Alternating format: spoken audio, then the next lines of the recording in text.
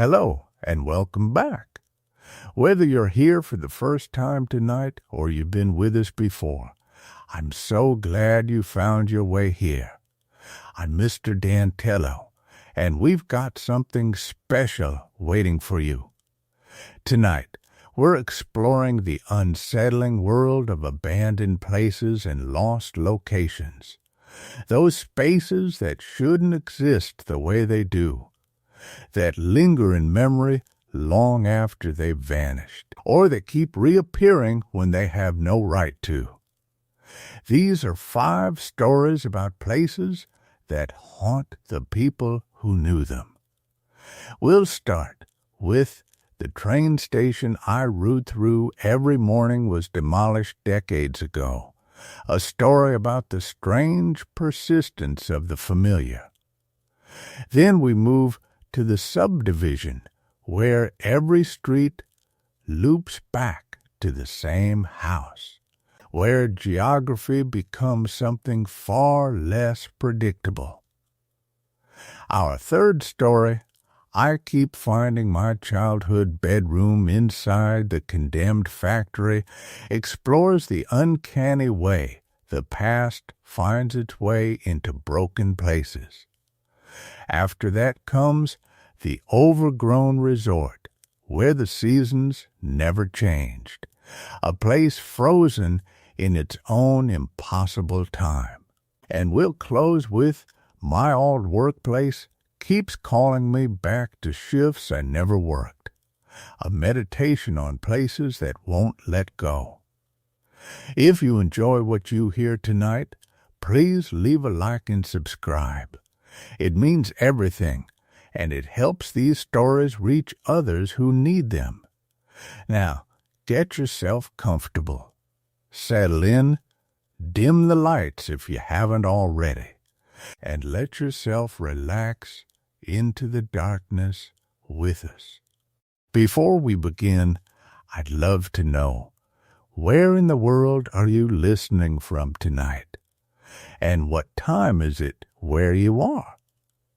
Now, let's begin with our first story.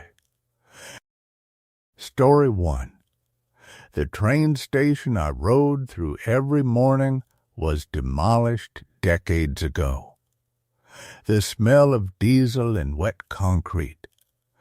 That's what I remember most vividly from those mornings, not the scrape of my shoes on the platform or the way my breath made small clouds in the November air, but that particular mineral staleness that hung around the station, clinging to everything, mixed with something older underneath.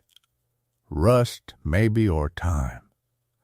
I'd been riding through Meridian Station for 3 years without ever really seeing it. That's the thing about commutes. They become texture. Background, you travel the same route 5 days a week, and after a while, you stop registering the details. The platform becomes less a place and more a threshold you move through while half asleep. Coffee steaming in your hand, mind already at your desk before your body reaches the office. The station itself was already old then. This was 1996, but it had the kind of age that was easy to ignore. The platform was pale concrete, weathered in long, irregular stripes where water had run down from the roof of the station house.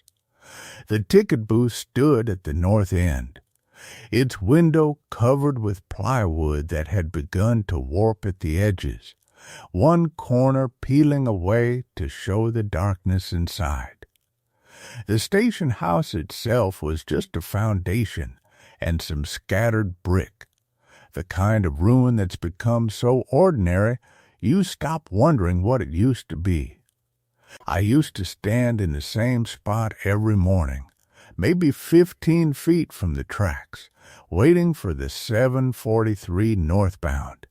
Same bench, same angle, same view of the tree line that pressed in from 3 sides.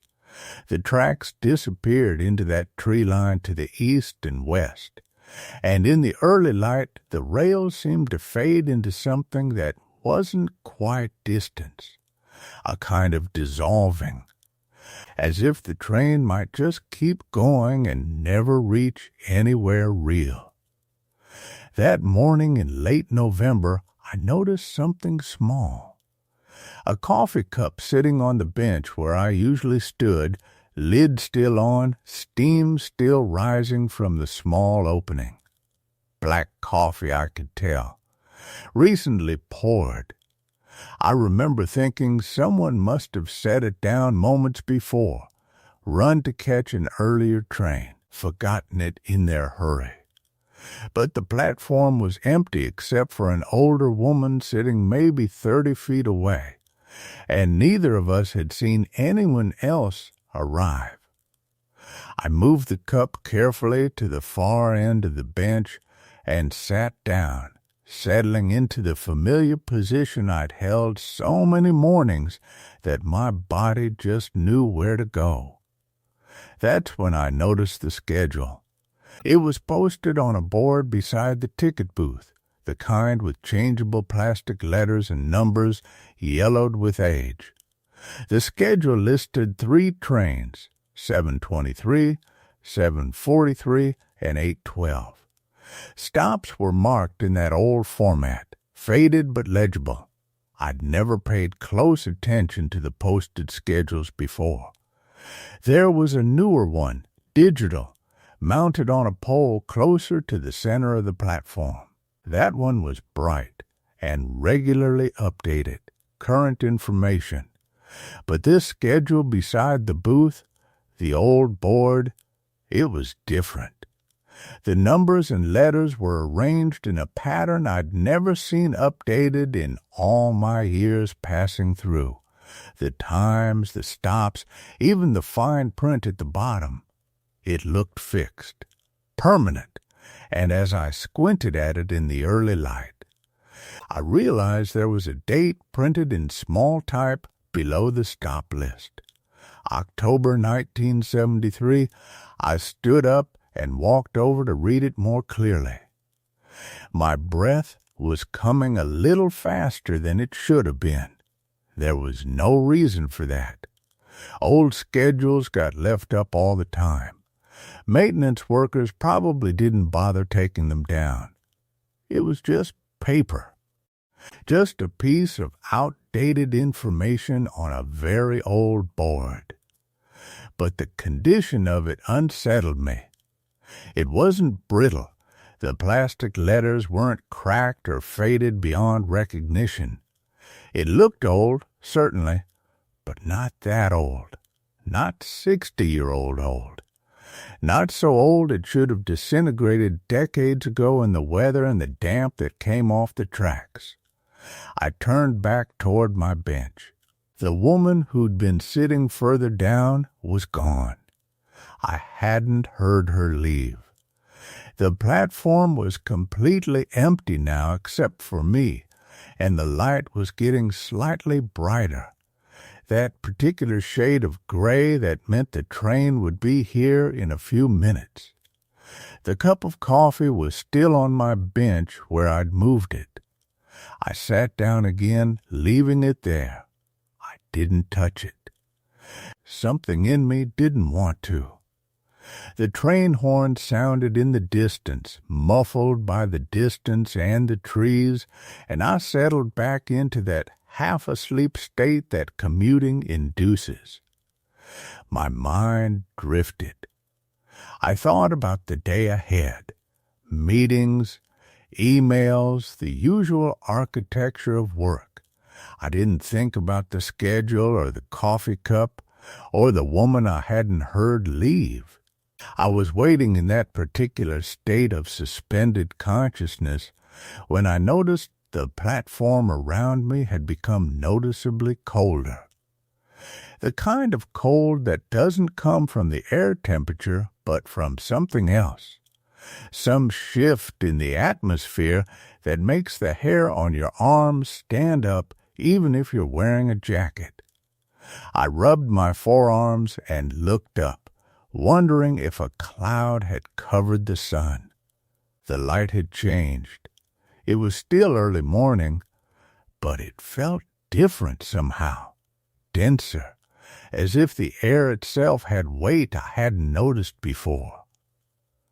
The shadows cast by the station house foundation were longer than they should have been. Not significantly longer, just noticeably off. The kind of detail your mind registers without your conscious attention. And you're left with a vague unease you can't quite name. The northbound arrived on time. The doors opened.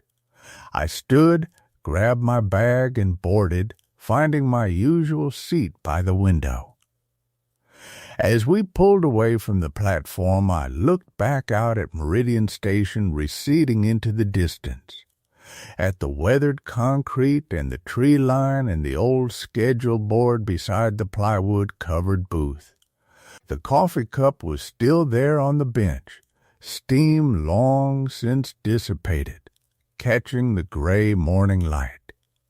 I didn't think about it again until 3 weeks later, when something my coworker mentioned at lunch made me go very still. We were sitting in the break room, fluorescent light buzzing overhead, the smell of old coffee and microwave food.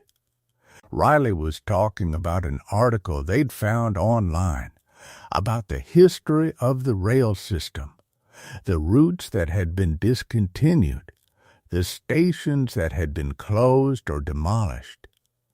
There was this whole line in our area, Riley was saying, scrolling through something on their phone.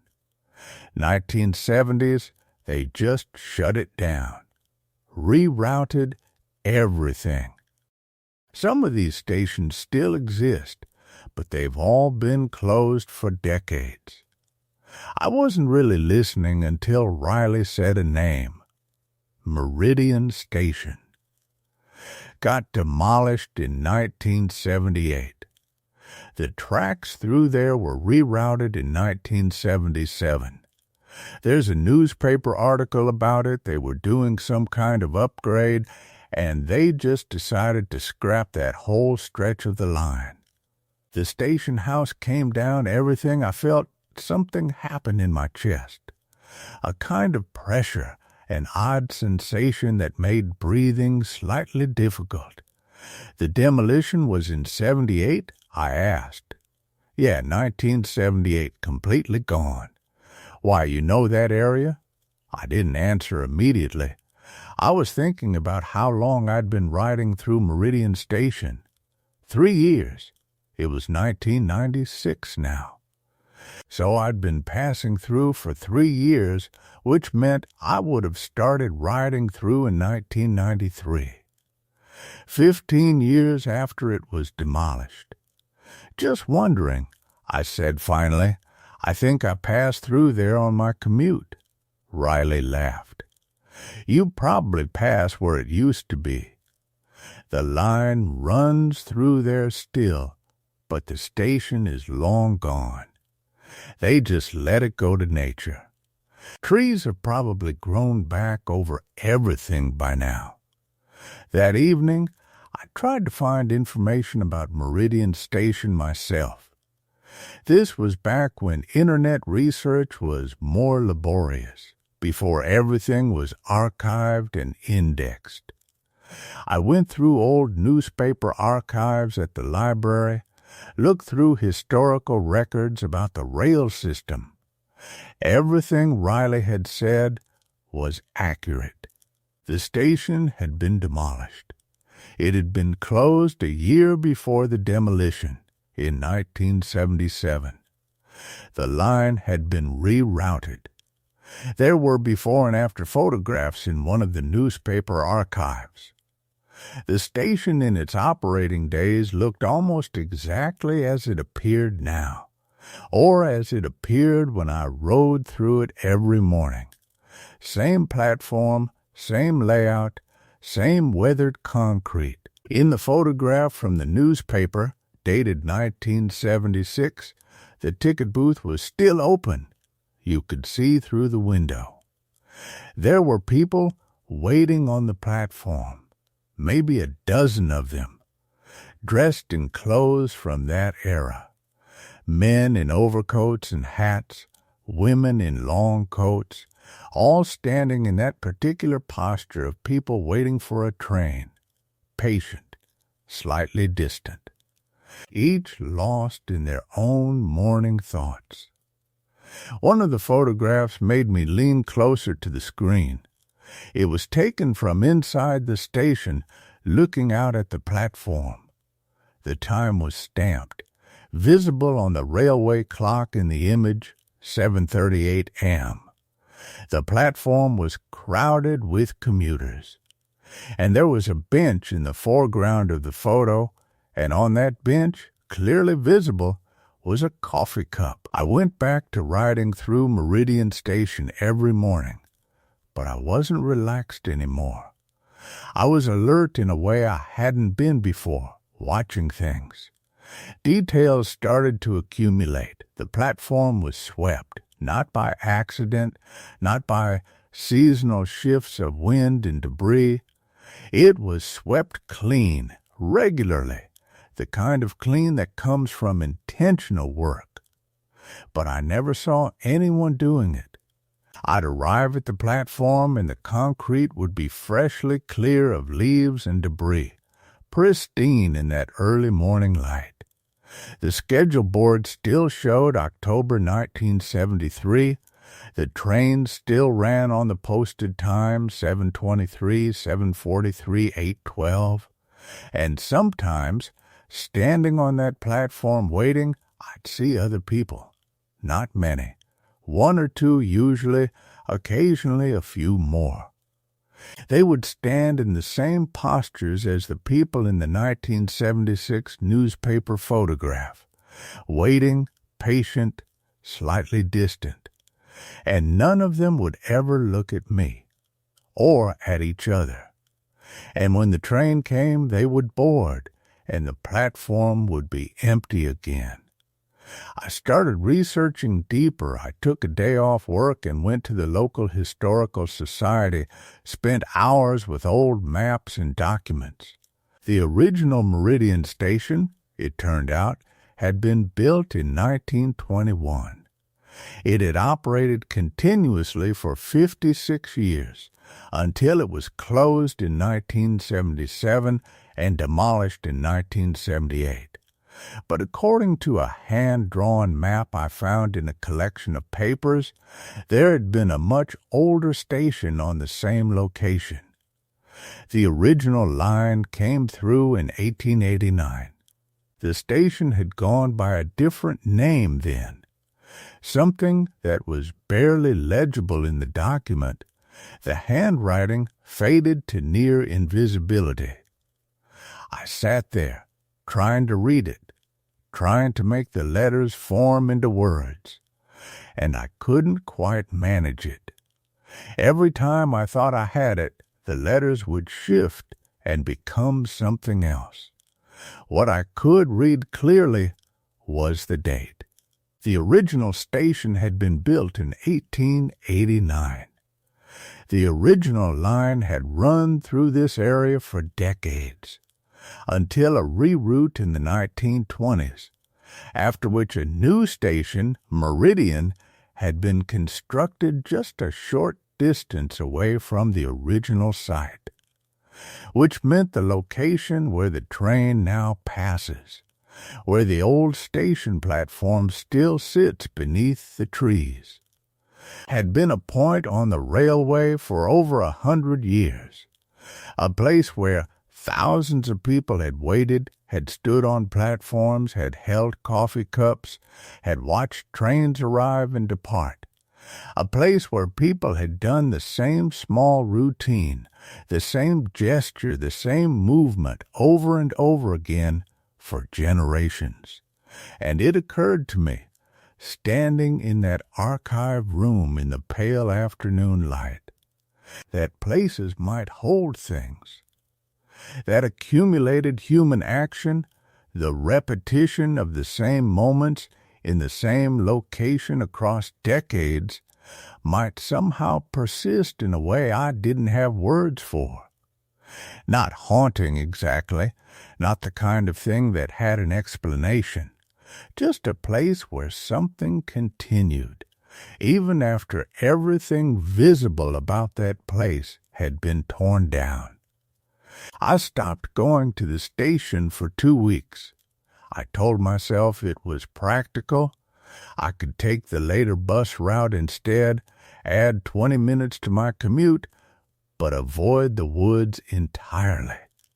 I didn't tell myself why I was avoiding it. I didn't want to examine that part too closely. But avoidance has a way of making things worse. The not going became its own kind of obsession. I found myself thinking about the platform more often than when I'd actually been visiting it.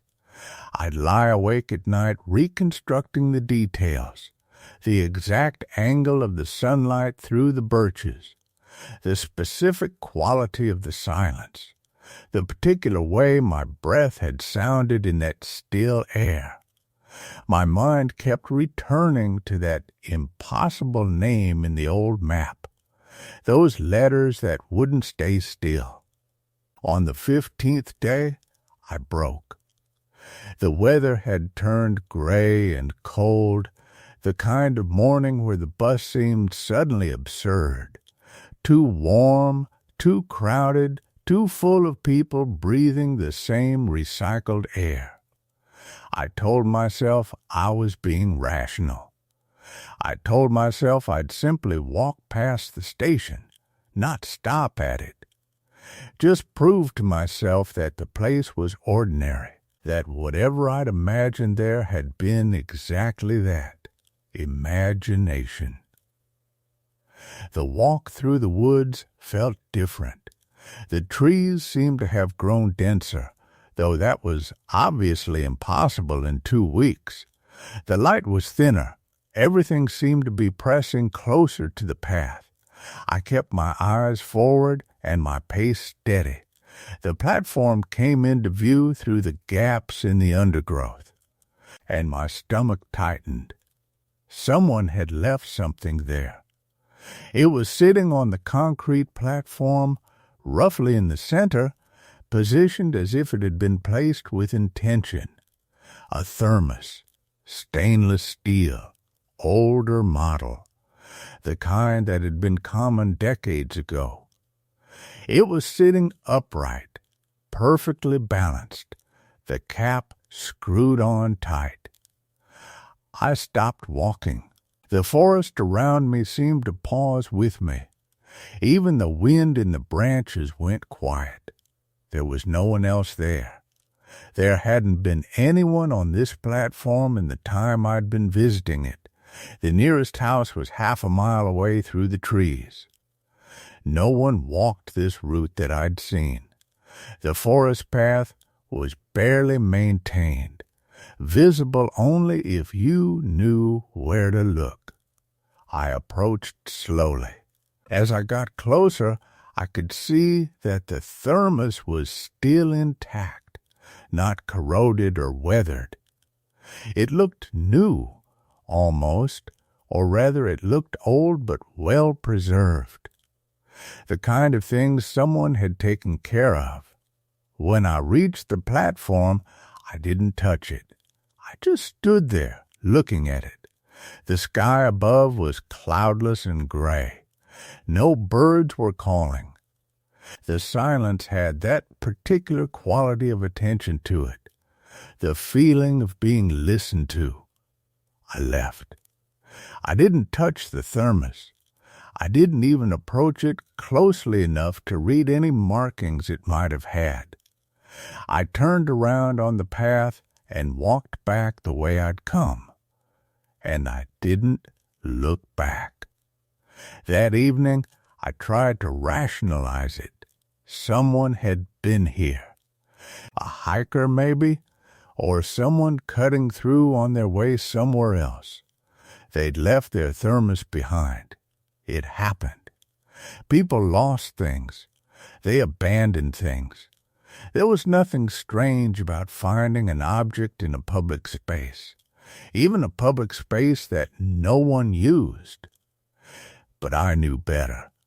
I knew with a certainty I couldn't articulate that no one had been cutting through those woods.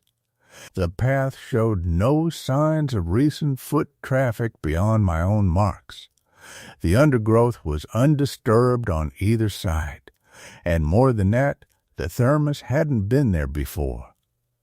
I'd walked past that exact spot every morning for weeks. I'd looked at that platform. It was empty. I almost didn't go back the next day. Almost, but the not knowing was worse than the knowing. And I found myself on the path again, as the light was still gray and new, before the sun had properly risen. The thermos was gone, not knocked over, not moved to a different spot, simply absent. The platform was empty again, as if nothing had happened. I stood there for a long time looking at the concrete where it had been. There were no marks, no indication that anything had been there. The surface was dry. No rings from condensation, no scratches or scuffs. I started coming back every day after that. For 3 days, nothing. The platform remained empty, the forest undisturbed. I'd arrive before dawn, stand on the path at the clearing's edge, and look. The routine became almost meditative. I'd be there for 10 or 15 minutes, then leave and catch the later bus. No one at work seemed to notice I was cutting my arrival time closer and closer. On the 4th day, there was a coffee cup. It was ceramic, white, with a faint blue stripe around the middle. It was sitting on the platform the same way the thermos had been, positioned in the center, placed with the intention of being found. The cup was still warm when I finally, after standing still for nearly 10 minutes, approached it closely enough to feel the heat radiating from it. Warm, that was impossible. The cup had been sitting on a concrete platform in the open air. Whatever had been in it should have cooled within minutes. I didn't touch it, but I stood close enough to see that there was still liquid inside, not steaming, but clearly warm. The coffee, or whatever it was, looked fresh. I looked around the clearing. The woods were completely silent. There was no one visible in any direction. The path behind me was empty. There was no shelter nearby where someone could have been hiding. No sound of footsteps retreating, no breaking branches, nothing. The cup remained there until I left. When I came back the next morning, it was gone. The pattern established itself over the next week. Objects appearing on the platform, always placed carefully in the center, always positioned as if they were a message or an offering. A watch, a pair of gloves, a ballpoint pen, a button, a single shoe standing upright as if its owner had simply stepped out of it and disappeared. Nothing was ever broken or damaged. Everything looked maintained, cared for, precious. I started keeping a notebook. I documented everything, the time each item appeared, what it was, whether it was warm or cold, any markings or text visible on it. I was trying to find a pattern, some explanation that made rational sense. Someone was playing a game. Someone was testing me. Someone wanted me to find these things. But the forest remained empty. I never saw another person. I never heard footsteps or voices. And each night the items would vanish. On the 8th day I found something different. It was a photograph, placed in a clear plastic sleeve so it wouldn't be damaged by moisture. It was lying flat on the platform, directly in my path as I emerged from the woods. I almost stepped on it. The photo was old, the color faded to that particular palette of mid-20th century film. It showed a train platform, not this one, but one that could have been anywhere on the same railway line. The platform was crowded. People stood waiting, their clothes marking them as belonging to the 1950s or early 1960s. The faces were blurred from the photographer's movement or from age, but I could see the general impression of dozens of people, all frozen in the moment of waiting. And there, in the center of the crowd, a figure that looked different from the rest. It was darker somehow, less distinct, as if it had been photographed differently or existed differently than the people around it. I couldn't make out any details, but the feeling I got looking at it was of something that didn't quite belong in the frame, even though it was clearly there. I turned the photo over. On the back, in faded handwriting, was a single word. I had to squint to read it, and when I did, my hands began to shake. It was the same word that had been written in the old map at the Historical Society. The name of the original station, the one from 1889. The name I hadn't been able to read clearly, the letters that had seemed to shift and change every time I looked at them. Only now I could read it. Now it was perfectly clear, as if someone had written it specifically so that I would understand. The name was mine. No, not my name exactly, but it was a variation of it, a version that I hadn't heard in years, not since childhood, not since before I'd decided that the diminutive sounded wrong and had begun introducing myself differently. A name that only a handful of people still knew. I dropped the photograph on the platform and walked away. I didn't go back for 3 days. The morning I forced myself back, the platform was exactly as it had always been. Empty, weathered, waiting. The photograph was gone, of course. I'd expected that. What I hadn't expected was how badly I needed it to be there, how the absence of it felt like a door closing on the last rational explanation I had left. I told myself the whole thing had become ridiculous. I told myself that I'd imagined the details, that childhood memories of a diminished name were playing tricks on my perception, that the human brain was a pattern-seeking machine desperate to find significance in chaos. These were things I'd read in psychology articles. This was what reasonable people told themselves. But I kept the notebook. I kept documenting. And I kept coming back.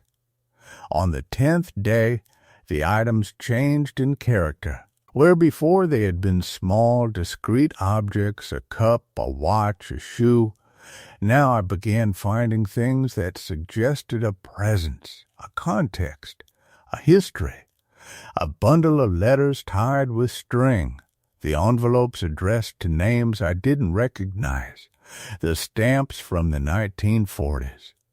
The pages inside were blank, but the envelopes were real, weighty, speaking of someone's effort to correspond, to reach across distance, a child's drawing rendered in colored pencil on brittle paper, showing a train platform rendered from above, with dozens of small figures arranged in rows. A leather wallet containing nothing but a single ticket stub from a station I'd never heard of, dated 1952. Each item spoke of someone. Each one was a voice from an absence. I started staying longer at the platform. I would sit on the old bench, the one that had been there since the station's closure, its wooden slats weathered to the color of bone, and I would wait. I didn't know what I was waiting for. The forest remained silent. The only sounds were the ones I brought with me, my breathing, the rustle of my notebook pages, the distant hum of the highway 2 miles away, audible only in the gaps between wind. On the 12th day, something changed in the forest itself. I noticed it first in the undergrowth. The ferns that had been a vibrant, recovering green were beginning to look tired. The leaves on the smaller saplings were losing their glossy quality, becoming dull, papery. It wasn't winter. It was nowhere near the season when things should have been fading. And yet, as I stood at the platform's edge and looked into the tree line, I could see the slow deterioration creeping inward from the boundary of the clearing, as if something was drawing the vitality out of the living things. By the 13th day, it had advanced visibly. The outer ring of ferns was brown and brittle. Several of the smaller trees had begun to lose their leaves in unusual patterns, not gradually, not in the way of natural senescence, but in scattered bursts, as if they were responding to a signal I couldn't perceive. The bark on the larger oaks seemed to have darkened, become slick, with a kind of moisture that wasn't dew, and the platform itself had begun to change. I first noticed it in the way light fell on the aged wood. The grain patterns looked different, deeper, as if someone had been slowly excavating the surface, pulling out fibers, creating hollow spaces. The concrete base showed new cracks that formed patterns I could almost recognize, almost read like text before my eyes would slide away from them. The air around the platform had taken on a texture I could taste, something mineral, something old, something that made my teeth ache. I brought the old map from the Historical Society with me. I spread it on the bench and tried to understand what I was looking at. The map was a survey from 1889, showing the original station placement, the railway line that had existed then, the clearings and structures. I traced the position with my finger. According to the map, the station I was standing at was on the same axis as the original, offset by perhaps 200 yards to the north. Over the decades, the line had been rerouted slightly, the station relocated, rebuilt, then abandoned. But there was something else marked on the map, a secondary notation, written in different ink, in different handwriting. A small asterisk placed exactly where the original station had stood, and next to it, initials and a date. The same date as the writing on the back of the photograph. The date was 3 years before I was born. On the 14th day, I found something on the platform that made my hands go cold in a way that had nothing to do with the autumn air. It was a jacket, an old one, the kind worn in the 1950s, made of a thick wool that had faded to a gray-brown. It was folded carefully, placed in the center of the platform. The size suggested something small, a child's jacket, or perhaps an adult's small frame. As I approached it, I could see that the label, faded almost beyond reading, had a name hand written beneath it. The handwriting matched the handwriting on the back of the photograph. The handwriting matched the notation on the map, and the name written there was my childhood name. The diminished version, the voice I'd abandoned. I didn't touch it. I stood before it for a long time, and something fundamental shifted in my understanding of what was happening here. This wasn't a game being played by someone else. This was something older, something that had been waiting, something that had been collecting these artifacts from the space where the original station had stood, something that had been leaving them for me specifically, something that had been calling to me through the only language it had available. The forest around the platform was dying rapidly now. By the time I checked my phone, I realized I'd been standing there for nearly 4 hours, though it felt like 20 minutes.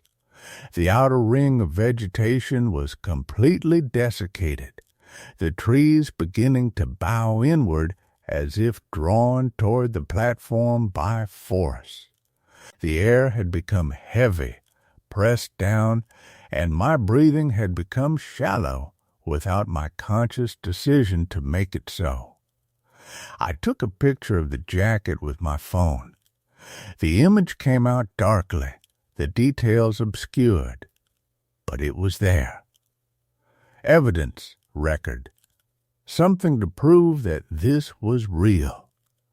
When I looked up from the phone, the jacket was no longer on the platform. I walked through the clearing, through the dying forest, back toward the highway.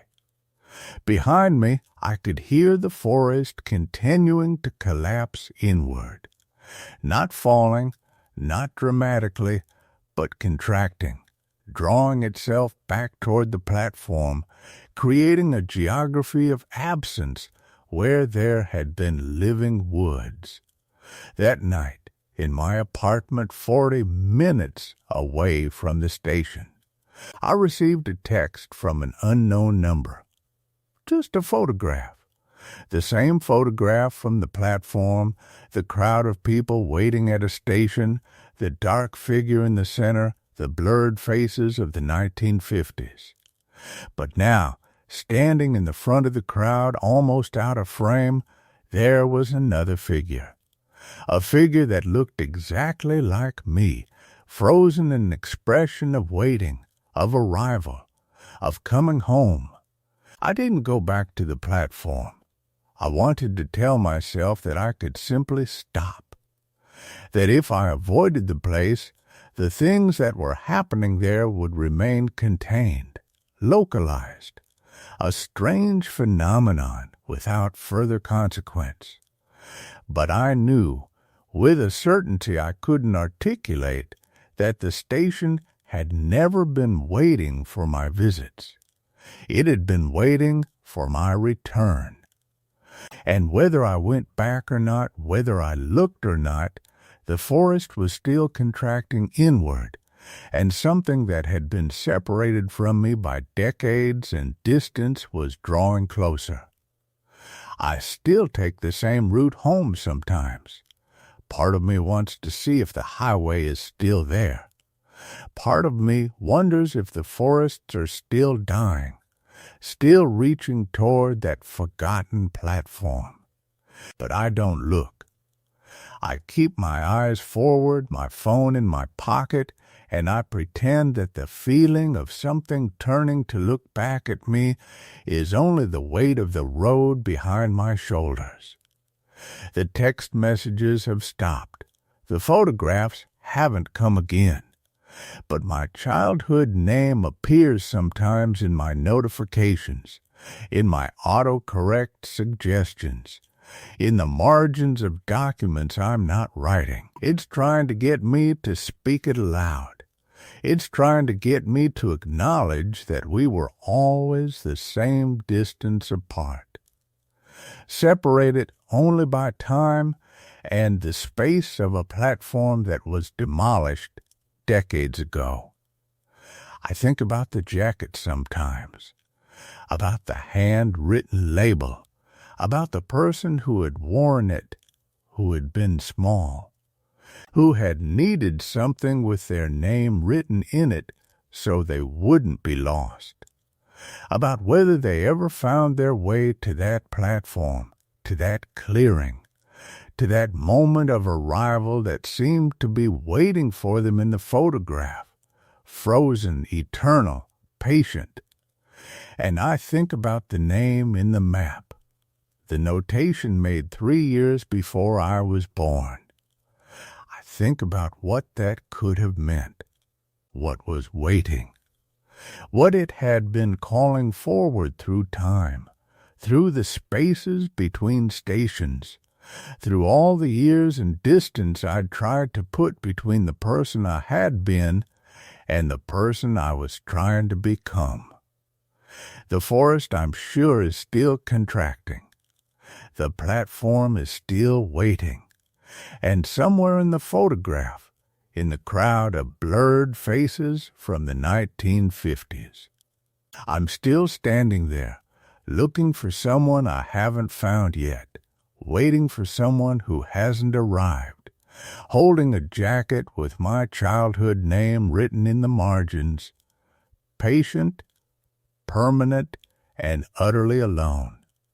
I don't know exactly when I stopped checking the news articles about the station. It happened gradually, the way you lose a habit when it no longer serves you. At first, I looked obsessively, searching for records, for photographs, for anything that might contextualize what I'd seen.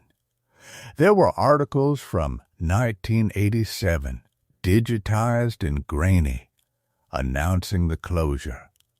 There were photographs of the platform in its final days, the benches empty, the ticket window boarded, the waiting room already colonized by shadow.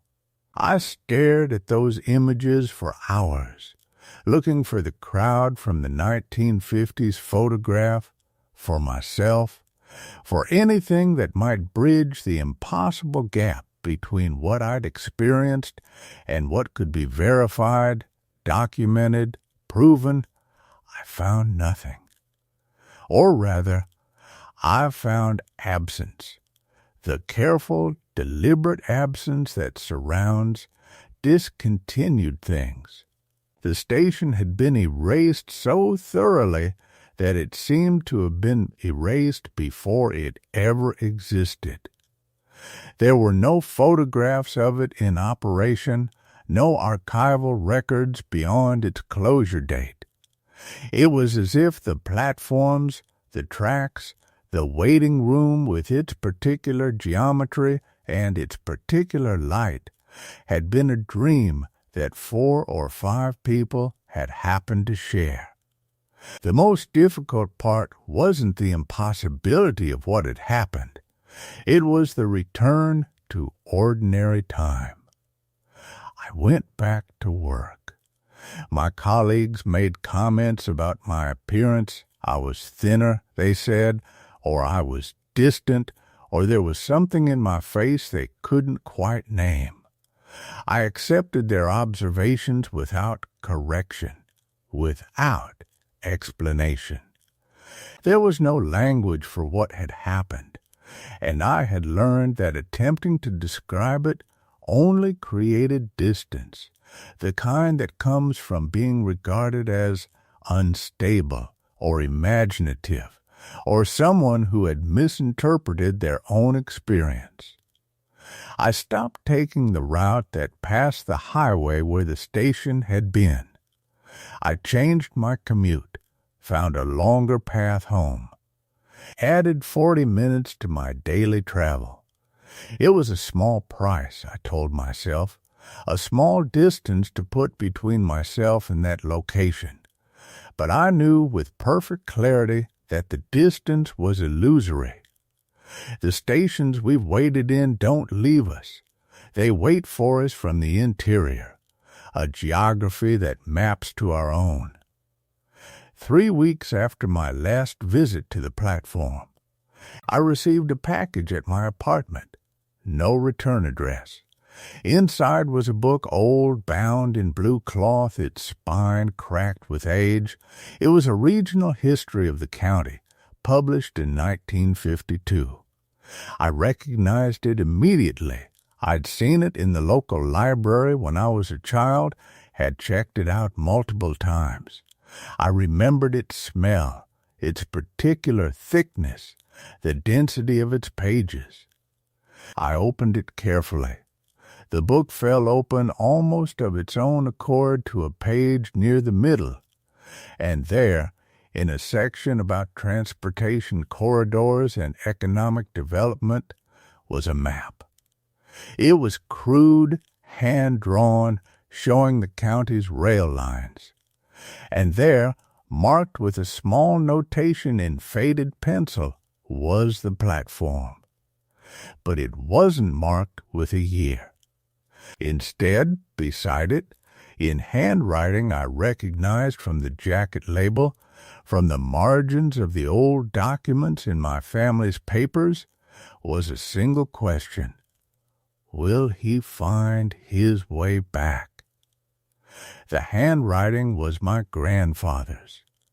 My grandfather, who had died in 1972, 20 years before I was born, in a hospital that no longer stood anywhere I could verify. My grandfather, whose name I had never heard spoken aloud in my house, whose fought hashtag the train station I rode through every morning was demolished decades ago, hashtag extended middle section the realization didn't hit me all at once.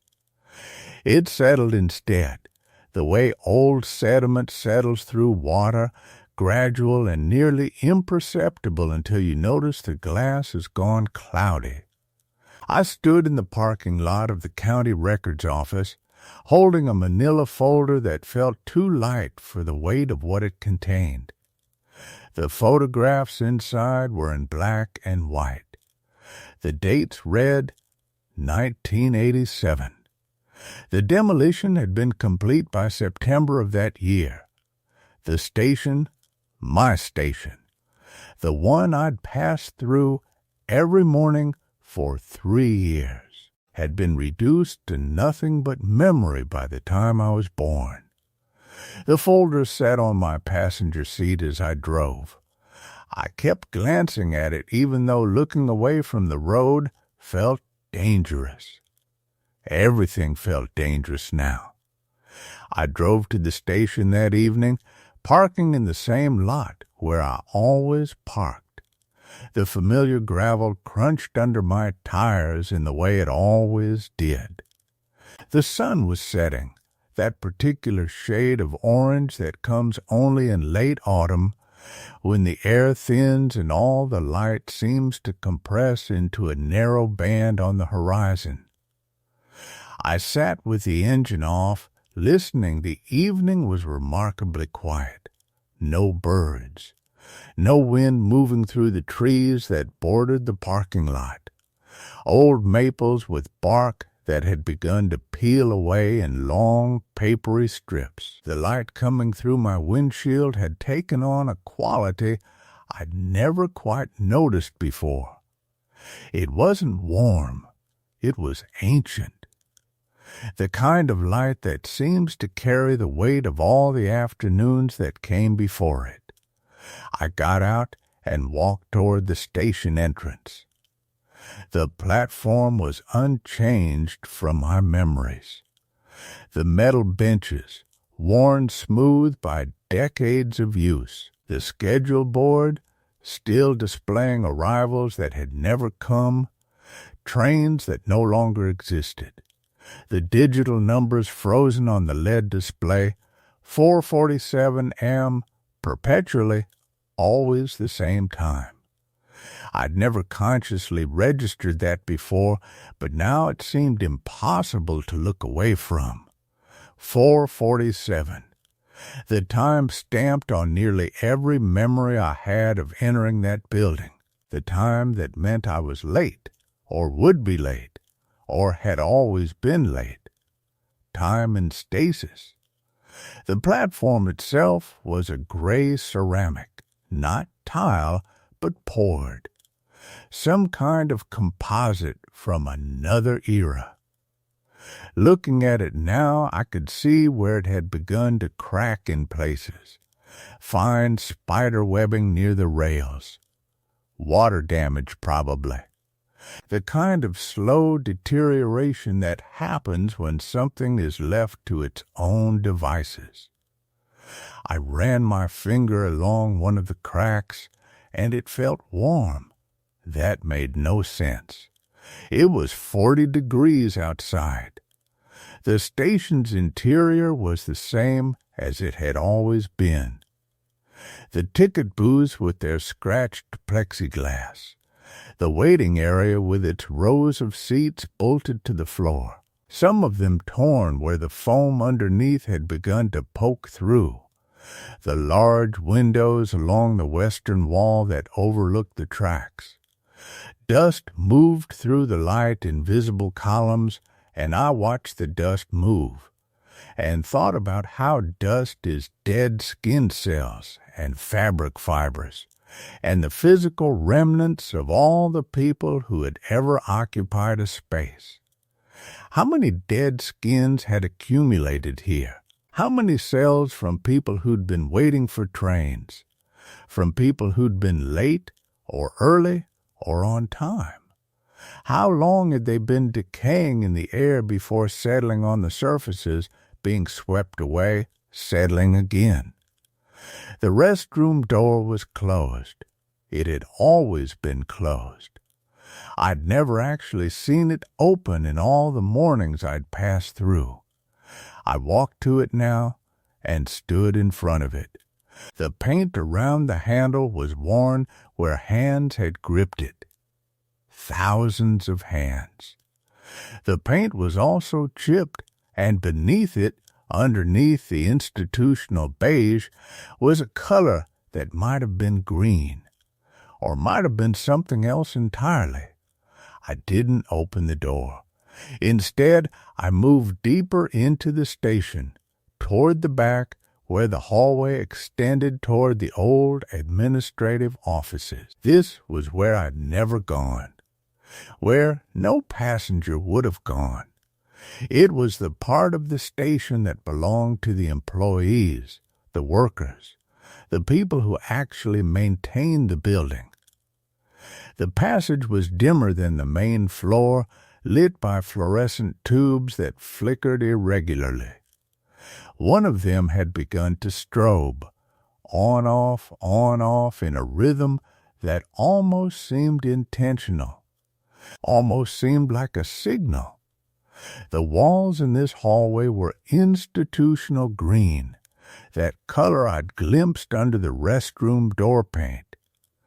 The fluorescent light made everything look slightly underwater, like I was walking through the bottom of something aqueous and dead. The air tasted different here, more mineral, like stone or concrete that had been sealed away from weather and people. There were doors along the hallway, storage closets probably, administrative spaces. They were all closed. Their handles were the same worn brass as the restroom door. But these hadn't been touched in what felt like a geological age. The dust on them was thick enough that I could write in it. I didn't. Halfway down the hallway, I stopped.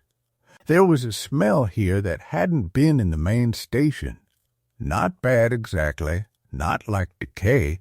It was more like the air inside a building that has been closed up, sealed against outside.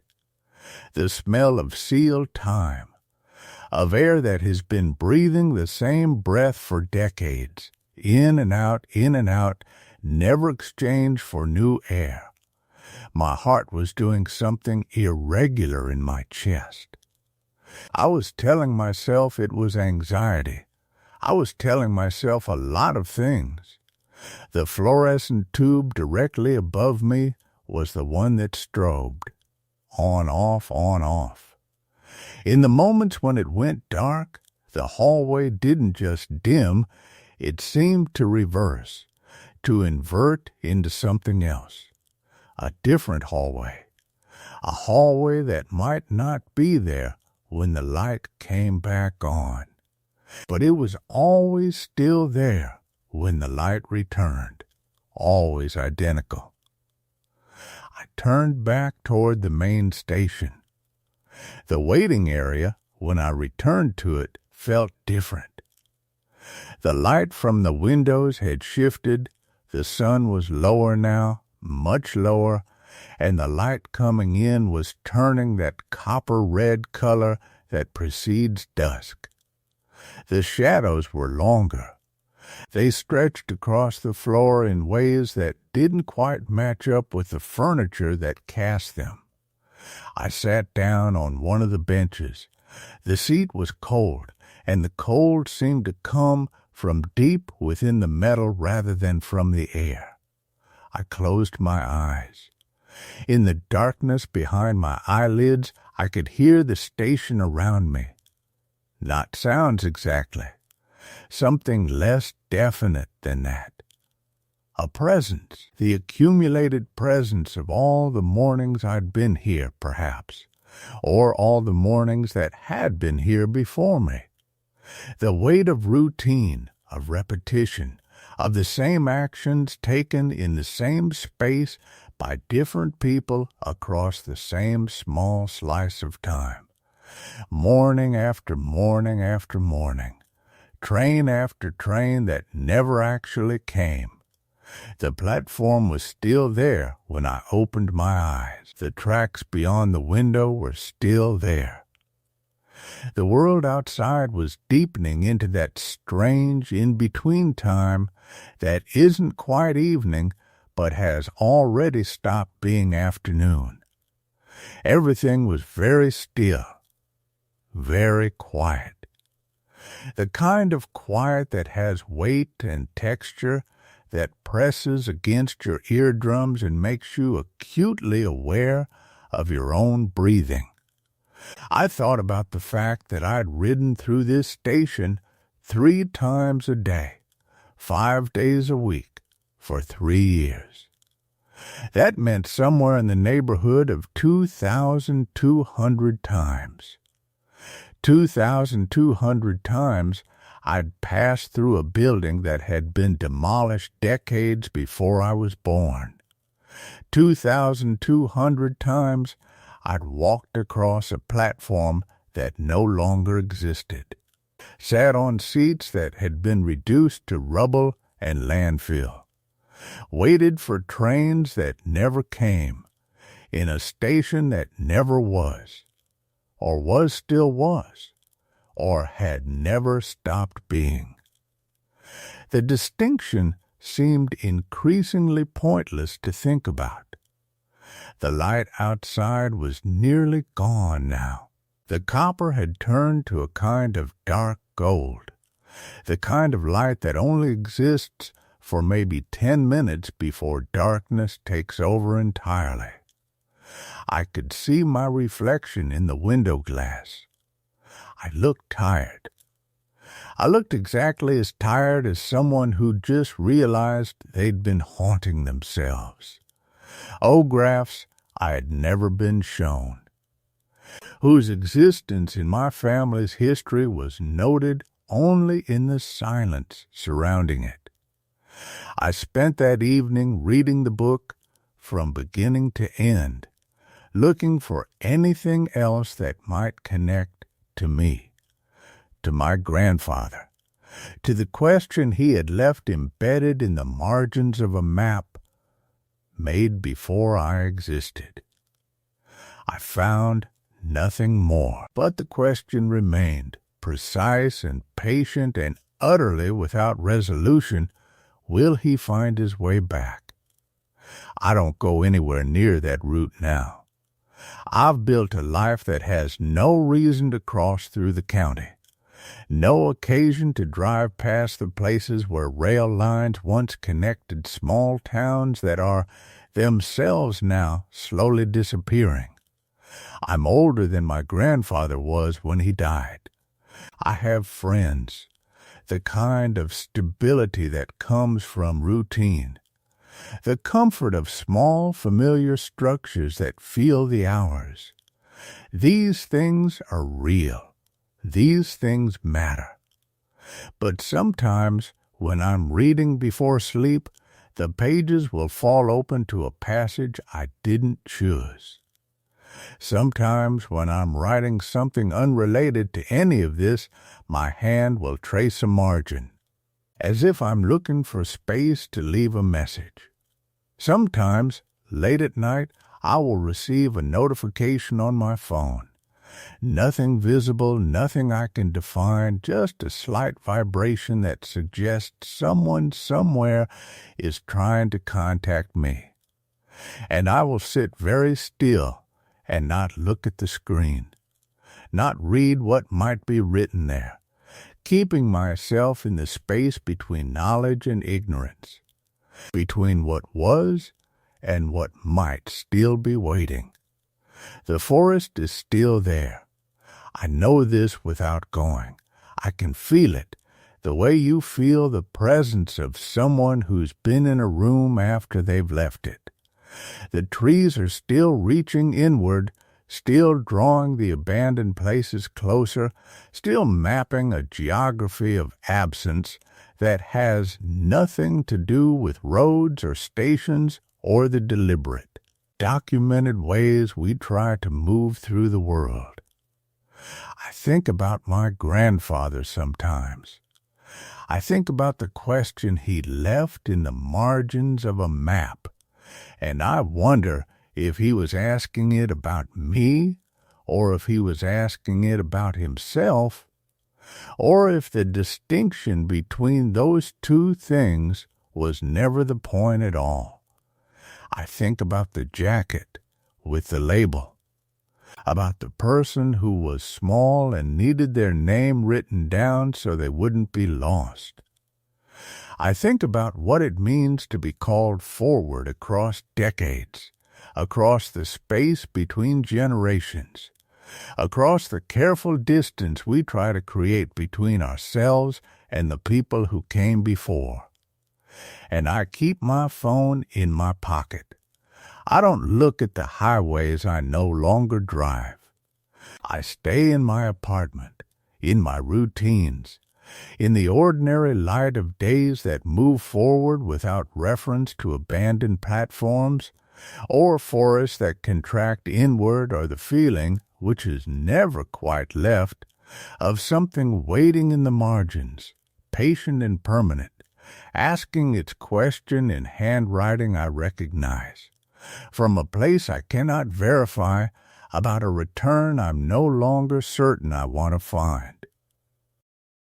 Story 2. The subdivision where every street loops back to the same house. Why would someone name a street Dogwood if there were no trees? That's what I asked myself that first afternoon in Crescent Ridge, standing at the corner with my camera around my neck and my notebook already filling with observations that wouldn't quite make sense until later. The sun was starting its descent toward the tree line, that perfect hour when everything in ruins looks both more beautiful and more abandoned, and I was trying to understand the geometry of a place that had been slowly returning to the earth for the better part of 2 decades. The subdivision had been built in 1972, according to the county records I'd pulled before driving out. A developer named Hartwell had envisioned something called the Crescent, a planned community of 74 homes arranged in concentric curves around a central colonial-style clubhouse. The whole thing was meant to be upscale suburban living for people commuting to the city 40 miles away. By 1985, it was dead. The commute had become unbearable. A shopping center opened 6 miles south, Young families moved to newer developments with updated amenities.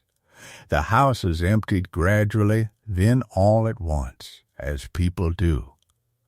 Now, 30-some years later, I was documenting it. I do this professionally, or as professionally as you can when no one's paying you. I photograph abandoned developments, dead shopping strips, foreclosed neighborhoods. I build maps of them, document their decay, sometimes write about the human choices that led to their ruin.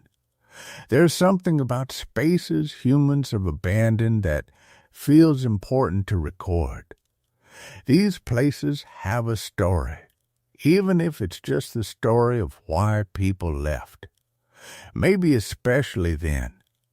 Crescent Ridge looked the way all abandoned subdivisions look from the outside. The entrance was marked by a rotting sign, the letters spelling Crescent Ridge still legible but bleached nearly white by decades of sun. The gate had long since rusted off its hinges. I'd driven past it twice before committing to stop, the way you do when you're about to trespass on someone else's property, even if that someone else abandoned it years ago. The streets curved exactly as I expected them to. I'd studied the county plat map at the library, a photocopied thing from 1974 that smelled like old paper and resignation. The roads were designed as concentric semicircles, each one bowing outward and then looping back toward a cul-de-sac where the clubhouse sat. Streets were named after trees: dogwood, ash, birch, elm, maple, oak, walnut, cedar. A different name on each loop, though the loops were all supposed to be identical in their geometry. Only the trees had died. I don't mean the street trees had simply been cut down or fallen over. I mean that whatever landscaping had existed in the 70s, the saplings and ornamental plantings that the original developer had probably put in to make the whole thing feel less like a geometric abstraction, had simply surrendered to neglect. The yards were overgrown with a kind of stubborn scrub growth, the kind of vegetation that takes over when nothing is tended. Honeysuckle and wild raspberry had claimed the fences. Creeping vines had begun their patient dismantling of several houses, their vines now thick as fingers. I started with Dogwood Street. My GPS had been acting unreliable since I'd turned off the highway. The signal kept dropping, or wavering, giving me coordinates that seemed to place me in slightly different locations even when I was standing still. I'd turned it off after the third time it told me I was in two places at once. Instead, I was relying on the photocopied map and my own feet. Dogwood Street curved gently to the right as I walked it. The houses on either side were in various states of disrepair. Some still had intact windows. Others had been comprehensively vandalized by the kids from nearby towns, I assumed, who probably used abandoned subdivisions for the same reasons I was drawn to them. Nothing is more appealing to teenagers than a place no one cares about anymore. I documented that pattern in a dozen other locations. What was unusual about Dogwood Street was the silence. I've spent enough time in abandoned spaces to expect silence. But this was different. It wasn't just the absence of noise. It was an active quality, a kind of weight to the air that made me conscious of my own breathing, my footsteps, the faint click of my camera shutter as I documented the facades. After about 8 minutes of walking, I realized the street had curved back to where it started. Not approximately. Precisely, I was at the same intersection again, recognizable by a crooked mailbox I'd noted on the way in and a peculiar double-trunk oak that marked the corner. This happened sometimes with plat designs. The roads looped by design to create the concentric rings. No big mystery. I marked the time in my notebook and continued to the next street. Ash Street curved the opposite direction, bowing to the left instead of the right. I walked it methodically, counting my steps after the first 2 minutes to get a baseline for distance. The houses here were smaller, their yards somehow even more overgrown, as if nature was particularly aggressive in certain parts of the subdivision. I found a toy, something made of weathered plastic, half buried in the lawn of one property. I photographed it but didn't pick it up. There's an etiquette to places like this. You observe, you document, you don't disturb. Ash Street returned me to the same cul-de-sac after approximately 9 minutes. Birch Street took 12 minutes. That was the first real anomaly, small as it was. The streets appeared to be the same length, the same approximate width, the same curvature, but the walk times kept varying. I told myself it was perception. I walked faster down Elm Street and slower down Cedar, trying to normalize the experience. Maple took 10 minutes. Oak took nearly 14. By the time I reached Walnut Street, the 7th loop, the sun had dropped considerably. The light was taking on that particular quality it gets in abandoned places in autumn, becoming almost viscous, filling the empty streets with a kind of amber nostalgia that made the decay feel almost poetic. I could feel the temperature dropping. I hadn't brought a jacket. I was noting this fact, planning to leave soon, when I realized something that made me stop walking. Every single street curved back to the same point, not approximately, not as part of a reasonable subdivision design. Every loop, whether it took 8 minutes or 14, ended at the same cul-de-sac, at the same intersection, in the exact same spot. But that wasn't possible. I'd walked 7 different streets. Even if they were concentric, even if they were all designed to loop, their endpoint should have been different locations. The geometry was wrong. I stood in the middle of Walnut Street, the street with no walnut trees, and examined my photocopied map by the fading light. The map clearly showed the subdivision as concentric rings radiating from a central clubhouse. The streets should diverge. They should create different loops. Instead, I appeared to have walked 7 different paths that all arrived at the same location. I pulled out my phone, no signal, as expected, and switched on my camera's GPS function instead. It took a moment to lock. When it did, it placed me approximately 240 meters from where I'd started, bearing northwest. Reasonable, consistent with the map. I marked the location and switched off the GPS. I'd verify the images and coordinates once I got back to town and had decent internet. What bothered me, though, what made me decide to walk one more street, even as the light was failing, was that I could see the clubhouse from where I stood. The colonial-style house that served as the community center for Crescent Ridge sat at the hub of all these loops, right where the plat map said it should be. I could see its roof line from multiple streets. From Dogwood Street, I'd been able to see it at a particular angle through the gap between two houses. From Cedar Street, it had been visible but distant.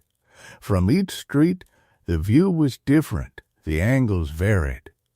But from Walnut Street, I could see it directly. Straight across the cul-de-sac, perhaps 100 meters away, its colonial facade pale in the dimming light. And there was a light on in one of its windows. I'm not certain how long I stood there. The light in that upper window, a second-story room on the eastern side of the house, was warm and consistent. Electric light, definitely. Not the flickering of a candle or a reflection of the sunset. Someone had a lamp on inside a house in an abandoned subdivision that had been empty for 2 decades. This changed the calculation. An occupied house changes things. It means trespassing becomes more than an academic exercise in documentation. It means someone chose to live here, in this emptied place, among these looping streets and these dead trees.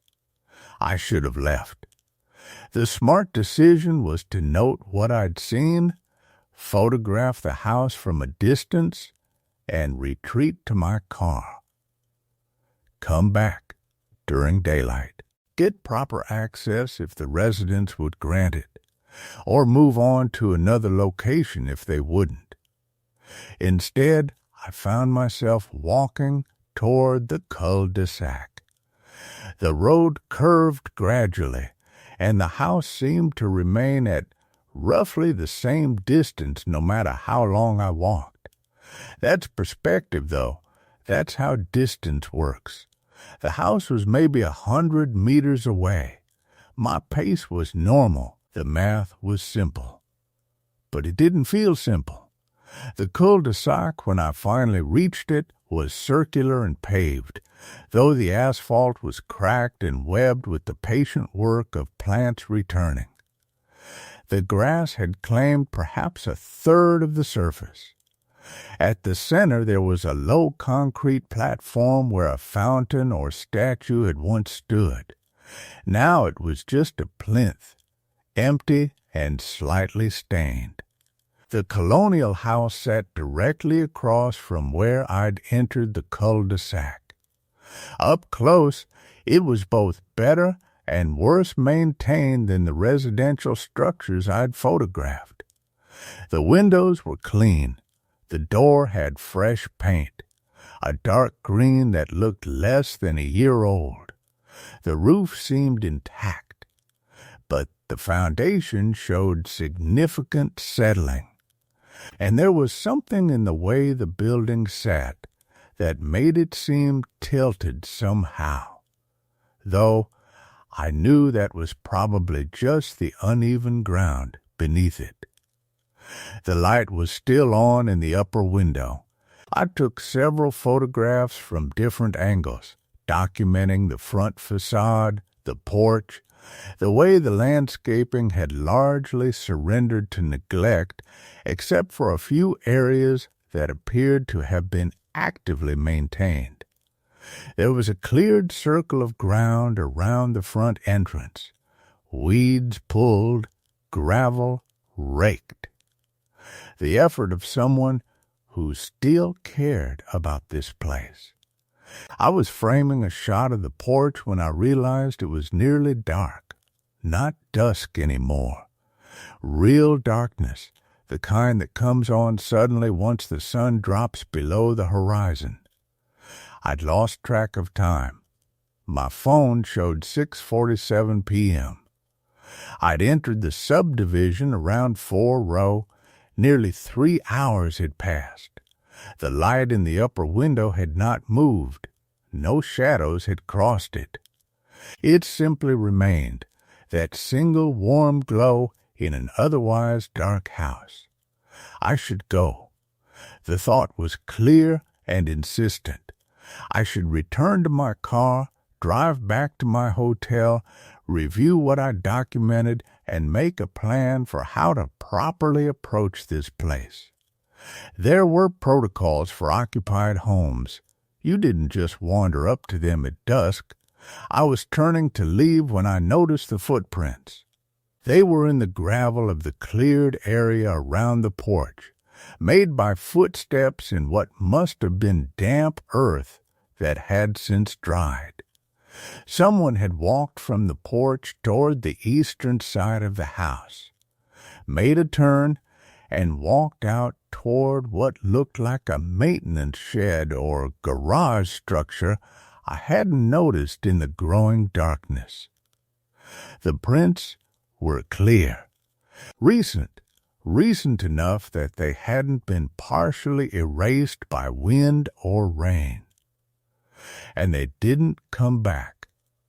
The prints led away from the house toward the shed structure, and there was no corresponding set of footprints returning the other direction. Someone had walked out there, and either they were still out there, or they'd taken a different route back. I felt something shift in my perception of the place.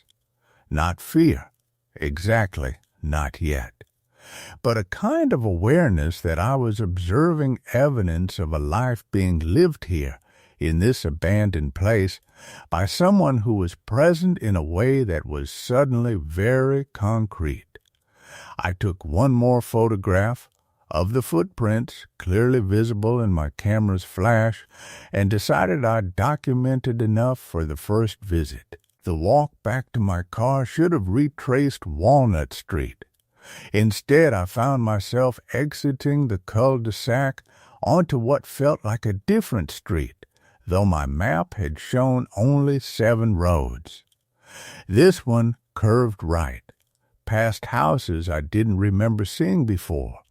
Or perhaps I had seen them, and the growing darkness was simply making them unfamiliar. My phone's GPS was disabled, and I'd left my flashlight in the car like an idiot. The darkness was substantial. The houses became shapes against shapes. The streets became simple curves that I followed on faith and habit. It took 23 minutes to reach the entrance sign, and when I did, I couldn't quite remember which street I'd been walking on, or if I'd walked on more than one. I drove back to my hotel in the dark, my mind moving through the events in reverse, checking them against what I knew about how subdivisions worked, how geometry functioned, how human perception failed in abandoned places. By the time I'd reached my room, I'd convinced myself that nothing unusual had happened. The streets had all looped back. By design, I now understood. The time variations had been in my head. The light in the window had meant someone occupied the house. The footprints had been there because someone lived there. It was only later, in my room reviewing the photographs on my camera's display, that I began to feel the first real unease. In every single photograph, regardless of which street I'd taken, regardless of the angle or the distance, the colonial house appeared in the frame. Even the shots I'd taken while walking in entirely different directions. Even the ones where I was certain I'd been facing away from it. I didn't sleep that night. I sat on the edge of the bed with my camera in my lap, cycling through the images again and again. The colonial house. Always the colonial house. I zoomed in on the windows, looking for the light I'd seen before, but the glass was dark and reflective, giving back only the flash and my own searching.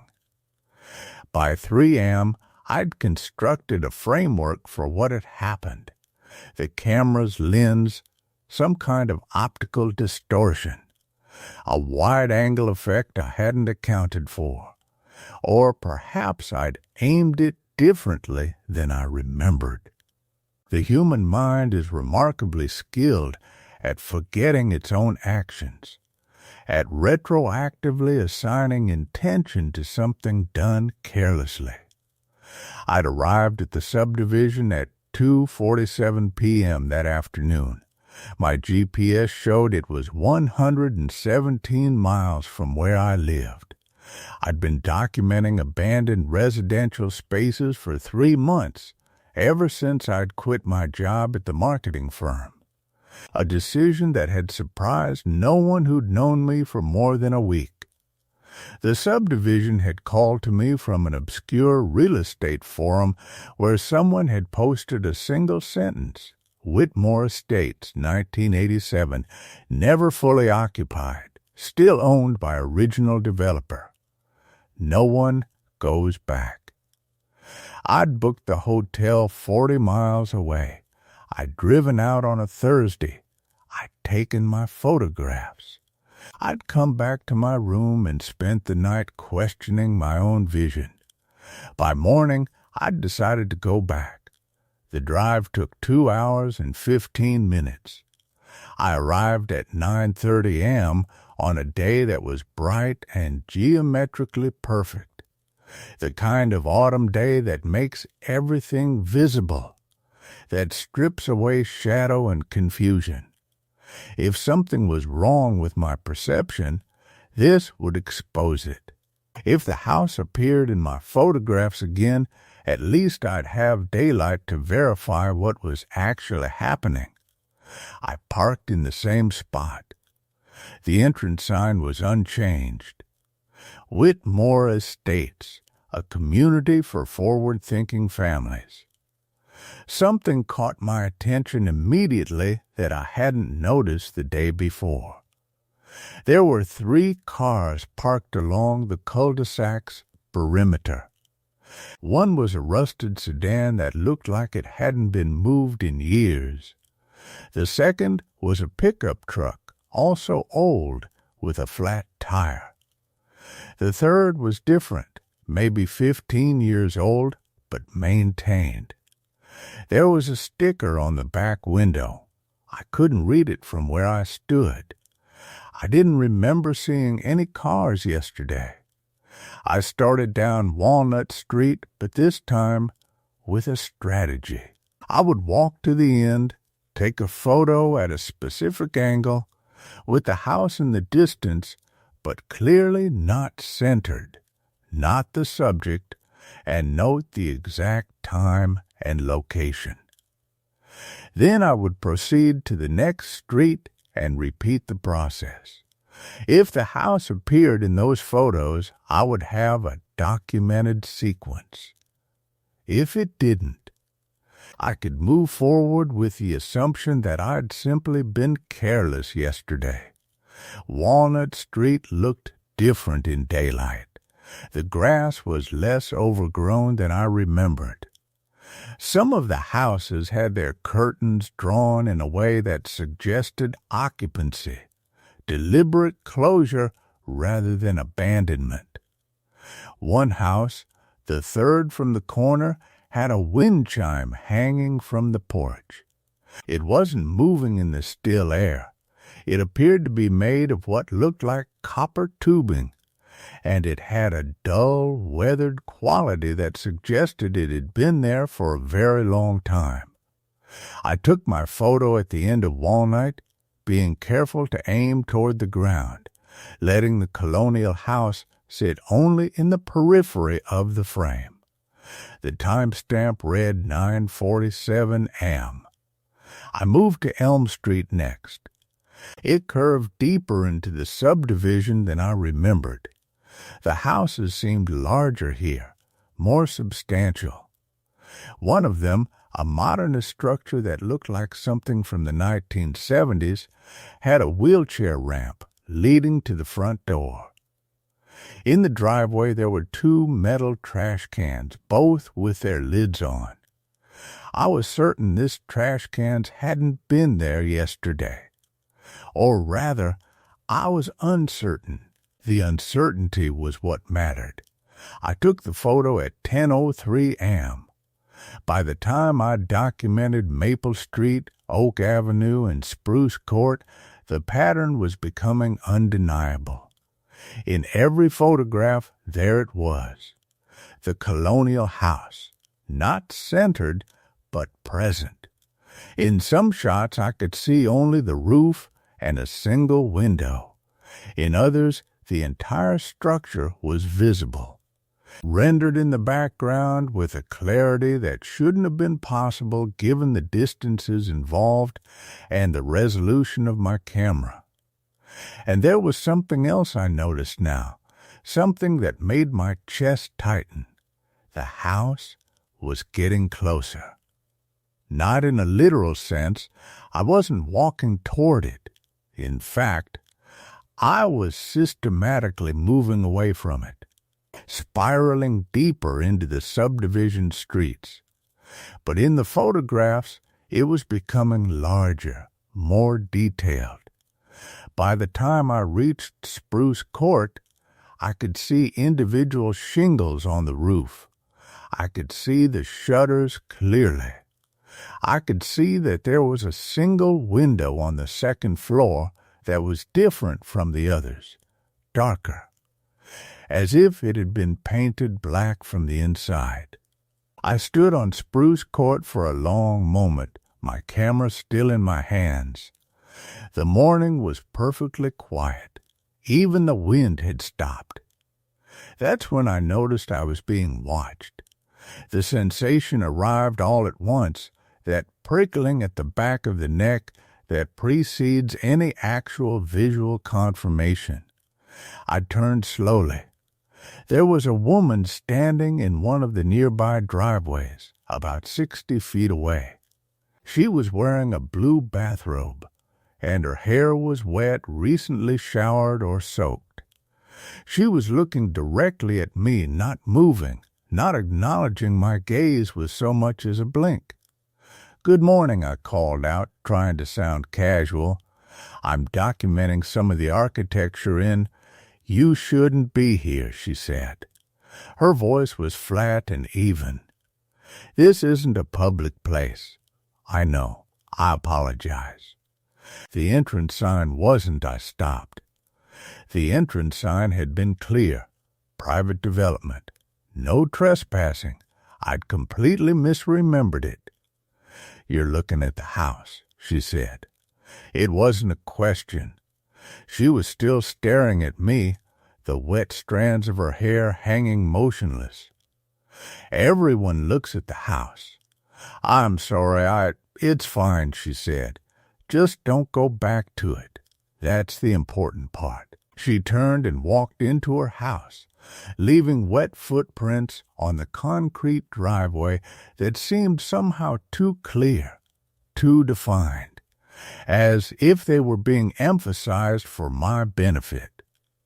I waited until I heard her door close, a sound that came too quickly, suggesting the distance was less than it should have been, before I looked back at my camera. I checked the photograph I'd just taken.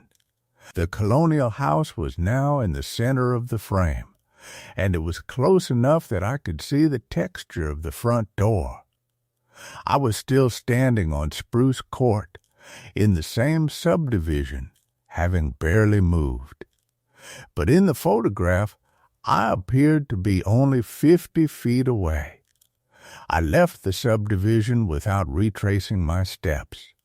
I simply drove toward the exit, not bothering to check which street I was on.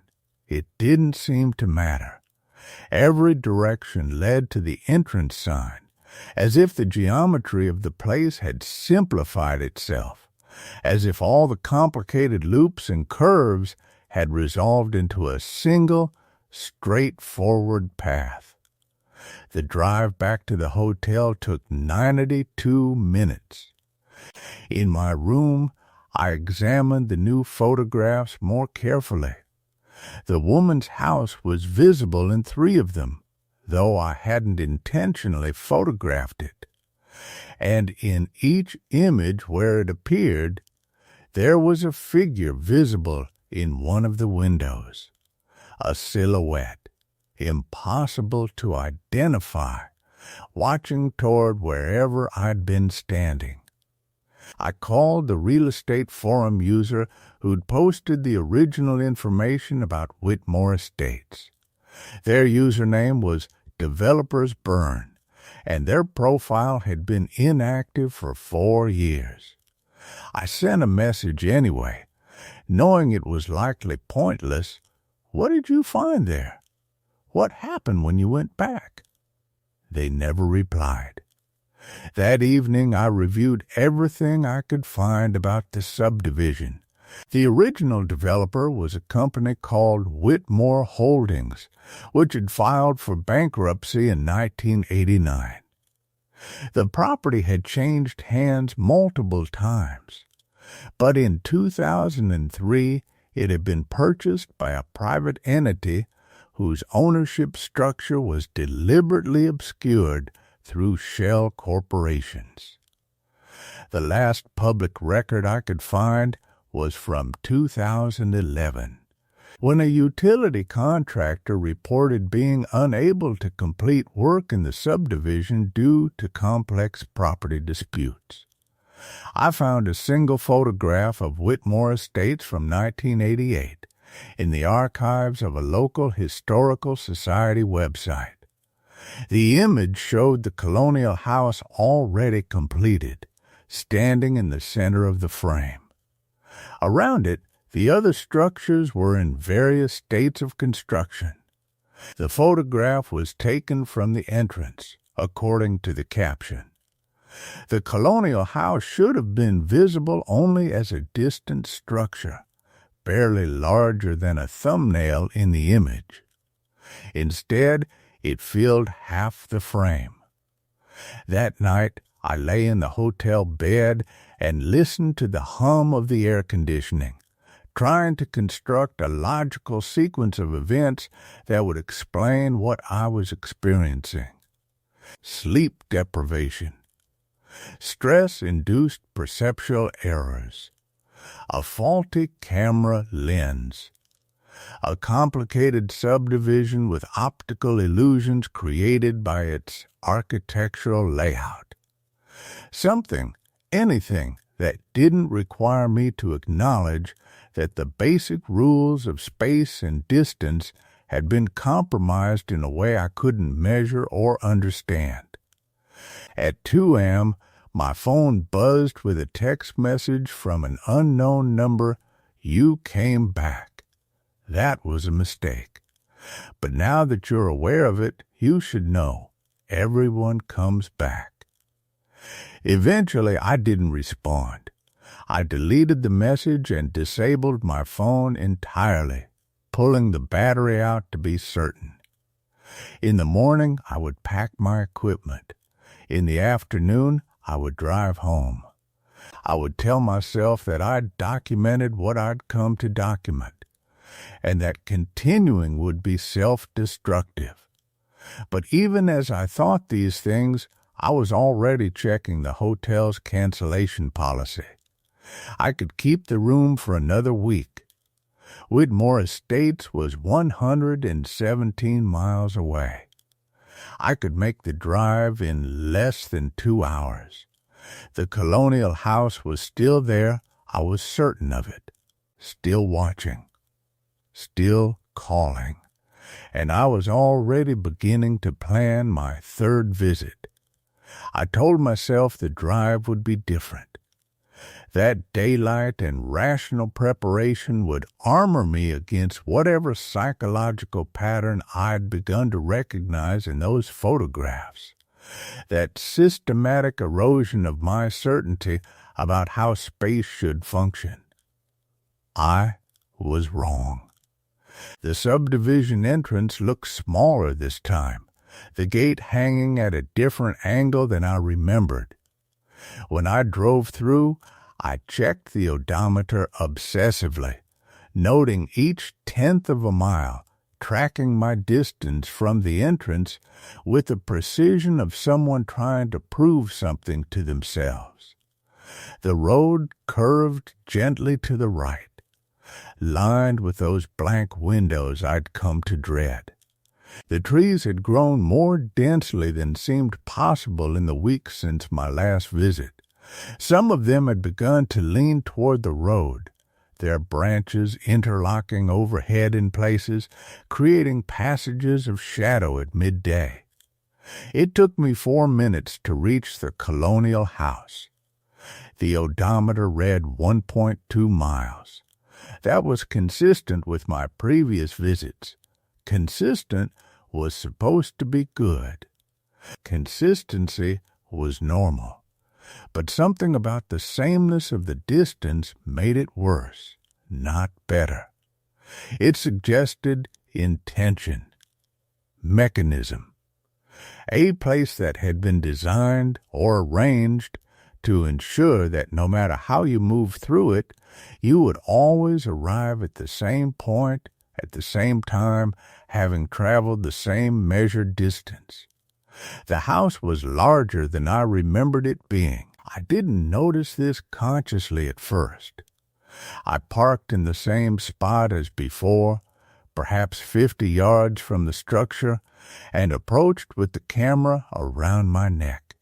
But as I got closer, the sheer mass of it began to register. The way the second story seemed to rise higher than it should relative to the foundation, the depth of the porches extending further back than was visible from certain angles. I'd measured it roughly in my mind during my first visit. It was wrong now. Bigger, I took photographs, but I was moving faster than I should have been, with less precision. My hands had begun to shake slightly, a tremor I attributed to caffeine and lack of sleep. The colonial house accepted my documentation with its characteristic silence. That figure, or what I'd convinced myself was a figure, remained absent from the windows. But I could feel something different in the air, a pressure. The quality of attention had changed. When I drove away from the house, I took the road I hadn't explored thoroughly on my previous visits.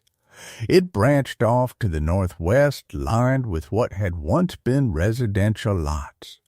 Some contained empty foundations. Others held structures that seemed to exist in a state between demolition and construction, incomplete, their frameworks visible like exposed anatomy. The trees here had reclaimed most of the sidewalk.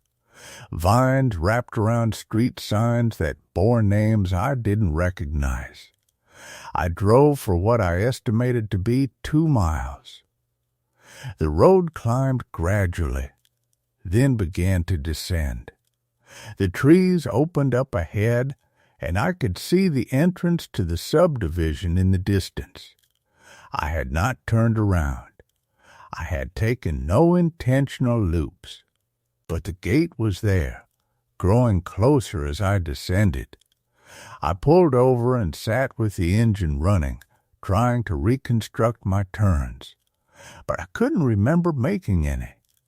The road had felt continuous, deterministic, a path that had simply moved through space in a singular direction. I turned the car around and drove back the way I'd come, watching the odometer carefully. At 1 mile, I saw the intersection where the road branched. I took it again, driving more slowly this time, counting the intersections, noting the street names, Hemlock Lane, Birch Court, Maple Ridge, simple names, generic names, names that could exist anywhere.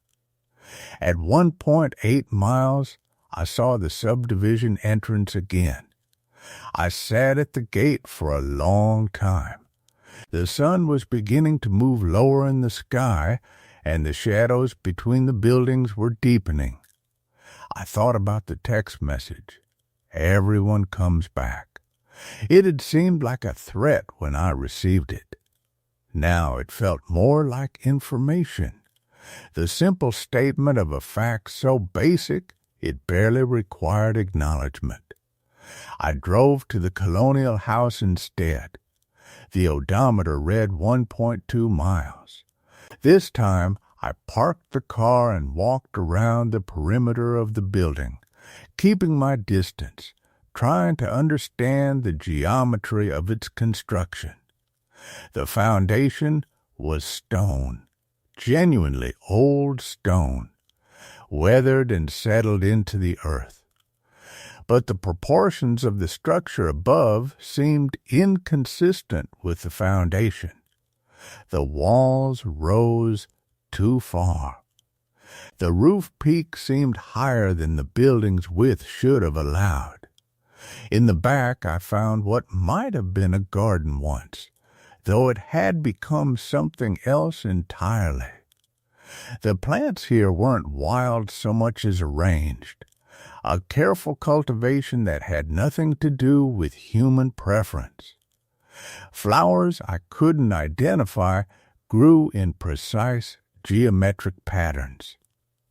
The paths between them curved in ways that seemed to follow some logic I couldn't articulate, and I found myself reluctant to walk on them. Instead, I skirted the edge of the garden, keeping to the overgrown lawn. That's when I saw the child's shoes. They were small, made of canvas, the color faded to a grayish white. They sat upright on a flat stone near the entrance to the garden, as if someone had removed them and left them there. Not kicked off carelessly, placed, arranged, I didn't touch them. I stood looking at the shoes for what might have been 30 seconds or 3 minutes. Time had begun to lose its reliability. Then I turned away and walked back to my car. The drive out of the subdivision took 1.2 miles. I took 3 different roads, made at least 6 turns, and when I reached the gate, I had traveled exactly 1.2 miles from the colonial house. The second time I attempted to leave, I lasted 2.1 miles before seeing the entrance again. I pulled over and checked my phone. No signal. I tried several times, moving to different parts of the road. Nothing. The sun was dropping below the tree line, and the light had begun to take on that quality of deepening gold that precedes sudden darkness. I decided to stay in the subdivision and use the hotel as an anchor point, a place outside, a direction to orient toward. But when I drove toward the highway in what I was certain was the correct direction, I instead found myself on roads within the subdivision that I hadn't seen before. The structures here were different, older, in a way that suggested they predated the rest of the development. A small schoolhouse with boarded windows, a store with a collapsed roof, houses that looked like they might have been built in the 1950s or earlier, their foundations sinking into the earth, their wood going soft with rot. And at the end of a long straight road lined with nothing but telephone poles and dead grass, I saw a sign, Whitmore Estates Est. 1952, the date meant nothing, or it meant everything. I couldn't think clearly enough to determine which. I drove past the sign, and the road simply continued, leading deeper into the subdivision, into territories I'd never mapped. The light was failing rapidly now. Within minutes, the landscape became almost impossible to navigate. I had to drive slowly, using my headlights, watching for the road itself, for places where pavement simply ended or dropped away into uncertainty. When I finally found my way out through roads that seemed to fold back on themselves in ways I didn't fully understand, it was nearly midnight. The hotel parking lot was empty. My room was exactly as I'd left it. The door had been locked. Nothing had been disturbed. I stood in the shower for a long time with the water running hot, trying to clean something that no amount of scrubbing would reach. In the morning, I would need to leave. I would need to drive back home, to return to the structure of my normal life, to attempt to reconstruct some version of myself that hadn't been fundamentally altered by the knowledge that places could be structured in ways that violated the basic agreements about space and distance that allowed the world to cohere. But I found myself making no phone calls, sending no messages, canceling nothing. Instead, I sat on the hotel bed in the darkness and thought about the shoes sitting on that flat stone, about who might have removed them, about whether they'd been placed there recently or whether they'd been waiting for years, for decades, for someone to find them and understand what they meant. And I thought about the text message that had never been sent, that couldn't have been sent, but that I'd received anyway. Everyone comes back. Not someday. Now, I drove home the next morning without stopping. The route back was straightforward in a way that seemed calculated.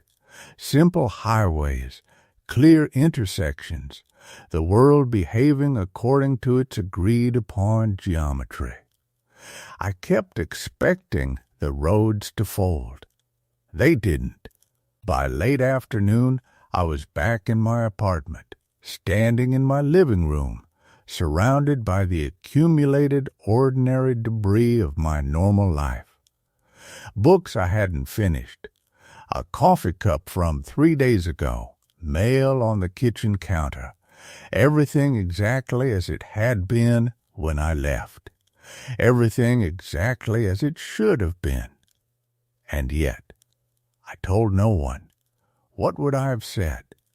That I'd gotten lost in a subdivision that perhaps wasn't actually impossible. That perhaps I'd simply made a series of small navigational errors that compounded. That the human mind is exceptionally good at convincing itself of patterns that don't exist? I could have told that story convincingly. I almost believed it myself. But I'd measured the distances. I'd counted the turns. I'd kept my hands on the wheel and my eyes on the road, and the mathematics had been unambiguous. The following week progressed with the texture of most weeks. Work, sleep, the minor frictions of ordinary existence. I didn't check my email for messages that arrived without being sent. I didn't look at my phone expecting text messages from people who'd stopped contacting me years ago. But I found myself checking anyway. Not constantly. Just regularly. Just enough to notice that nothing had changed. Just enough to confirm that the world had reverted to its normal operational parameters. It was the small things that began to accumulate, not as proof of anything, but as a kind of persistent unease that refused to calcify into genuine fear. The way my commute home kept requiring one more turn than I remembered it requiring. The way certain intersections seemed to multiply in number, though when I traced my route on a map, the distances proved accurate. The way that when I drove past the turn that should have led to my apartment complex, I sometimes found myself on a street I'd never seen before, lined with houses that had a particular quality of age and neglect, before the logic of my GPS reasserted itself and guided me back to where I was supposed to be. I never returned to the subdivision. I made conscious choices about my driving routes that gradually narrowed the universe of places I was willing to navigate toward. I took the same streets, made the same turns, reduced the variables. It wasn't conscious at first. Then it was. Then it was simply the way I lived. 3 months after the drive, I received a postcard in the mail. No return address. The front displayed a photograph, faded, printed in the style of something from the 1960s of a colonial house I recognized. My hands felt remote from my body as I turned it over. The back was blank except for a single date, 1952. It took me several minutes to understand that this was not the founding date of Whitmore Estates. This was the year. I kept the postcard on my kitchen counter for a week before moving it to a drawer. Then I retrieved it and moved it back. The weight of it, less than a gram, seemed disproportionate to its ability to generate the particular species of dread that lived in my chest. The text message, when it finally came, was not from a number I recognized. It arrived at 3:47 in the morning, waking me from a sleep that was never particularly deep anymore. "Did you find the shoes?" I didn't respond. I didn't delete it either. I opened it periodically and read it again, looking for something in the words themselves, some indication of who might have sent it, or how they might have known about the shoes, or why they would reference it as a question that expected an answer. The message provided none of these things. It simply existed on my phone, dated and time-stamped, real and unexplained, in equal measure. 3 weeks later, a second message arrived. "You should go back. You missed something." I drove to work that morning a different route than usual. Then the day unfolded according to its scheduled pattern. That evening, I nearly drove toward the highway that would have taken me to the subdivision. My hands turned the wheel before my conscious mind registered the decision. I stopped at a red light, pulled over into a parking lot, and sat with the engine running, breathing deliberately until my hands stopped trembling. I went home instead. I made dinner. I didn't eat. I sat on my bed and understood with perfect clarity that I was living in 2 realities now. The one where I went to work and paid bills and engaged in the surface performance of ordinary existence, and the one where I had discovered that the world's architecture was not as solid as I had believed. The 2 realities coexisted in the same body, the same apartment, the same hours of darkness. They would continue to coexist. They would never fully resolve. The worst part was not the strangeness. The worst part was the creeping familiarity, the way that the impossible, given enough time, begins to wear the texture of routine. The way that I could be waiting for coffee to brew in my kitchen and feel with absolute certainty that there were other versions of my kitchen in other versions of my home, all of them slightly off-center from this one, separated by distances that geography couldn't quite explain. The way that I could be driving and understand, with the clarity of remembered fact, that there existed another version of this same route, this same stretching of pavement between familiar landmarks, that extended further than it should, that required more turns, that led somewhere else entirely. The messages continued intermittently. Some were variations on familiar themes. Everyone comes back. When are you coming back? We're still here. Others were fragments. The shoes were oak. The road curves left twice before the get. The light in the house never goes off. I preserved them all. I didn't know why. I didn't delete anything. My phone became a record of a conversation I was having with something that had learned my language. And then, 6 months after the drive, something shifted. I was at the grocery store, a mundane Wednesday afternoon. Fluorescent lights and the low murmur of other people existing in parallel when I saw someone loading groceries into a car parked 3 spaces from mine. They looked up briefly, made eye contact, and I recognized them. Not from any place I could name, but recognized them nonetheless. The recognition was absolute and groundless. They held my gaze for 2 long seconds, then looked away and continued packing their bags with studied indifference.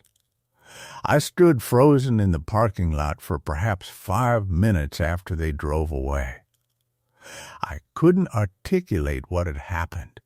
No one had approached me. Nothing had been said. And yet I understood that the boundary between what was happening in the subdivision and what was happening in my normal life had become thinner, permeable, that there were people, or had been people, or would be people, who moved between these states, who recognized each other across the thresholds. I didn't go back to work the next day, or the day after that. I requested a leave of absence that I structured as a medical emergency, providing just enough documentation to discourage questions. My supervisor called 3 times. I didn't answer. By the 2nd week, my phone had stopped ringing. By the 3rd week, I had developed a routine that centered around my apartment in a way that was neither healthy nor entirely voluntary. But the thing that remained, the thing that truly persisted, the thing I couldn't distance myself from, was smaller than I would have expected. Not the messages, which had eventually stopped, not the postcard, which I'd eventually thrown away and then retrieved and then hidden in a place I pretended not to remember. Not even the memory of the shoes or the colonial house or the text message that seemed to exist and not exist simultaneously. It was simpler than that. It was the knowledge that somewhere, in a subdivision that occupied a space on maps, but not in any navigable reality, a stone bench held a pair of shoes. And those shoes had been placed there for a reason. And that reason, whatever it was, whoever had placed them there, whatever it was meant to signal, was still waiting. The knowledge had the weight of a debt. It had the texture of inevitability. It was the thing I carried in my chest like a stone I couldn't set down, like a name on my tongue that I refused to speak aloud, because speaking it would be an acknowledgement. And someday, in a moment I couldn't yet predict, I would run out of reasons not to return. Not because I wanted to, because the only way out of a space that loops back to the same point is to keep driving until you understand that there was never any exit at all. Story 3. I keep finding my childhood bedroom inside the condemned factory. I came back to the town on a Tuesday in September because my mother asked me to check on the old Whitmore factory, not because she was afraid of it, because she wanted to know if it was still standing. I hadn't been home in 7 years. That's long enough for a landscape to become unfamiliar. Long enough that you recognize the shape of things, but not the feeling of them. The highway exit was the same, but narrower. The drive through town was shorter than I remembered. Everything compresses when you get older. Distance, time, the significance of places you spent your childhood learning to escape. The Whitmore factory sat at the bottom of the valley like something that had settled there and never left. 3 stories of red brick going gray-brown with age, windows broken or boarded, the roof caved in on the eastern wing in a way that suggested it had been like that for a very long time. The industrial complex had been abandoned for decades, since the 90s, maybe longer. My mother had worked there when she was younger, before the layoffs, before the company dissolved into the kind of absence that feels deliberate. The property was overgrown. That was the first thing that struck me. The parking lot, what was left of it, had been reclaimed by grass and low scrub brush. Wildflowers, Queen Anne's lace, chicory, grew through cracks in the asphalt. The fence that might have once kept people out was only half standing, twisted at odd angles, more a suggestion of boundary than an actual one. Nature doesn't knock things over all at once. It works slowly, finding cracks, working through them, patient and total. I parked at the edge of the property and sat for a moment with the engine off. The valley itself felt wrong. Not in the way that things are conventionally wrong, nothing actively threatening or dangerous. It was more that the light didn't quite reach down there in the way it should. The sun was high and clear, but the factory existed in a kind of permanent shadow, as if the geography of the place had some property that light couldn't penetrate. The trees surrounding the valley were dense and old, their canopy heavy. They leaned inward. I'd come because my mother had asked. But there was something else underneath it, something I hadn't admitted to myself until I was actually there. I'd come because this was the neighborhood where my childhood home had stood. My parents had moved when I was 9. The house had been demolished sometime in the early 2000s, not renovated, not sold, but pulled down. I'd seen photographs. In one of them, my mother stood in front of the gap where it had been, smiling in that way people smile when they're pretending something isn't sad. The factory had been there then. I remembered that much.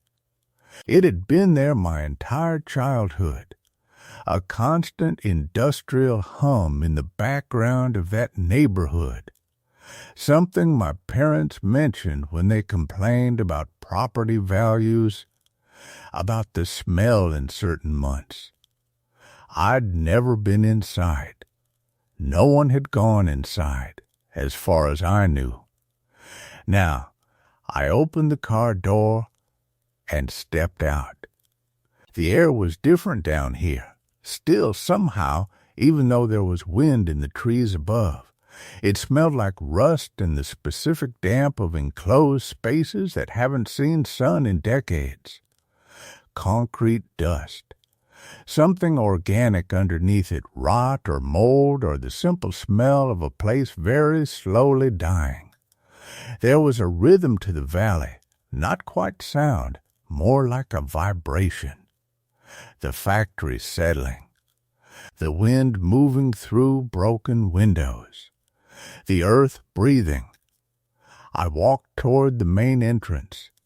The double doors were chained, but the chain was slack.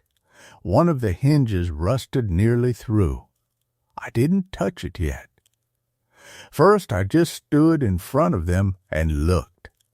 The brick was soft-looking, deteriorating in places to a fine gravel. Ivy climbed one corner of the facade, but sparse, as if even the plants didn't quite want to grip this place. The windows on the first floor were boarded with plywood, the wood itself weathered to a pale gray. Above them, on the second story, some of the window panes were still intact, a surprise. They were filmed with dust so thick they looked opaque from where I stood, but glass nonetheless. Those windows had been looking out at the same view for 30 years, probably longer. I reached up and loosened the chain. It took some effort. It had fused somewhat with itself, with rust, but it came free. The doors swung inward with a creak that seemed to surprise them both, as if they hadn't expected to move again. The interior was a throat opening into darkness. I pulled out my phone and turned on the flashlight. The beam cut into the blackness, illuminating a few feet of flooring, polished concrete covered in debris. Leaves, broken glass. The dust was so thick my footprints appeared behind me as dark smudges in a lighter gray. The main floor of the factory was cavernous, enormous. My flashlight beam didn't even reach the far wall. I could see the posts that had once supported machinery, the channels in the floor where things had been bolted down. Everything had been stripped out long ago. No equipment remained. No final remnants of what this place had manufactured. Textiles, I thought. That's what they'd made here. Things people wore. I moved forward slowly, letting my eyes adjust. The daylight from the entrance illuminated the first 30 feet or so in a sickly gray-green. Beyond that was almost complete darkness. I could hear water dripping somewhere distant. The small sounds of the building settling. The sound of a place that had stopped being used so long ago, it had developed its own rhythm, its own life. There was something specific I was looking for, though I didn't articulate it that way to myself. Proof? Maybe. Evidence that my childhood home had actually existed. That the neighborhood where I'd spent the first 9 years of my life had been real. 7 years away is a long time to be away from a place. Long enough that you start to doubt your own memory. Long enough that the things you remember start to feel fictional. I found the stairwell on the eastern side of the building. It was metal, painted industrial gray. And it descended as well as ascended. Basement access, probably, but I went up. The steps were relatively clear. No serious debris, though I had to be careful. The metal was slick with something that might have been algae, growing in the moisture and darkness. My footfalls rang out, hollow and clear. The second floor opened up into a space that was somehow larger than the first floor had felt, even though that was impossible. The ceiling was lower here, creating a kind of compression. The windows on this level actually let some light through, not much, filtered through decades of dust and grime, but enough that I could see more than a few feet in front of me. The floor was covered in debris, insulation batting, pieces of drywall, scattered concrete. Here and there were old filing cabinets, tipped over or standing askew. A desk. A plastic chair that had faded to the color of old bone. This had been the administrative area, I thought. Offices, that made sense. I was walking toward the windows, wanting to get a better sense of the layout, when I noticed the door. It was on the far side of the second floor, toward the back corner. And what struck me about it wasn't that it was there. There were other doors. Some still in frames, some just openings, but that it was sealed. A wooden door painted blue with a brass doorknob that had turned green with age, set into a frame of fresh-looking wood. Fresh-looking being relative. The wood around the door, the frame itself, was different from the rest of the factory. It was newer, not new, but perhaps 30 years newer than everything else.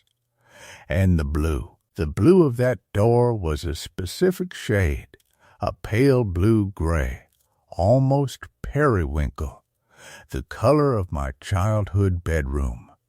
I didn't move immediately. I stood where I was, perhaps 15 feet away from the door, and looked at it. The rest of the second floor was decay and shadow, architectural remains of a place that had stopped being used when I was a child.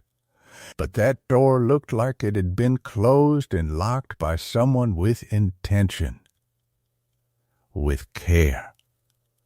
I approached it slowly. The handle was cold. I didn't turn it at first. I just stood with my hand on it, feeling the weight of the brass, the shape of something that had been touched before. Recently touched, I thought. The patina was worn smooth in certain places, as if hands had closed around it many times over. When I turned the handle, it opened without resistance. The hinges moved silently. Inside was a room that shouldn't have existed in an abandoned factory, shouldn't have existed anywhere, because it was a place I had known intimately once, every detail preserved like something suspended in amber. My childhood bedroom. The walls were the same pale blue. There was a window, which was impossible because we were in the center of the second floor, looked out onto a street I hadn't seen in 7 years. My childhood street. The trees were taller. The houses were weathered. But it was unmistakably there. I stepped inside, and the door closed behind me with a soft click. For a long moment, I couldn't breathe properly. It was like trying to fill my lungs with something that wasn't air, something thick and resistant. The room was cool. No, it was cold. The kind of cold that comes from deep underground, or from spaces that have been closed for a very long time. My bed was there, single bed, iron frame, the mattress long since gone gray with age or dust. But I could see it. I could see the shape of the headboard, the metal rails. On the shelf that had once held my childhood possessions, books, toys, the small artifacts of 9-year-old life, there were still things, arranged carefully. A small wooden box I'd had, painted white. A toy truck, blue, the color worn off the edges where my hands had held it 1,000 times. A stack of books. A drawing, framed, done in crayon and pencil, depicting a house with a garden. my house, the one that had been demolished. The window overlooked my childhood street. There were no cars on it, no signs of life at all. The street was perfectly, absolutely quiet. Trees moved slightly in a wind I couldn't feel inside the room. I turned around, and there was a journal lying on the bed. Brown leather, the kind you could buy at any stationery store. It was open, as if left for me to read. The page that faced me had writing on it. Handwriting, my handwriting. Or what I remembered of my handwriting from when I was 9 years old. The first line of the journal read, "This is where I've been waiting." I didn't pick up the journal. I couldn't. My hands had begun to shake in a way I couldn't control, and I was afraid if I touched it, the handwriting would change, that it would say something different the second time I read it. Instead, I moved to the window. The glass was warm beneath my palm, which shouldn't have been possible given the cold that filled the room. Outside, the street remained perfectly still. The sun hung in the same position in the sky, mid-afternoon, that particular quality of light that made everything look like it was happening inside a photograph. I could see the house 3 doors down where Morgan used to live. The maple tree in the front yard was much larger now, its branches spanning nearly the width of the property. The house's paint was peeling. The windows were dark. I tried to open the window. It wouldn't move. The frame held firm, and when I pressed my forehead against the glass, I could feel the cold radiating from it, spreading inward. I pulled away quickly. Behind me I heard a sound, a soft rustling like pages turning in a breeze. But there was no breeze in here. There was no air moving at all. When I turned back around, the journal had moved. It was no longer on the bed. It was on the small desk beneath the window, the desk where I'd done homework as a child. The journal was closed now. The leather was darker than I remembered, or perhaps it had simply absorbed the light differently. As I watched, one of its pages, somewhere in the middle of the book, lifted and fell, as if turned by an invisible hand. Then another, and another. The pages rustled like they were alive, searching for something, finding nothing, continuing, "I should have left." There's a moment in every moment like this where you still have the option to turn around, to walk back through the door, to refuse what's happening. I knew that moment was passing. I could feel it going, like water running through my fingers, like light leaving the sky at dusk. I sat on the edge of the bed.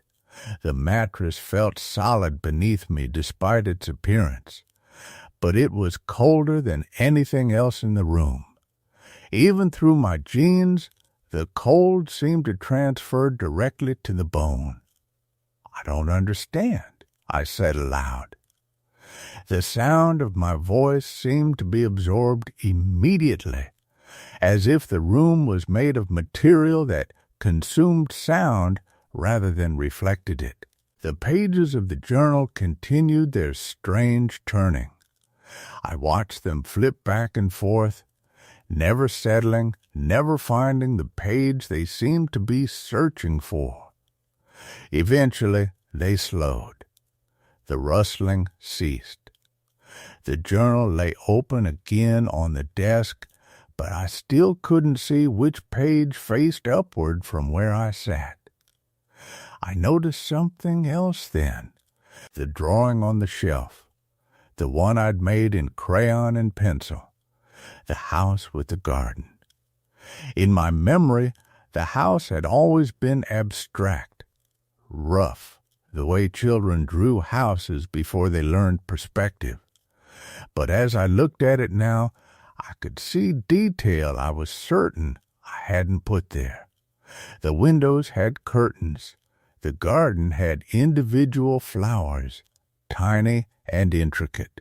The sky behind the house was a gradient, blue at the top, fading to white at the horizon. I had not done that. I knew I hadn't done that. I'd been 9. I couldn't have managed that level of detail. Or I'd forgotten. 7 years was a long time. People forgot things, especially things from childhood. But I could feel the lie of that as I thought it. I stood up and moved to the shelf. The wooden box was there, the white one I'd kept small treasures in. Stones, a button, a piece of sea glass from somewhere I could no longer place.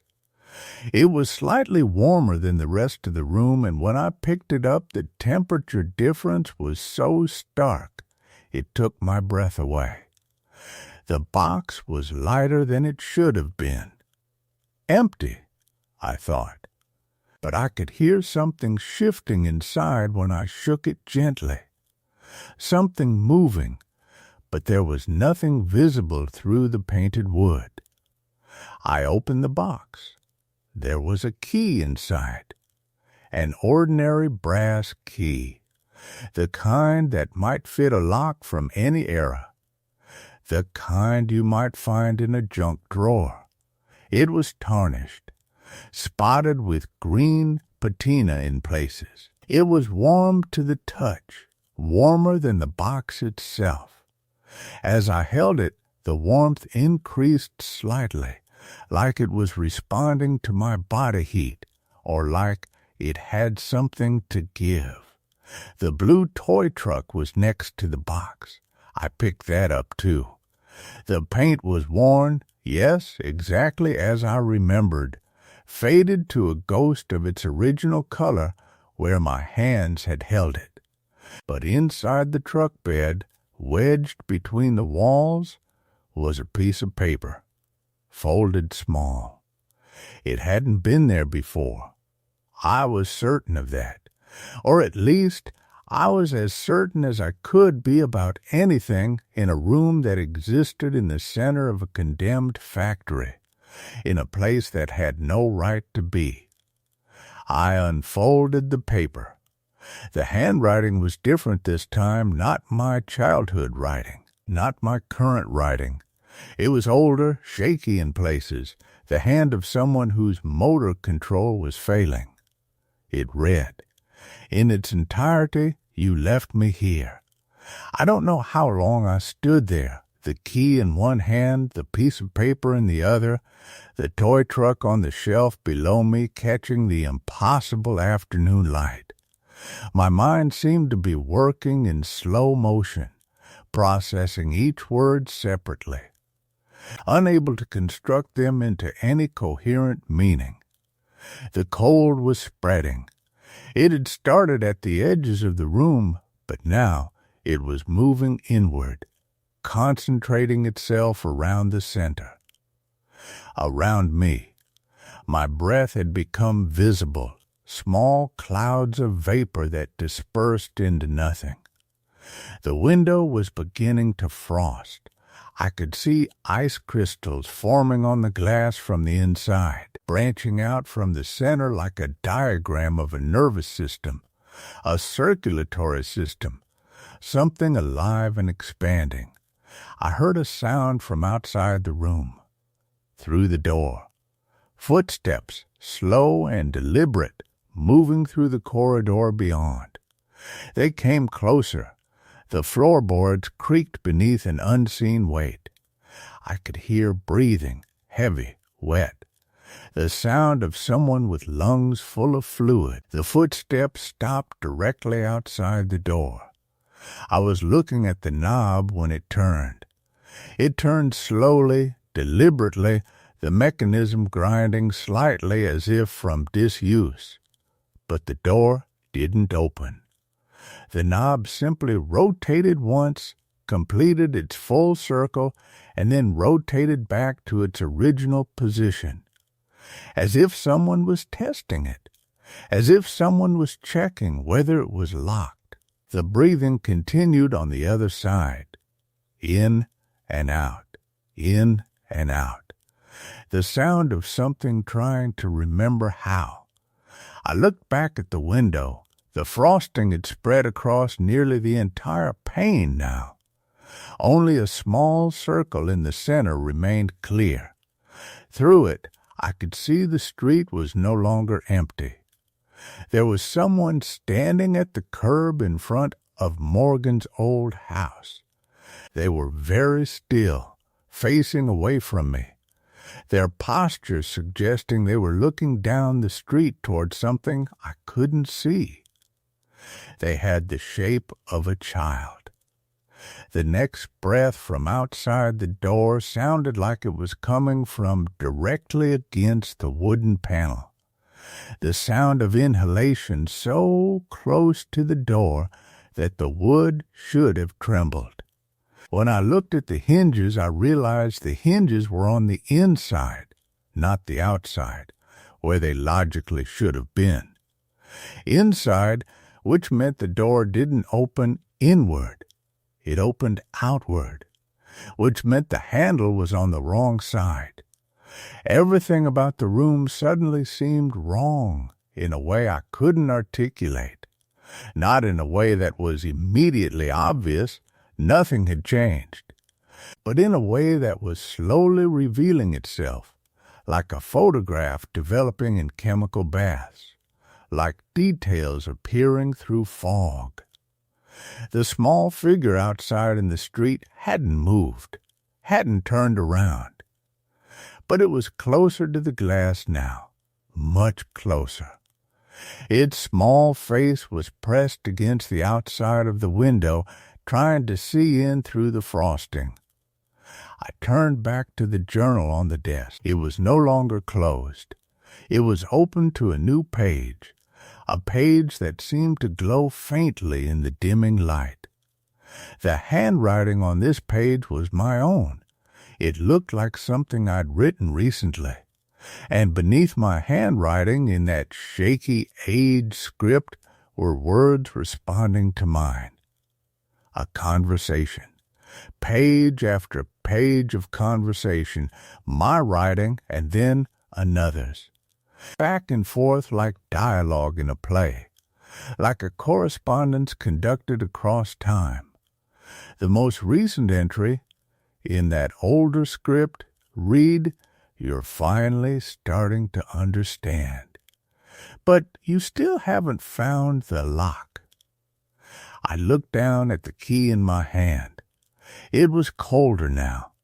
It seemed to be drawing the warmth from my palm, storing it somewhere inside itself. And I realized, with a clarity that felt like drowning, that I had never actually tried to use it. The footsteps outside began again, but this time they weren't retreating. They were moving deeper into the factory, away from the door, their sound growing fainter, and underneath them I could hear something else.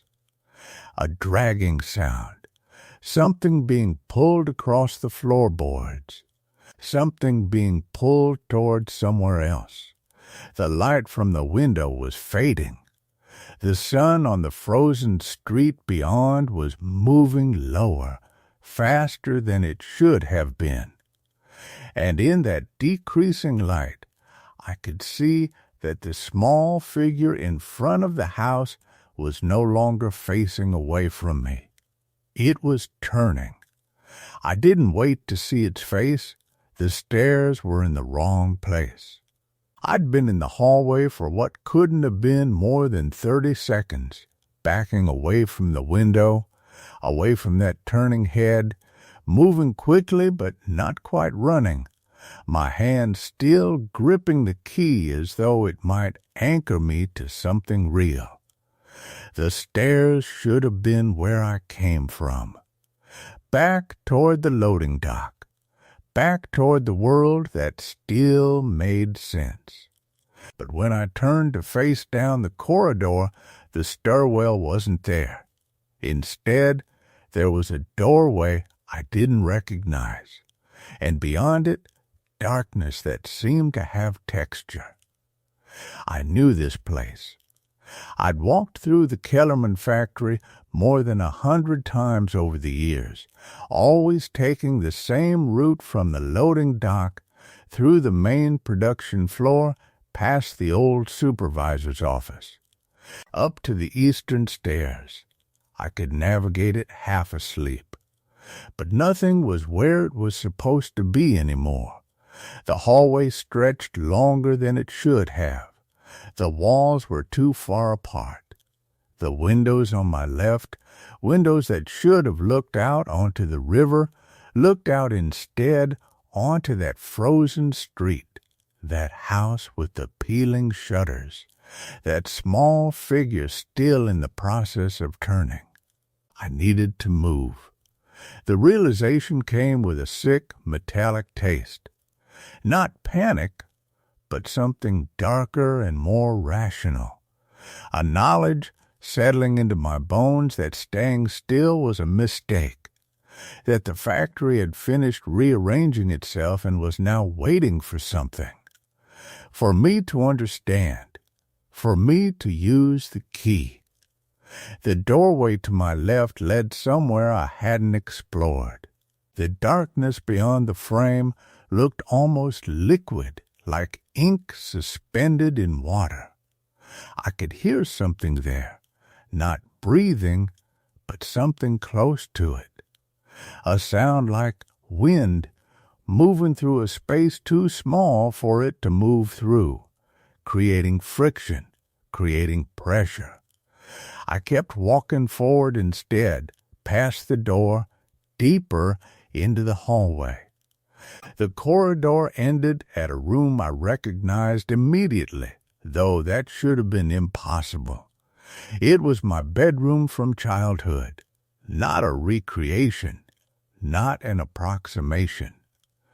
The real room, down to the pencil marks on the doorframe where my mother measured my height each year, down to the small chip in the baseboard where I'd kicked a soccer ball in anger during a summer I'd rather forget. The autumn light coming through the windows was the same color it had been in that house 30 years ago, when I was small enough to fit in spaces that wouldn't hold me now. My bed was still there. The quilt my grandmother made before whatever took her. The bookshelf with its familiar spines. A desk with a wooden chair I recognized by the worn spot on the seat where I'd sat through countless afternoons, looking out at a street below that had never mattered to me as much as I pretended it did. On the desk sat the journal, open, waiting, and beside it there was something else.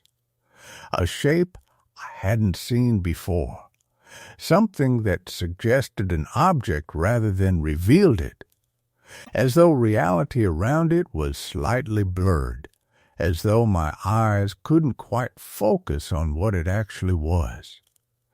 But the more I looked at it, the more I understood that the blur was intentional, that whatever it was, it existed in a space adjacent to the world I could perceive, that it didn't want to be clearly seen. The key in my hand seemed to vibrate slightly. I heard the breathing sound again, but it was no longer coming from outside. It was coming from inside the room with me. It was coming from underneath the bed. For a long moment, I didn't move. The afternoon light slanted across the floor in bars of gold and shadow. Dust particles moved through the light like slow-motion insects. Everything was silent except for that sound, in and out, that patient, remembering breath of something that had learned how to inhale only by watching me. "I know what you want," I said aloud. The sound of my voice felt wrong in the room, like I was speaking underwater. "The key. It goes somewhere." The breathing paused. In the silence that followed, I could hear something else, fabric moving. The soft sound of something shifting its position in the darkness under the bed. Something adjusting itself to better see me from its hiding place. "It's for the lock," I continued. My voice sounded older than I remembered it sounding. It sounded like the voice of someone who had already made their choice. "The lock on the journal. The one that keeps the pages from opening." But even as I said it, I knew that wasn't true. The journal wasn't locked. It had never been locked.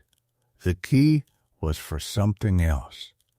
Something that had been waiting for me to return here, to this room that couldn't exist inside an abandoned factory, in a place where space had ceased to follow the rules it should have followed.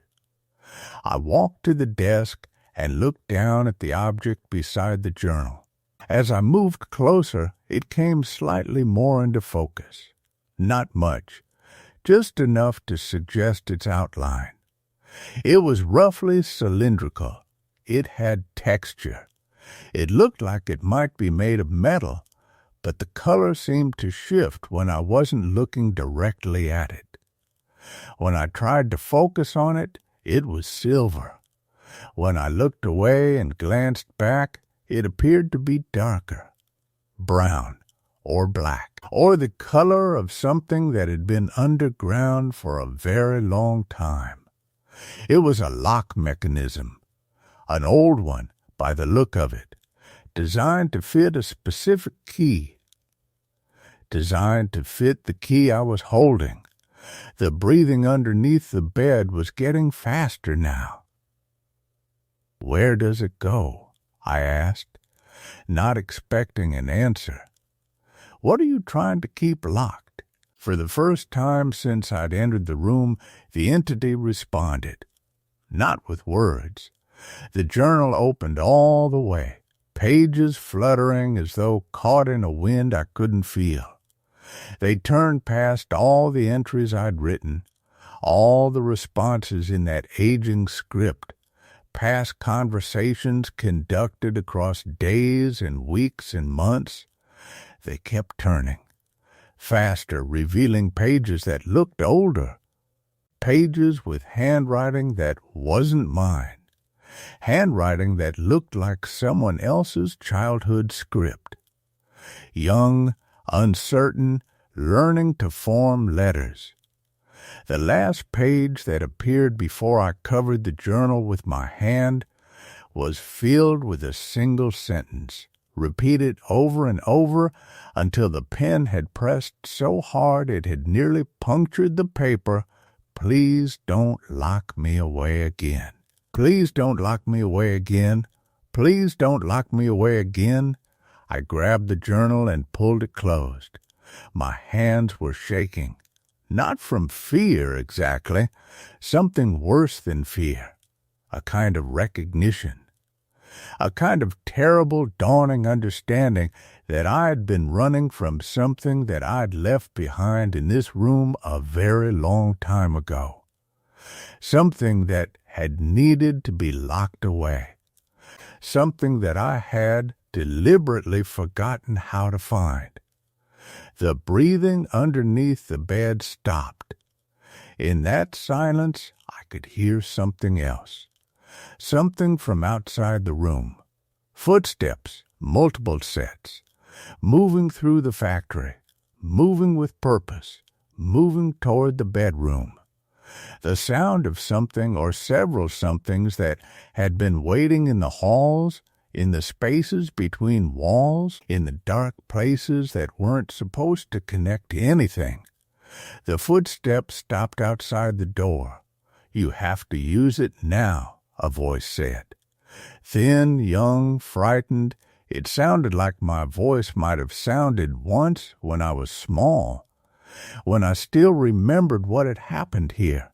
You have to lock it away again. You have to lock me away again. Or it will spread. What will spread? I whispered. The forgetting, the voice said. It's hungry. It's been hungry for so long. Every time you tried to remember, it got hungrier. Every time you came close to the truth, it fed. And now it's almost awake. Now it's almost big enough to... I didn't hear the rest. The door to the bedroom swung inward, though no hand touched it. The hallway beyond wasn't visible anymore. Beyond the threshold was only darkness and the sound of breathing, many voices breathing in unison, in and out, in and out, a chorus of something learning to exist by mimicking the sound of something human. The key was warm now, burning warm. I could feel it responding to something in that darkness, pulling toward it, recognizing what it was meant to open, or to seal, or perhaps to keep sealed, to maintain the barrier between what was and what should never have been allowed to remember how to be.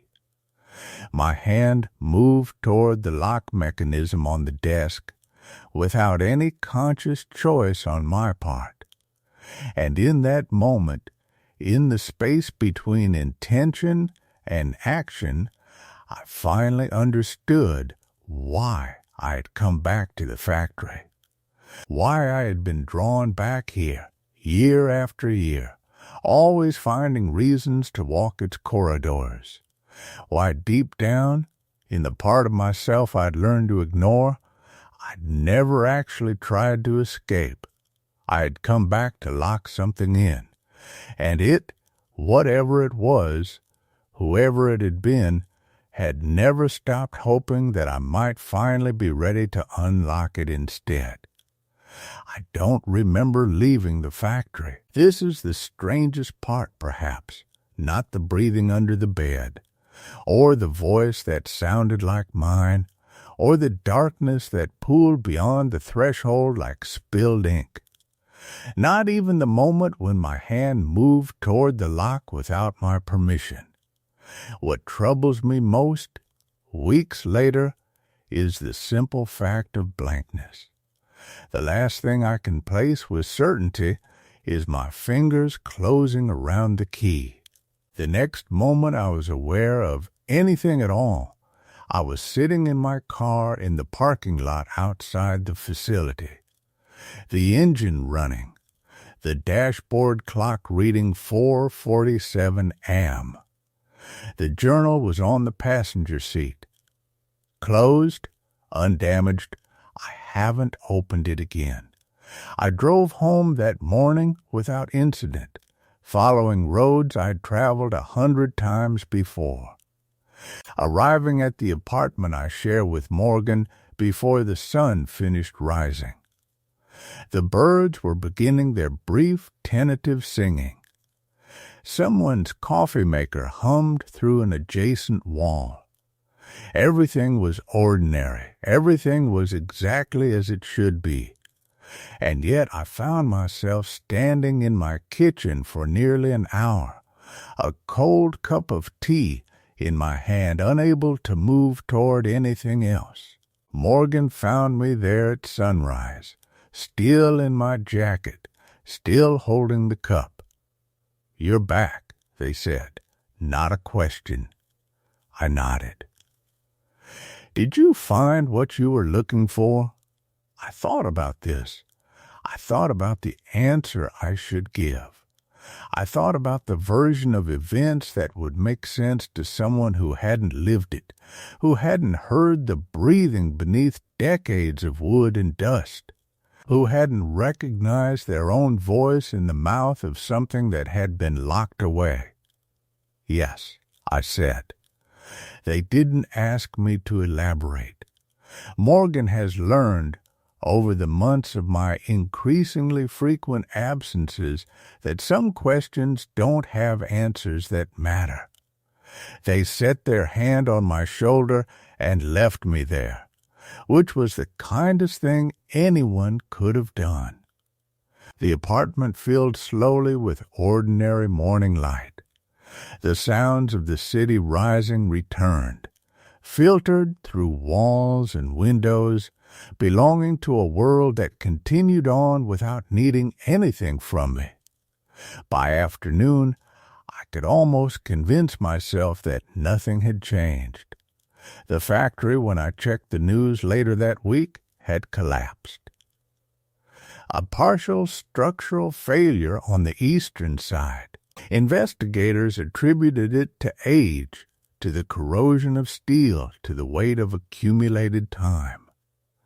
They estimated the damage was worth exploring further, but the building was scheduled for controlled demolition anyway, so the timeline remained unchanged. The facility would be gone within months. I felt nothing when I read this. No relief, no sadness. Just a kind of careful numbness that I recognized immediately as a choice. The same choice I'd been making for 30 years, just in a different form.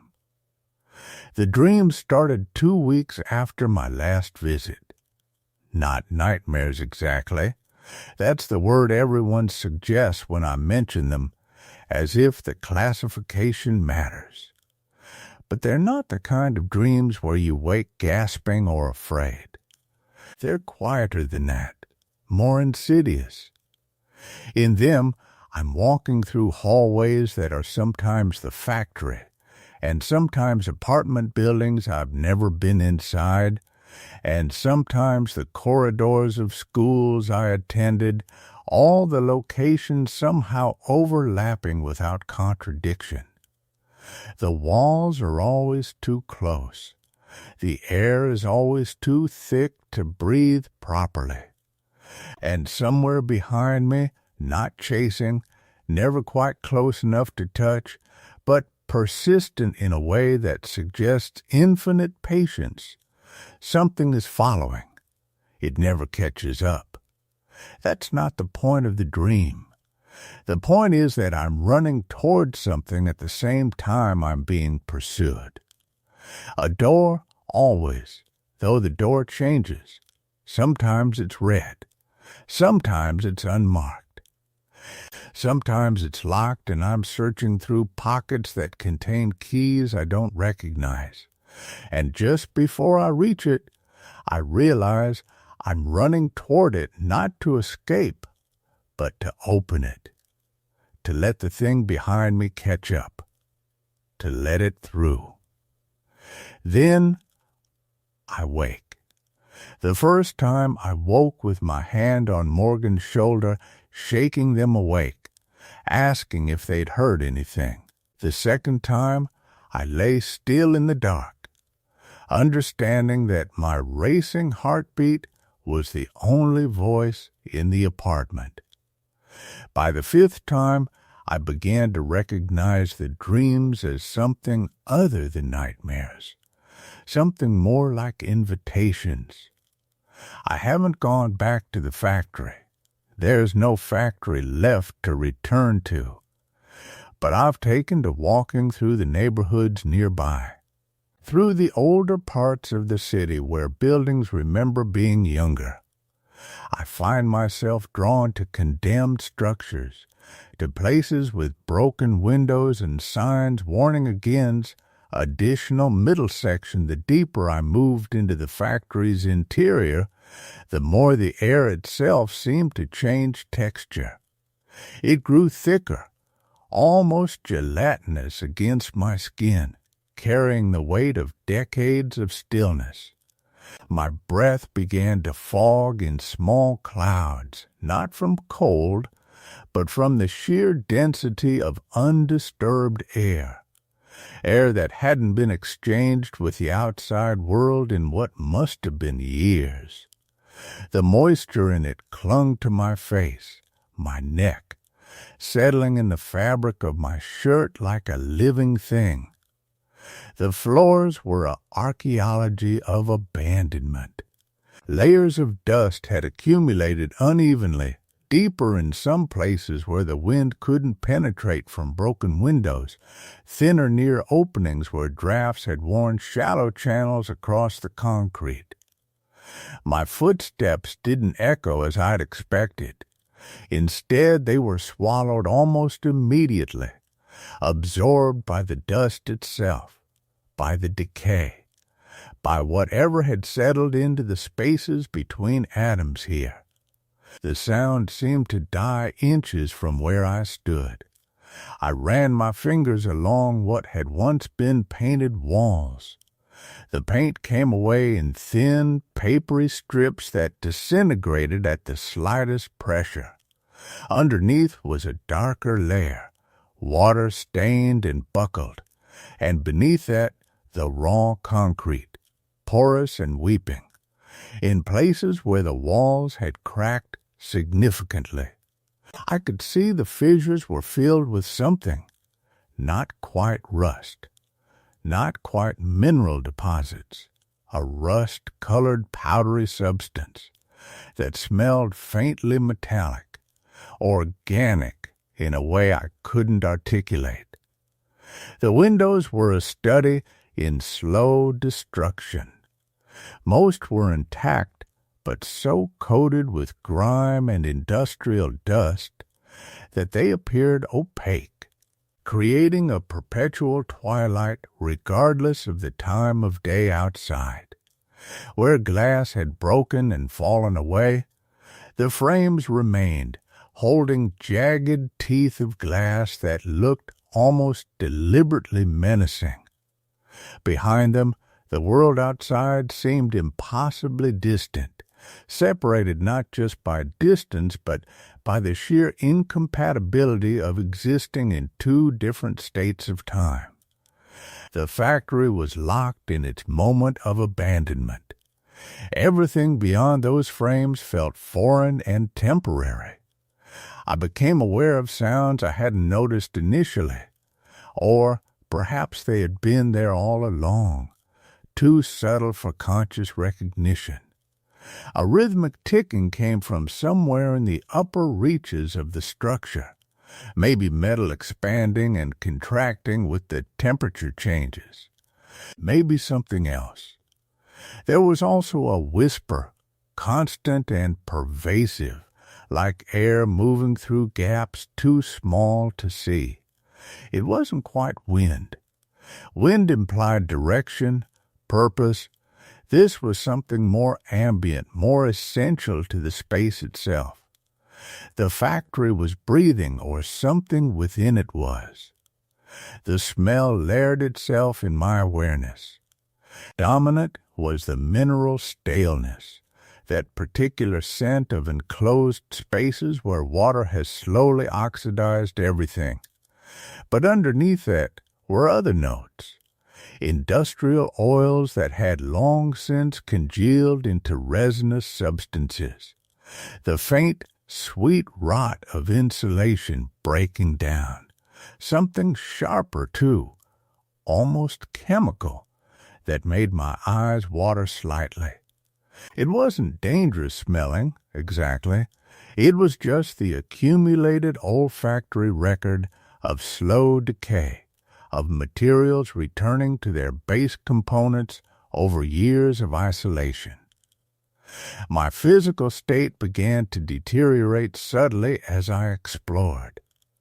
My hands felt perpetually damp from the humidity, though my mouth was dry, that strange contradiction of abandoned industrial spaces. The dust had worked its way into my throat, creating a persistent itch that water wouldn't relieve. My eyes strained to adjust to the darkness, and after extended periods in the shadows, the few areas where weak light penetrated felt aggressively bright, creating a sense of visual vertigo. My sense of time began to compress.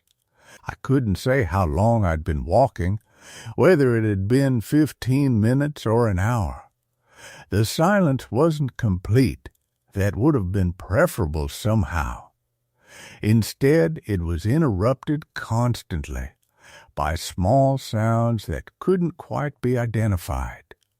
Metal settling with barely audible groans. Something that might have been water dripping, or might have been something else. The occasional crack of wood or concrete giving way somewhere in the depths. Each sound would pull my attention, would make me pause, would create a moment where I had to consciously remind myself to breathe normally.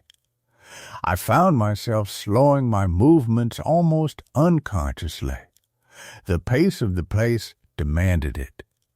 Rushing would have felt obscene here, a violation of the atmosphere that had been cultivating itself so patiently. My footsteps became deliberate, measured. My breathing became something I had to think about, something that required intention. The walls seemed to curve slightly, though I couldn't be certain if this was a property of the actual structure or an illusion created by the way the light fell, by the pervasive dimness that made depth and distance unreliable. I'd look up and lose my sense of how high the ceiling actually was. The shadows created depth where there might not be any, made corridors seem longer than they could possibly be.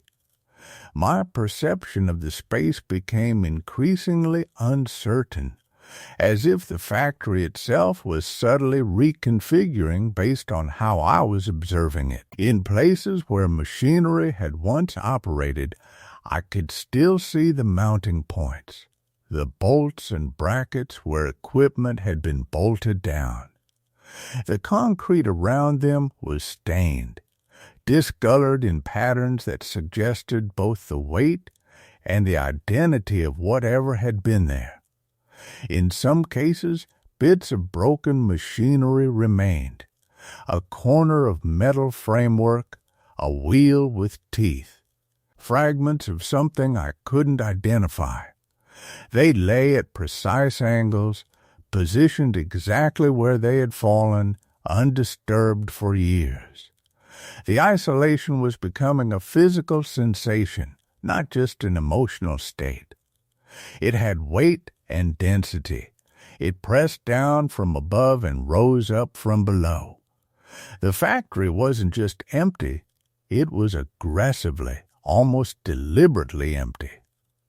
The kind of empty that had purpose. The kind of empty that felt like a choice. I realized I was holding my breath more often than breathing, pausing to listen for something I couldn't name, some threshold or boundary I might be approaching. My heart maintained a steady, elevated rhythm that I couldn't bring back to normal despite the lack of any actual threat.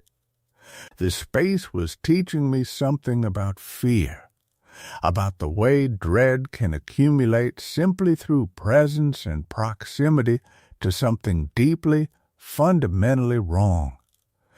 Everything here was patient. The decay, the dust, the silence, the cold. They had nowhere else to be. They could wait. And they had been waiting all this time. In this forgotten place where a childhood bedroom kept appearing in the corridors, impossible and undeniable. Trespassing. I stand outside them and listen. I'm not sure what I'm listening for. Some echo of the factory, perhaps, some residue of what I felt there. Or perhaps I'm listening for the sound of breathing from inside. Multiple voices. Learning the rhythm of something human. Growing stronger. Growing hungrier. The key is still in my desk drawer, right where I put it the morning I returned from the factory. I see it sometimes when I'm looking for a pen or a piece of paper. It's cooled considerably since then, but if I hold it, I can feel a faint warmth beneath my palm. Not quite heat, something more like a pulse. Last night, and I'm telling you this because I'm running out of people I trust enough to listen, I realized something.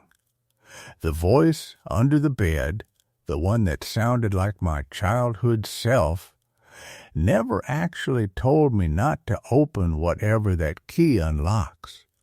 It told me I had to lock something away, or it would spread. The forgetting, it said. The hunger. But I've been thinking about what happens if I've had it backwards. If what's hungry isn't what I locked away all those years ago. If what's hungry is the act of locking itself.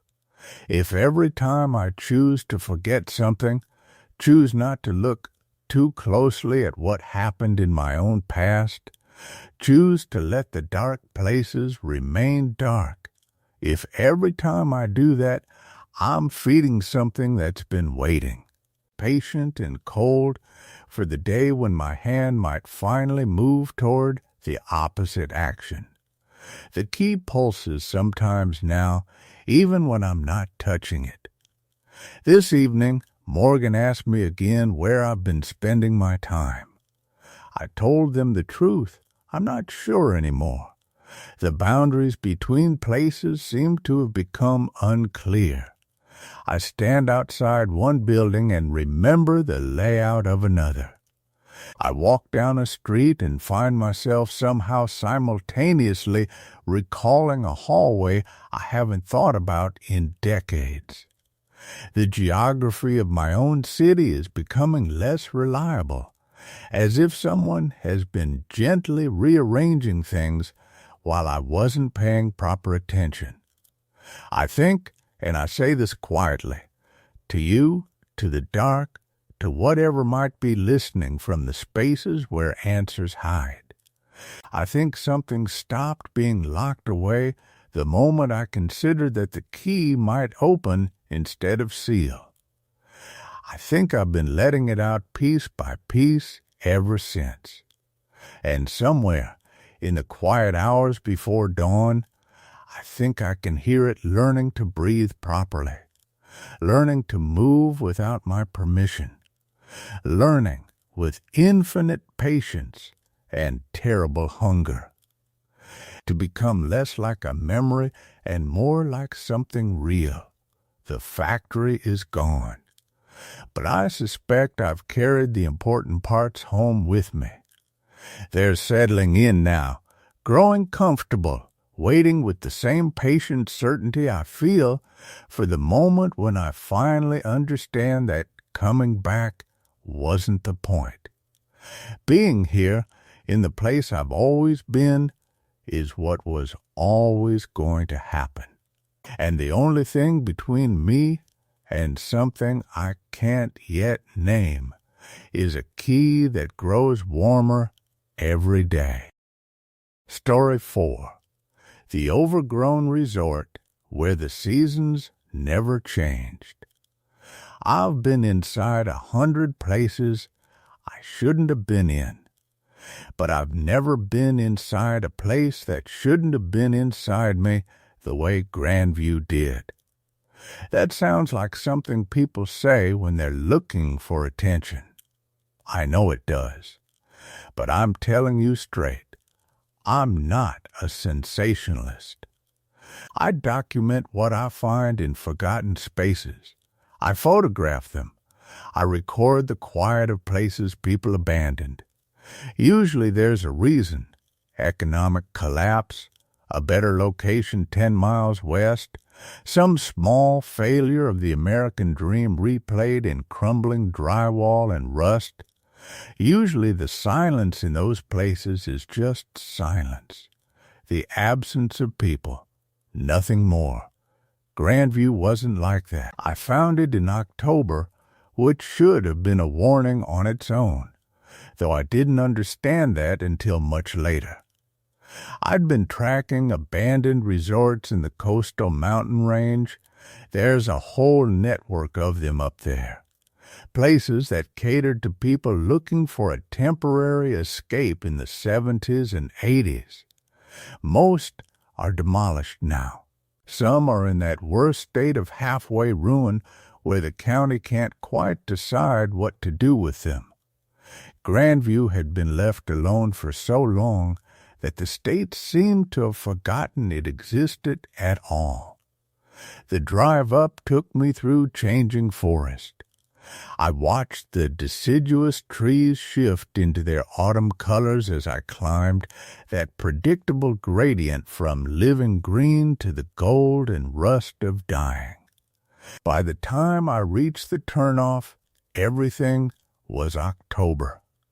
Clean, crisp, the light having that particular angle it gets when the year is turning inward.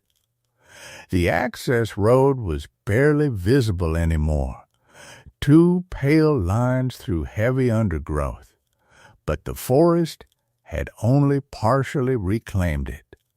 Someone could still drive it if they wanted to. I parked my truck about a quarter-mile from the lodge and went in on foot. The cabins appeared first, scattered through the trees like forgotten teeth. They were small, maybe 2 rooms each, built from stained wood that had turned the color of old bone. Vines covered most of them. Ivy and wild grapevine had created a kind of skin over the structures, not quite destroying them, but holding them in an embrace they couldn't escape. I could see inside some of them through gaps in the vegetation. A bed frame here, the outline of a window there, all of it covered in a fine layer of tan needles and decomposing leaves. What struck me first wasn't the decay. It was the sameness of it. Every cabin was overgrown in exactly the same way. The vines hung at the same angle. The light filtering through them fell in identical patterns. Even the sound of the place was uniform, a kind of dense, pressed silence broken only by the occasional whisper of wind through the canopy above. I kept moving toward the lodge. The main building rose out of the trees like something that had sunk and was only now being recovered. It was 3 stories, built in that aggressive modernist style of the 70s, all harsh angles and walls of glass, designed to seem bold and open in a way that now just looked desperate. Most of the large windows were intact, which surprised me. Usually, in places this old and abandoned, either vandalism or simple weather breaks the glass. But here, the panes were dirty, filmed with dust and pollen, but whole. The front entrance was accessible. A wide set of double doors, their handles bronze or maybe brass, tarnished to a dull gray-green. No lock that I could see, no chain, no plywood. Just 2 doors that opened when I pushed them, moving silently on hinges that sounded almost, and I want to be precise here, almost recently oiled. The air that came out was cool and still. Not the dead cold you usually find in sealed buildings. Not exactly warm either, just a kind of neutral temperature that didn't seem connected to anything outside. I stepped through. The lobby was enormous.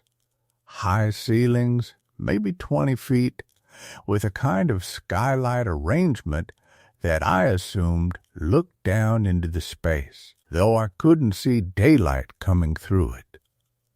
Instead, the light in the lobby had a curious quality, golden, steady, the kind of light that seems to come from everywhere and nowhere simultaneously. like captured late afternoon, like the moment just before sunset, when everything is bathed in that honey-colored luminescence, and you can almost convince yourself time has stopped for a moment to let you see how beautiful the world is. Except it was wrong. Not dramatically wrong. Not something that would have made me turn around and leave immediately, but wrong in the way something is wrong when you know it shouldn't be possible. The skylight was above me, and it should have been showing me the October forest and whatever segment of sky was visible between the trees. Instead, it was just glowing, the same gold color as the air below it, the same seamless, sourceless light.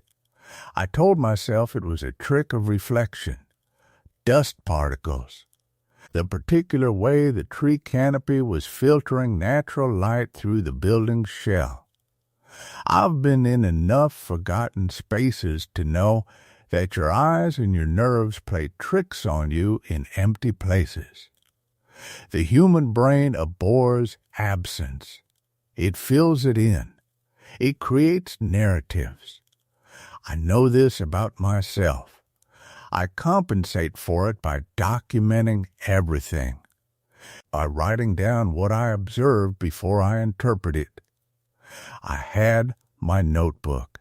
I had my camera. I was ready to observe. The lobby opened into a large reception desk carved from some dark wood, its surface covered with items that made me stop moving. A telephone, a ledger, a small bell for service, its surface thick with dust. Behind the desk, pigeonholes for keys. I could see keys in some of them, small brass tags hanging from their loops. Room 7, Room 14, Room 23. It was all exactly as it might have looked on any day in 1987 if 1987 had chosen to preserve itself perfectly. I moved deeper into the space. To my left, past a hallway that seemed to lead toward kitchen facilities, there was a dining room, large, open, with round tables dressed in white tablecloths that had gone off white and cream with age. The chairs had collapsed into themselves in some cases, the woven rush seats giving way, but many of them were still upright. Place settings remained on some of the tables, plates, napkins, silverware arranged in that formal pattern you learn when you work in restaurants. Salt and pepper shakers, small glass cups, some of them still containing water that had long since turned cloudy. It was staged. It felt staged, like someone had set this up as a diorama, a frozen moment of people just before they disappeared. That's what I was thinking as I moved through the room, that this was probably a known phenomenon, some documented abandonment where a building had been left in a state of temporary absence that had accidentally become permanent, a shift change that never ended, a dinner service that never resumed. But then I noticed something that made that rational explanation crumble. The water in those glasses. Some of it was cloudier than others, yes, decades of mineral precipitation, dust, biological decay. But some of it wasn't. Some of it was relatively clear, with just the faintest amber tint.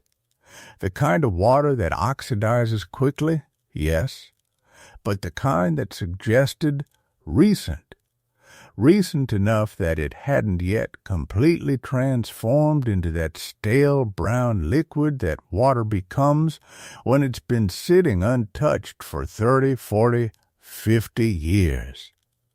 I told myself I was wrong about what I was seeing. I documented it anyway. Photographed notes, I continued my exploration. The kitchen was the place where things began to feel genuinely wrong. It was accessed through a doorway at the far end of the dining room, a long service passage that would have allowed kitchen staff to move between the two spaces without disturbing guests. The kitchen itself was brutally industrial. Stainless steel surfaces, commercial-grade ovens and cooktops, a walk-in refrigerator visible through a window of reinforced glass, pots and pans hung from hooks, utensils were arranged on magnetic strips. It was all clean, too clean. Not pristine, there was dust, yes, a certain amount of neglect visible in the corners, but clean in a way that suggested regular maintenance, or at least very recent activity.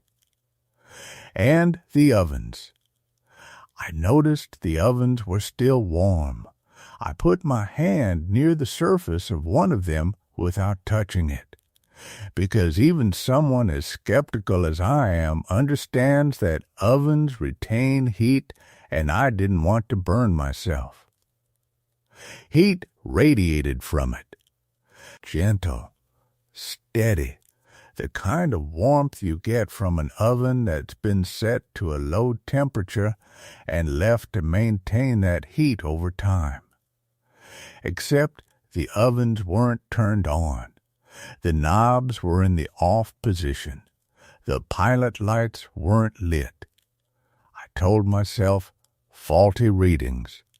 Heat trapped in the metal from earlier in the day. Thermal transfer from the environment. The human body sees what it expects to see, and I expected a hot oven even though I was trying not to expect anything. But I also moved away from the ovens. I documented them anyway. Photograph note, I was becoming very good at observing things I didn't want to believe in. The next thing I found was the food.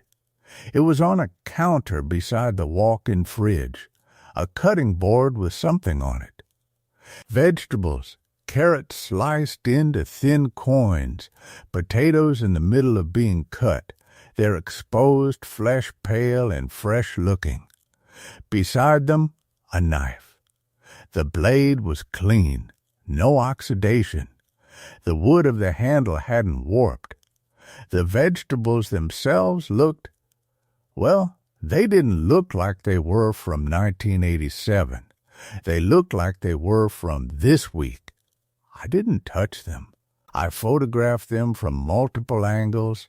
I noted the time. I still have those notes there in a box in my closet. I've read them more times than is probably healthy, and I made a notation about the ambient temperature and the absence of any smell of rot or decay. The vegetables smelled fresh, green, like the earth they'd come from. It was at this point that I should have left. I want to be clear about that. This was the moment where a sensible person, a person who works in abandoned buildings and understands the practical aspects of deterioration and preservation, a person who did not believe in things that didn't have explanations, this person should have packed up their equipment and walked out and not come back.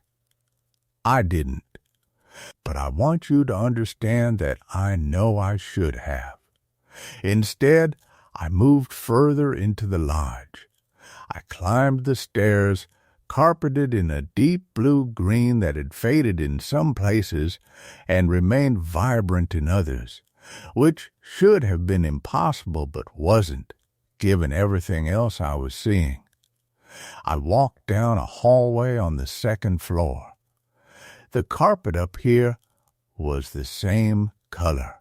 The walls were papered in a pattern of settled stripes.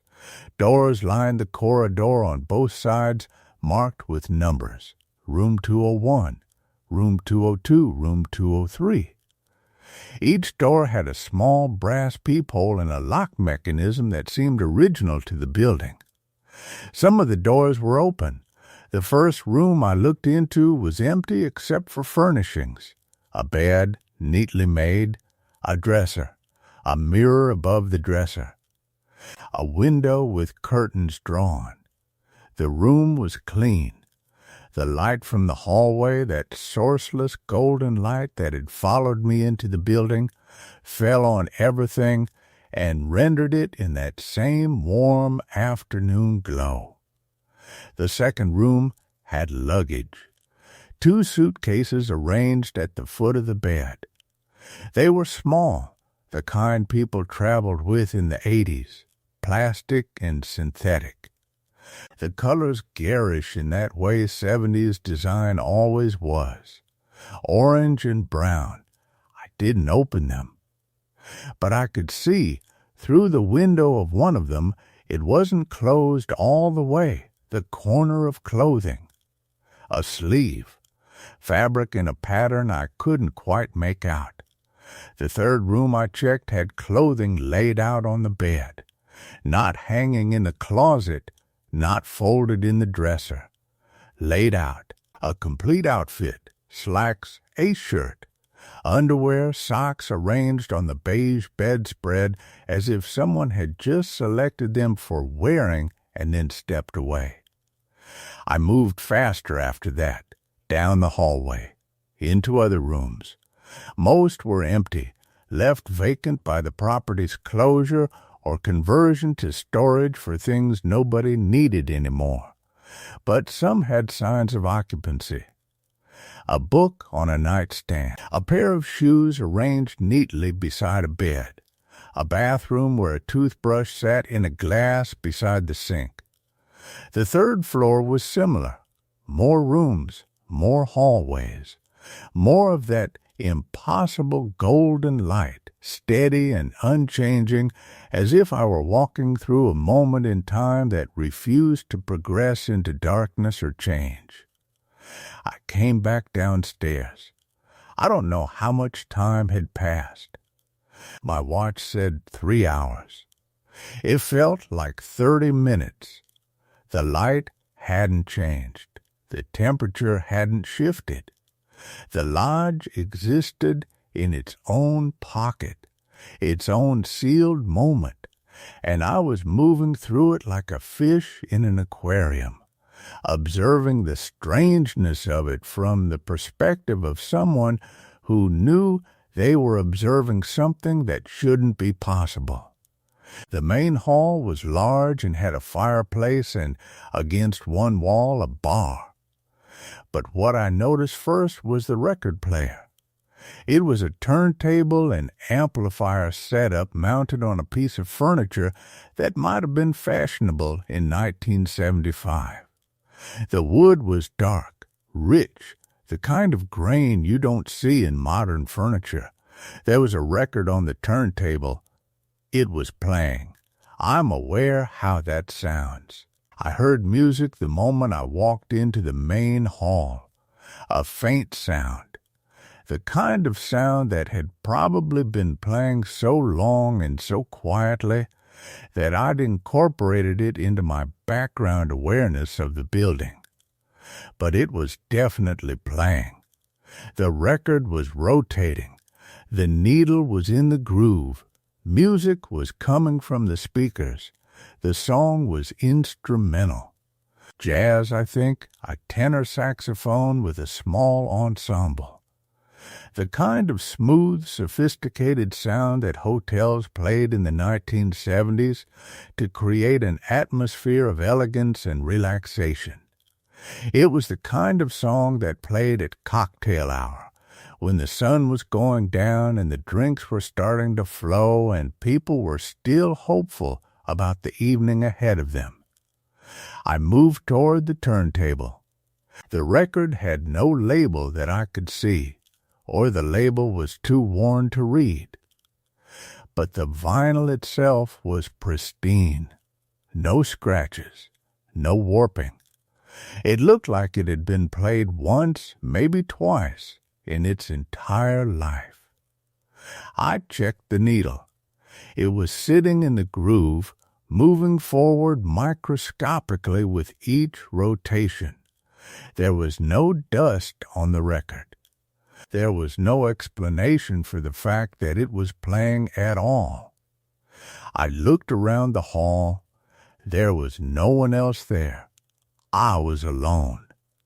I had been alone the entire time I'd been in the building. No footsteps on the floor above me, no creaking of doors or settling of the structure, no sound except that saxophone, playing it smooth. Sophisticated melody and that perfect golden light that came from nowhere. I reached out and lifted the needle. The music stopped. I don't know what I expected. Silence, presumably the normal sound of an abandoned building, the settled creaks and settling that come with age and neglect. What I got was something different. What I got was a silence so complete that it felt like weight, like pressure, like the building itself was holding its breath and waiting for something. I lowered the needle back onto the record. The music resumed from exactly the place where I'd lifted it. The saxophone continued its progression through the same melodic line. The time signature never wavered. I left the needle there and moved away. There was a couch positioned to face the fireplace, and beside it, a small table. On the table were 2 glasses. They were heavy crystal, the kind used for serious drinking. One contained a clear liquid I assumed was gin or vodka. The other contained something amber, whiskey probably. Both glasses had condensation on their exterior surfaces.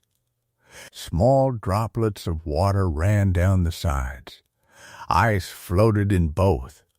The ice hadn't melted. I touched one of the glasses. The temperature was perfect.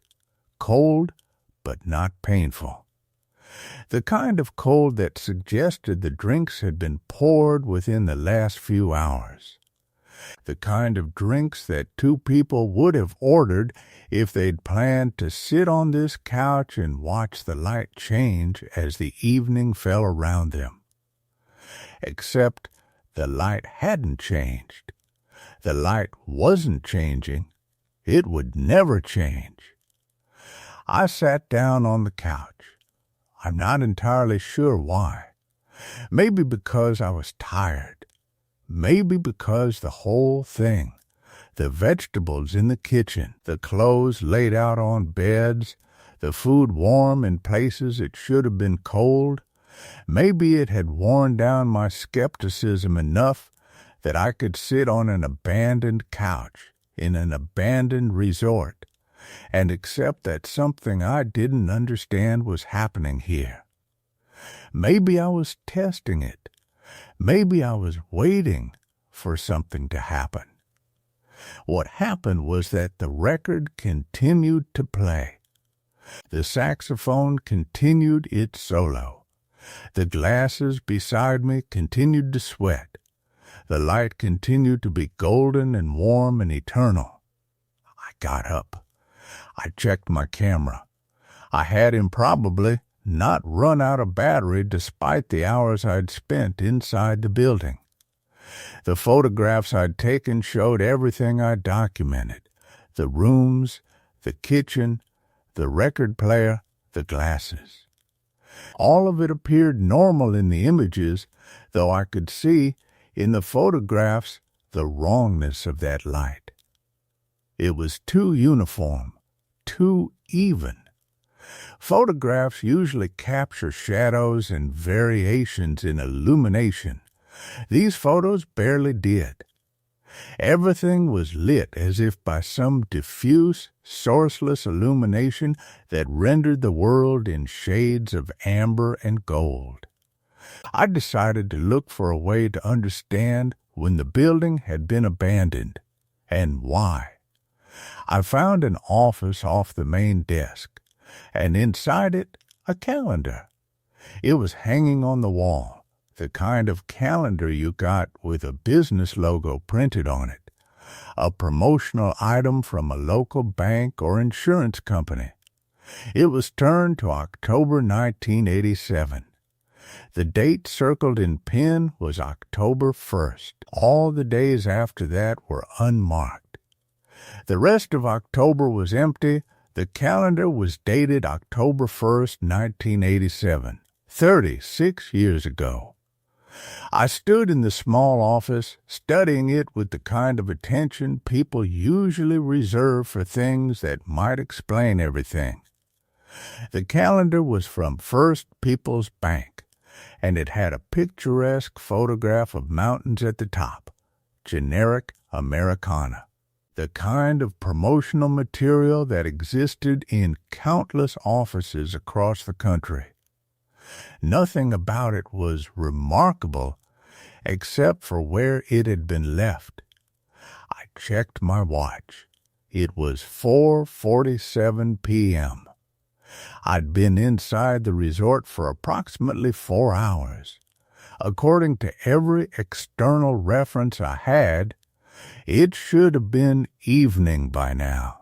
According to the light filtering through the windows, it was still that perfect hour before sunset, that suspended moment when day hasn't yet admitted its defeat.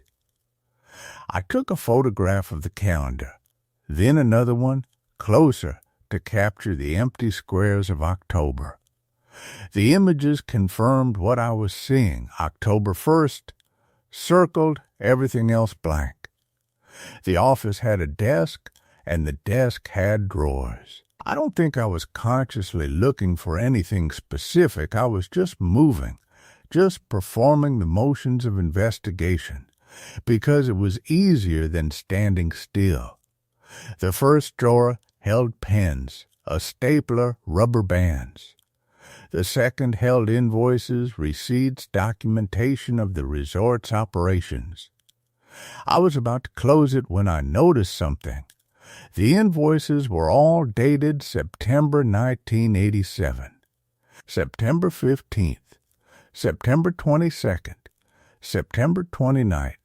Food orders, linen services, electrical maintenance, everything ordered for delivery in October, everything ordered for the season that never came. I went back to the main room. The record was still playing. I looked at the sleeve this time. Duke Ellington, Such Sweet Thunder. According to the vinyl itself, the record was from 1957. The copy sitting in this resort had been pressed decades ago, stored here, and was still in good enough condition to play without skipping, which meant someone had maintained it, which meant someone had cared for it, which meant, possibly, that someone had come back. I tried the record player. There was no off switch I could find, no visible button or lever. I stopped the needle with my finger, and it felt like an obscenity, like I was interrupting something that had been playing undisturbed for decades. The silence that followed was profound. The saxophone cut off mid-phrase, leaving a note suspended and unresolved in the air. In that silence, I heard something else. Footsteps on the floor above me. I didn't move. I stood there with my finger on the record, listening to what sounded unmistakably like someone walking across the second floor. The footsteps were slow, measured, utterly casual. They crossed from one side of the building to the other, paused, then began walking back again. "Hello?" I called out. My voice sounded thin in the space. The footsteps stopped. I waited. The silence extended. I began to wonder if I'd imagined it, If the combination of the strange light, the untouched food, the circled calendar had created some kind of auditory hallucination. But I knew I hadn't imagined it. I knew what footsteps sounded like on old wooden floors. I'd grown up in old houses. I'd learned the language of settling wood and the distinct acoustic signature of human weight. Nothing happened. No one came down the stairs. No door opened. I released the record needle and let the music start again. Duke Ellington resumed his composition as if he'd never been interrupted, and I backed away from the turntable. The kitchen was my next destination, though I'm not certain why I kept moving deeper into the building instead of leaving.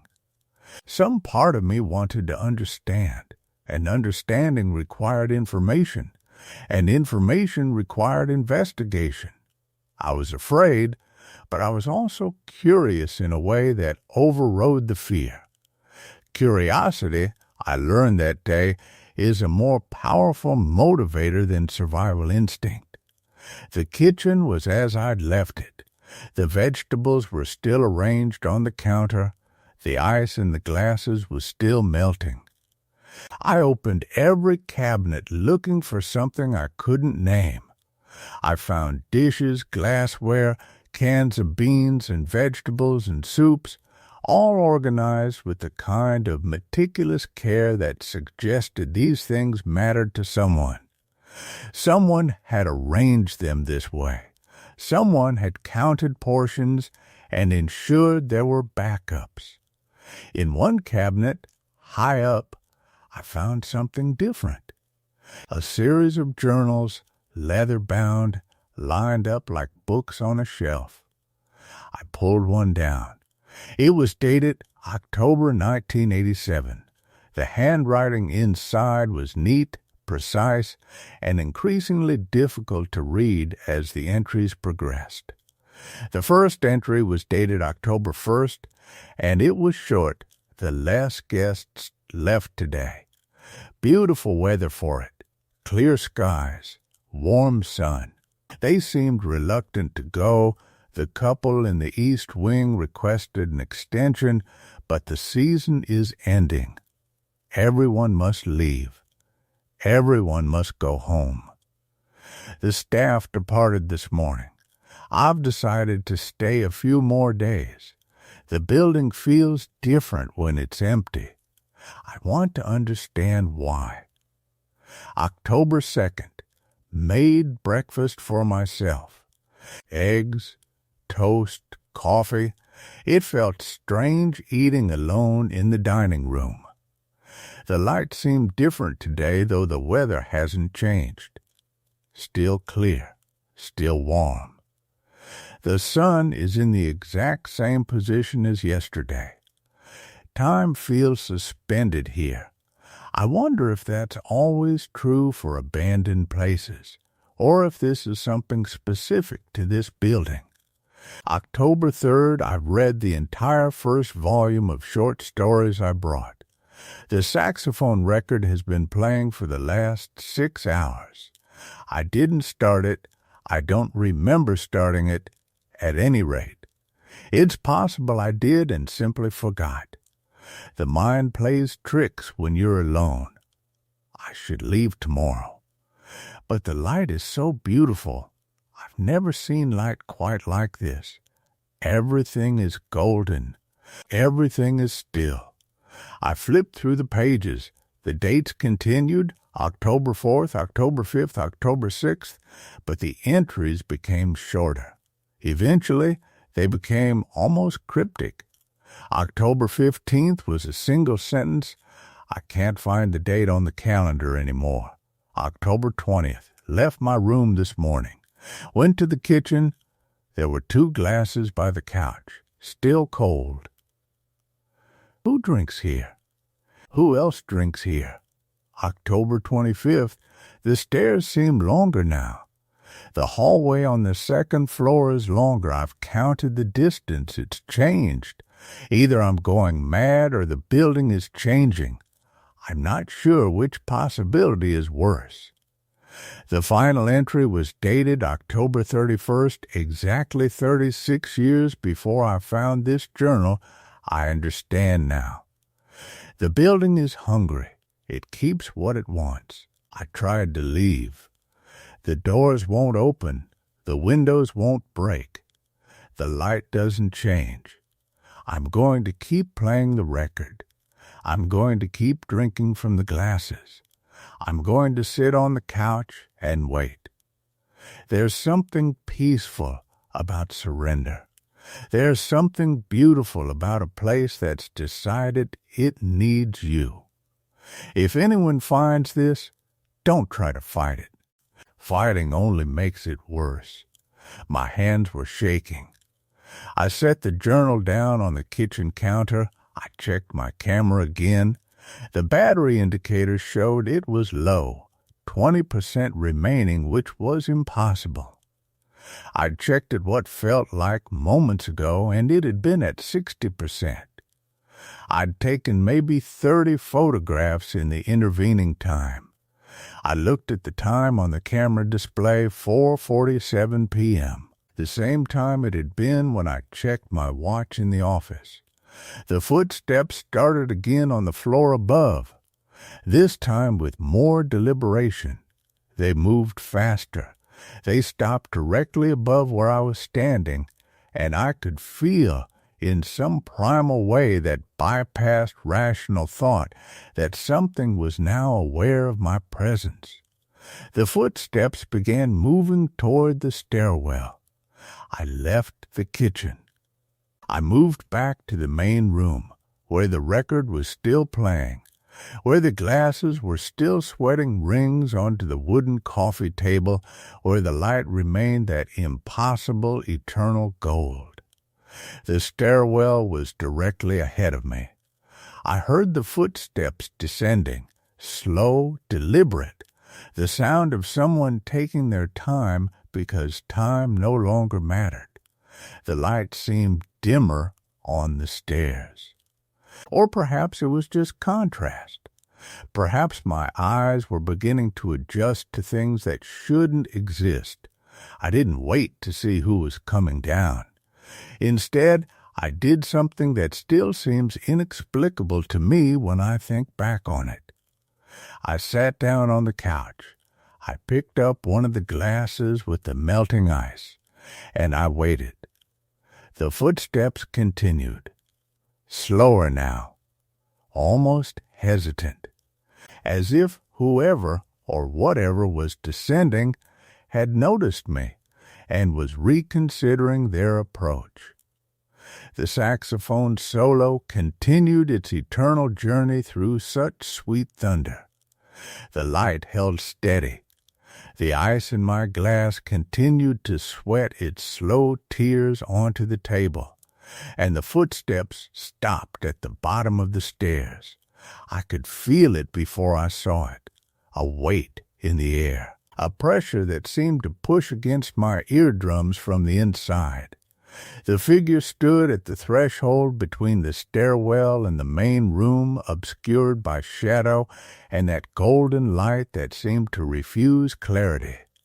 I could make out a shape, human adjacent, a silhouette that suggested shoulders, a head, arms at its sides.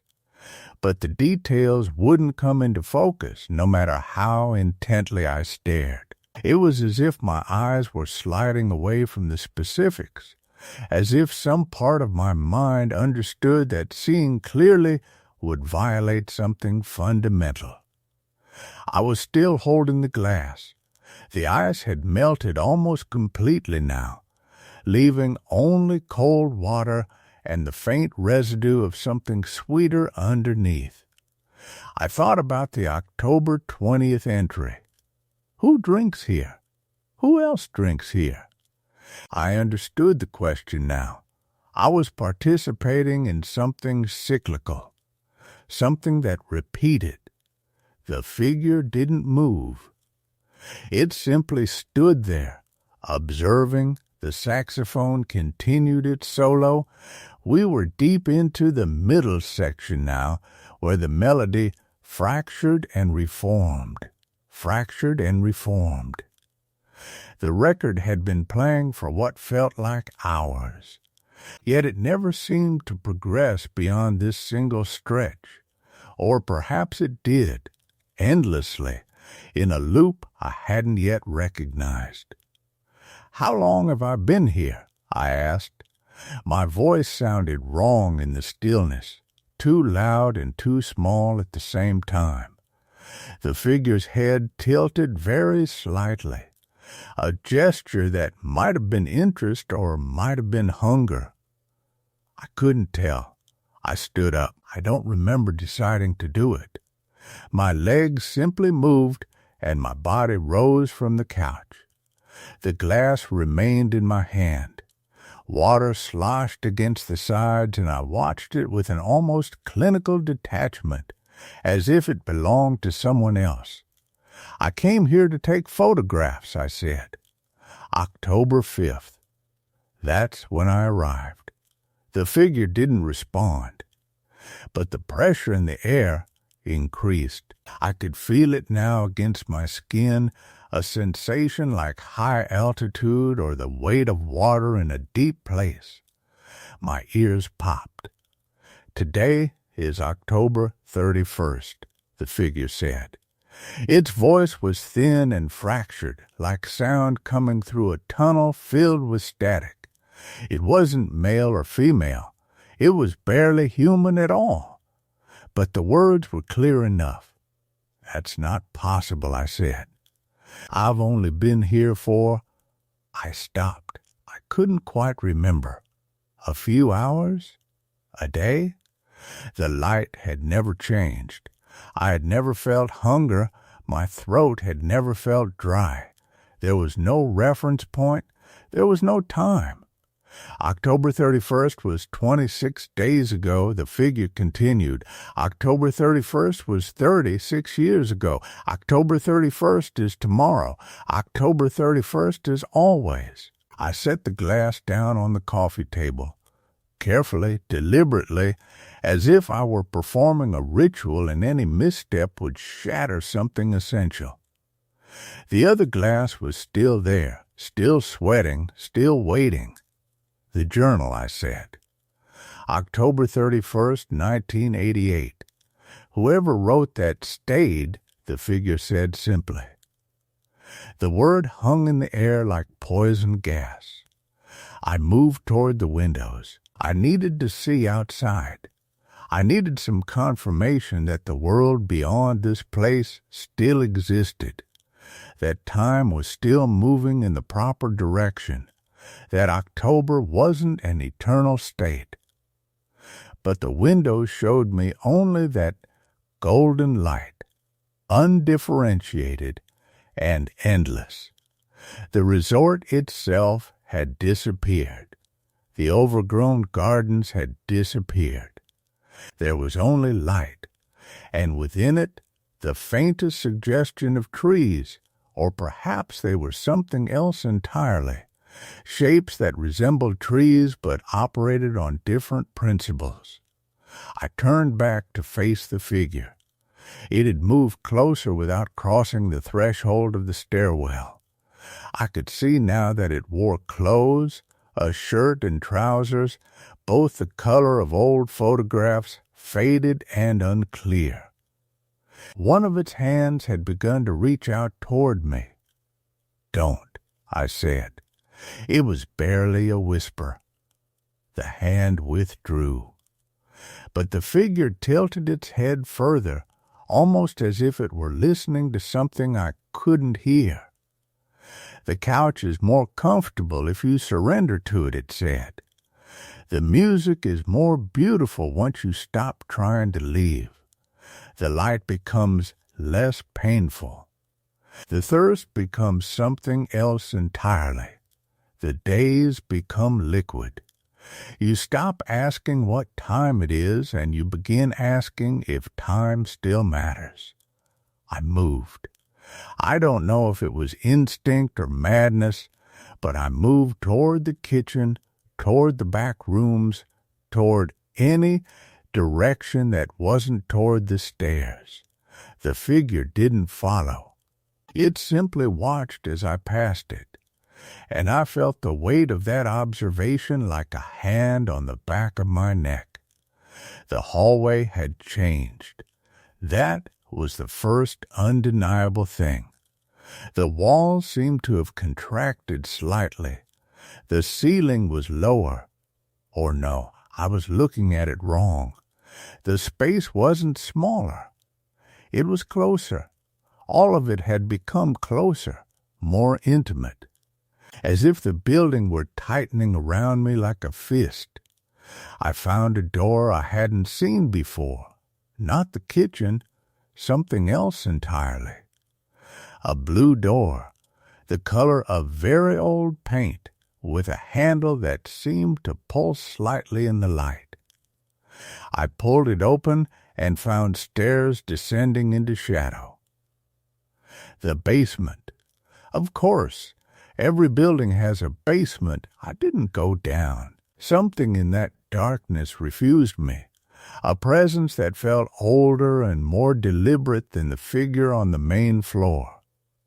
But I could hear something down there, the faint sound of water, or perhaps wind, or perhaps nothing at all, only the sound of my own consciousness trying to interpret silence. I closed the door. I turned back toward the main room. The figure was standing in the hallway now, very close. I could smell something coming off it, not decay, but absence.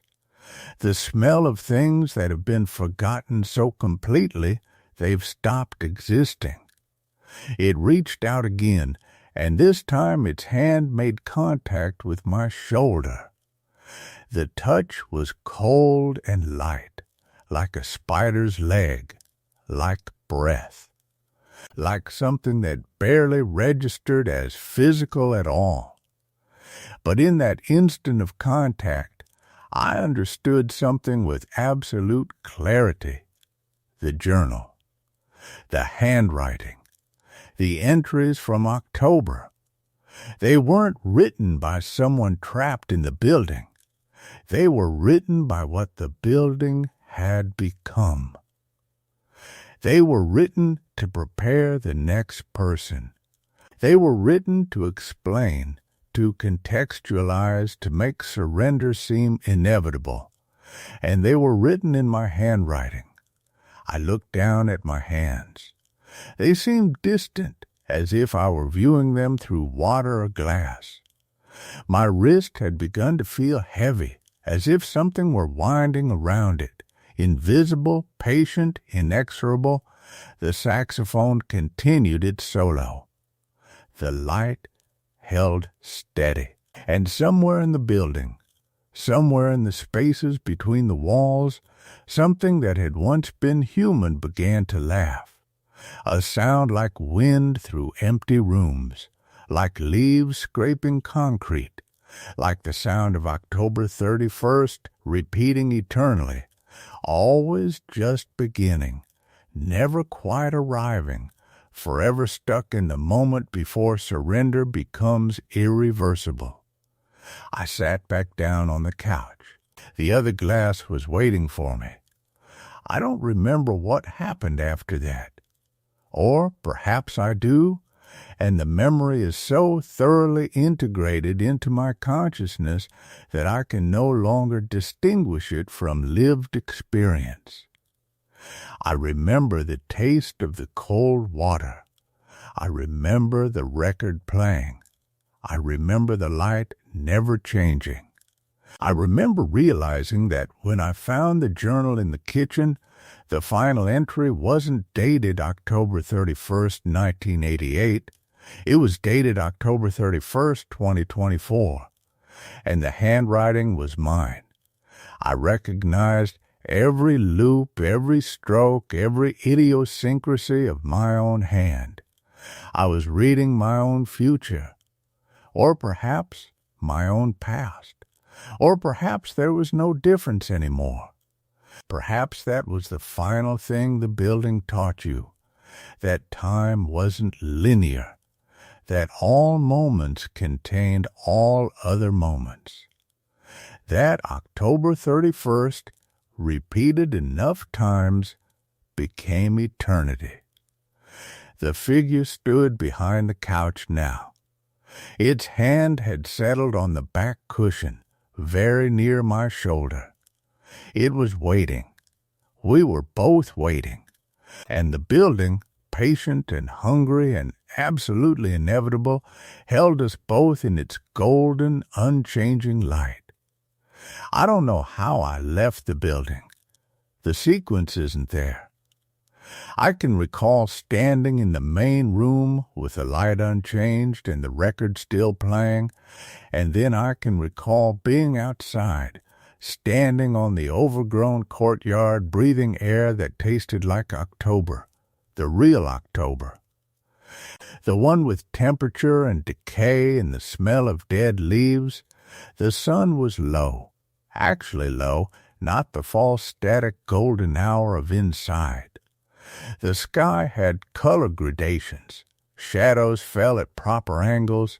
The world had angles again. My car was still there, exactly as I'd left it, and that small normalcy almost broke me. I sat in the driver's seat for a long time without starting the engine. My hands were shaking, which felt appropriate, which felt like the world was still working correctly, at least in that small way. The keys were in my pocket. My phone was in my pocket. These were the things I'd come with. These were the things I still had. I held on to that thought like a rope. The drive back to the highway happened in a state I can only describe as external consciousness. I was aware I was driving. I was aware of road markers and turns and other cars passing with their headlights on, their occupants moving through time in the normal way, each moment leading inevitably to the next. They didn't know. Of course they didn't know. How could they know? The world looked exactly as it always had. I made it home before full dark. The apartment was exactly as I'd left it 3 days before. Because it had been 3 days, the world insisted that much, and nothing had changed. Unwashed dishes in the sink, books on the nightstand, the ordinary architecture of a life half-lived. I stood in the living room and felt the relief of its complete normality, and then I felt something else. Something that hasn't fully gone away. The weight of being outside. I told myself I wouldn't go back. I told myself the entire experience was a breakdown, a dissociative episode, something my mind had constructed under stress. This is what I said while I showered and changed clothes. This is what I said while I tried to eat something and couldn't manage more than tea. I went to work the next day. I sat in the office. I moved through my hours. I spoke to people. I typed things that needed typing. The world continued, and I continued in it, and there was a kind of comfort in that. But I started noticing things. The coffee at work tasted exactly the same every morning. Not variably the same, identical, the same temperature, the same bitterness, the same quality of steam. I tested it. I bought from different machines. The result was always identical. The commute began to feel repetitive in a way it hadn't before. The same car would be in front of me, making the same turns, stopping at the same lights. I would see the same person waiting at the same bus stop, always in the same position, looking in the same direction.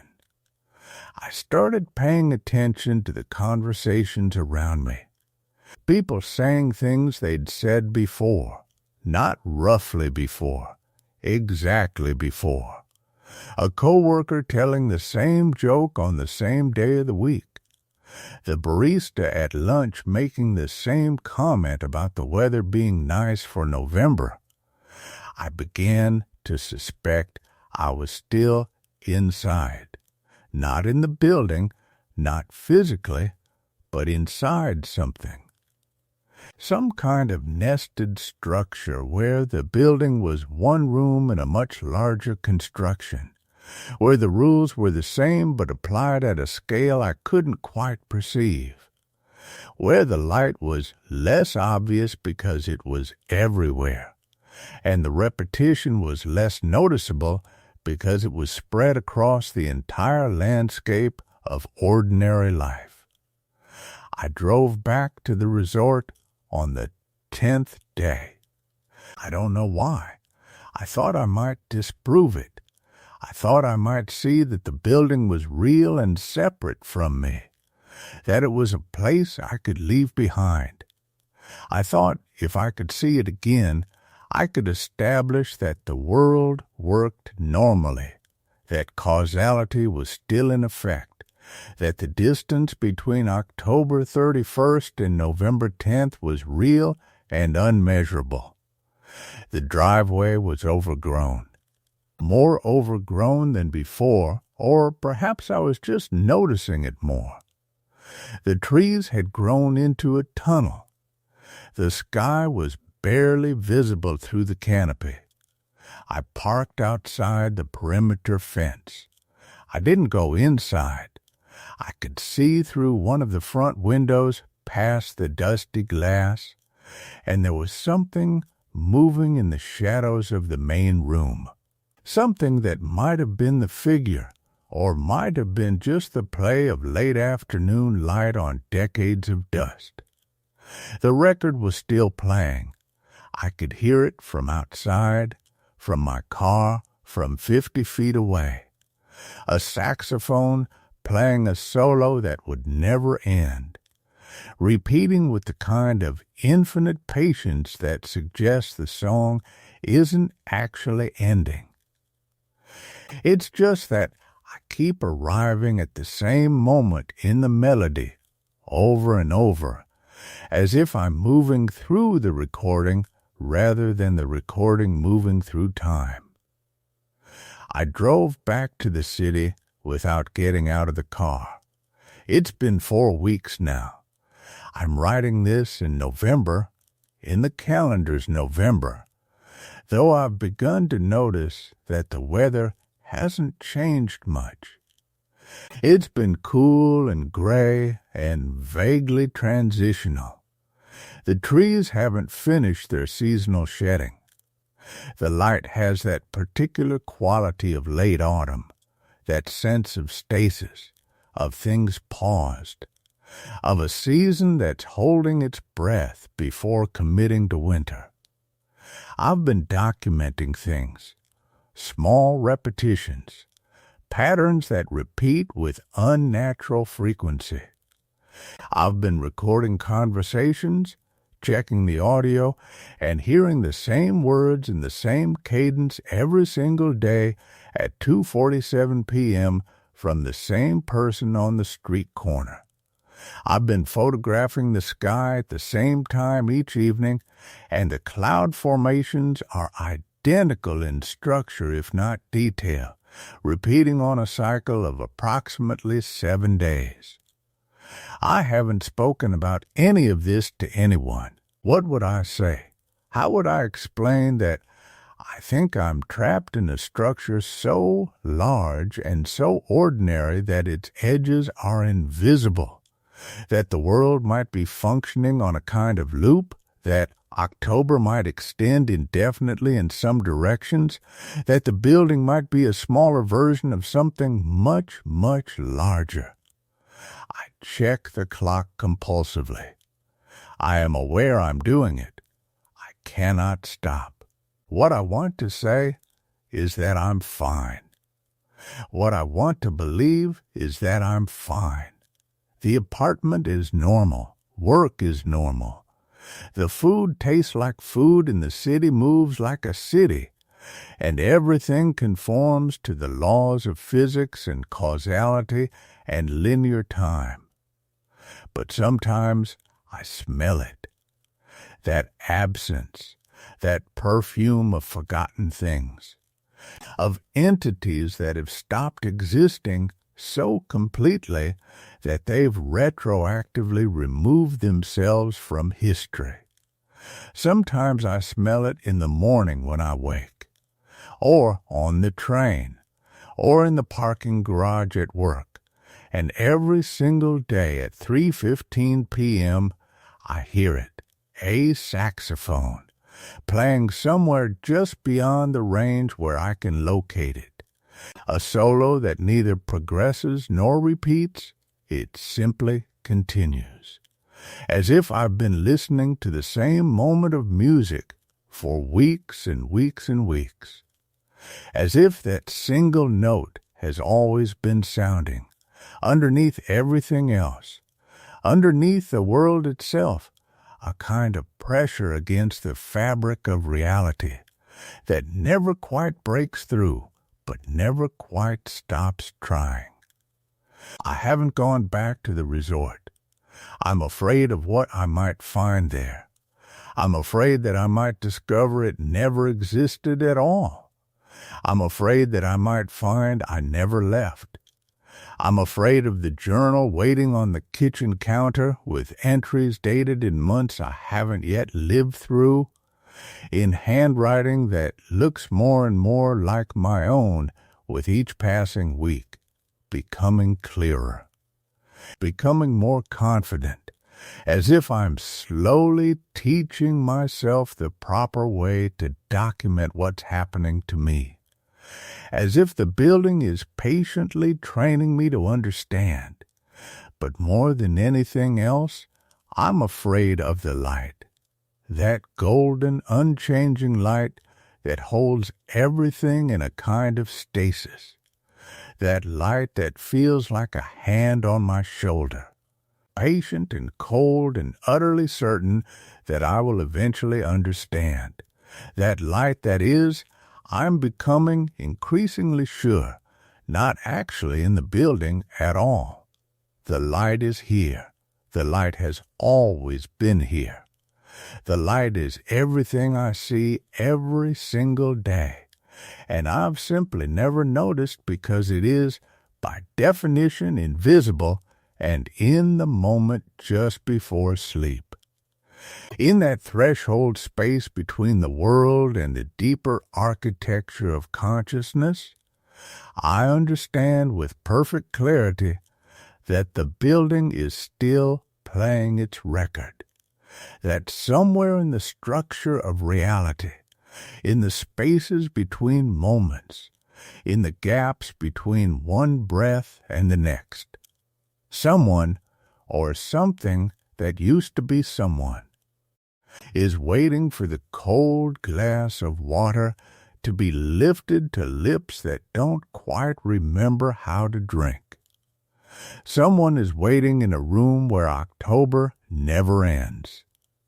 And the terrible, inevitable certainty that keeps me awake is this.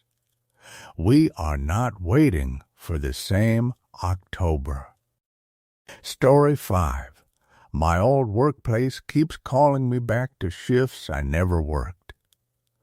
The text came through on a Tuesday morning while I was making coffee, and it took me a full minute to understand what I was reading. Shift scheduled 11 p.m., 7 a.m. Warehouse 4. See you tonight, Morgan. I stood there with the pot suspended over my mug, steam curling up past my face. The number wasn't saved in my phone, just a string of digits I didn't recognize. For a moment I thought it was spam, the kind of automated thing that hits you when you've been on some list too long, but the message was too specific, too personal. It knew my name. It knew which warehouse. I set the pot down carefully. It had been 5 years. 5 years since I'd worked the night shift at Kellerman Distribution. 5 years since I'd turned in my badge, my access card, my uniform with the faded logo that never quite washed out of the cotton. I remembered that logo on the inside of the shirt collar, a repeating pattern of little boxes, like cells, like something dividing endlessly. The warehouse wasn't far from my apartment, maybe 2 miles west, past the old commercial strip and into that flat section of the city where the buildings got bigger and the neighborhood got quieter.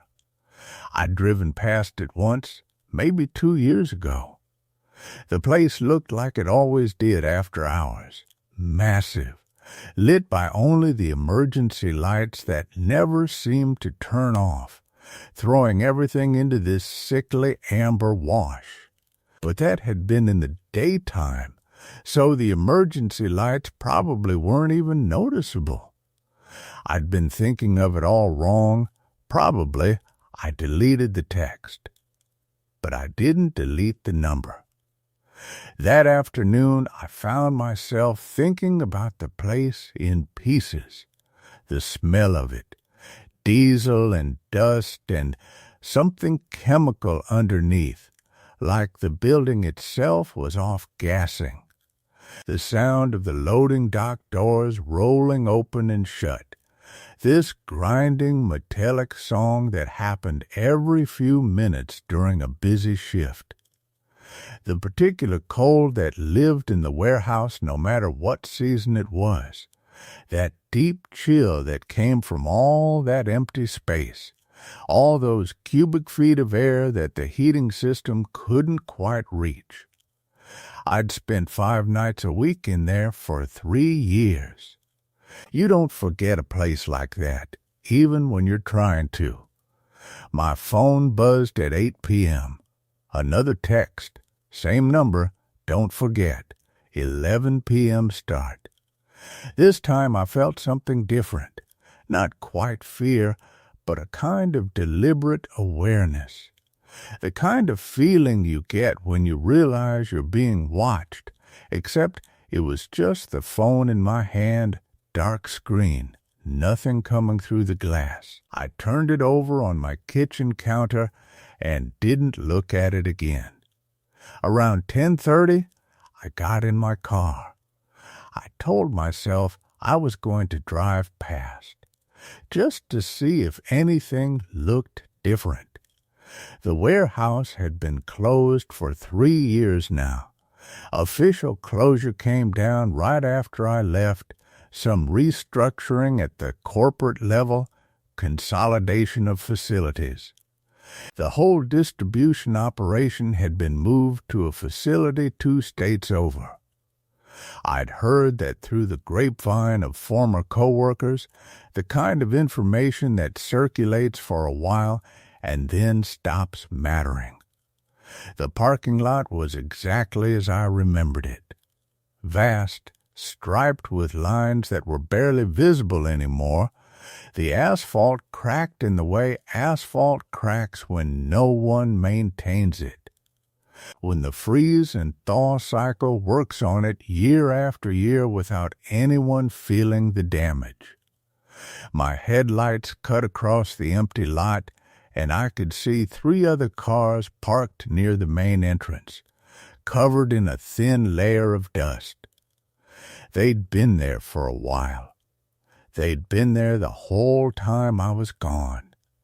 The building itself was dark except for those emergency lights. That amber glow pooling under the loading dock doors and around the corners where the exterior walls met. The windows were high up. You couldn't see in from ground level even if you wanted to. Federally mandated design, I remembered now. Security, privacy, all that inventory inside, all those boxes and pallets, all that company property that needed to be protected from the outside world. I killed the engine and sat there. My badge was on my dresser at home. I'd taken it with me the day I left, slipped it into my pocket almost without thinking about it, like my hands knew something my brain hadn't decided yet. The access card was plastic and laminated, and it had a photo of me from 3 years ago.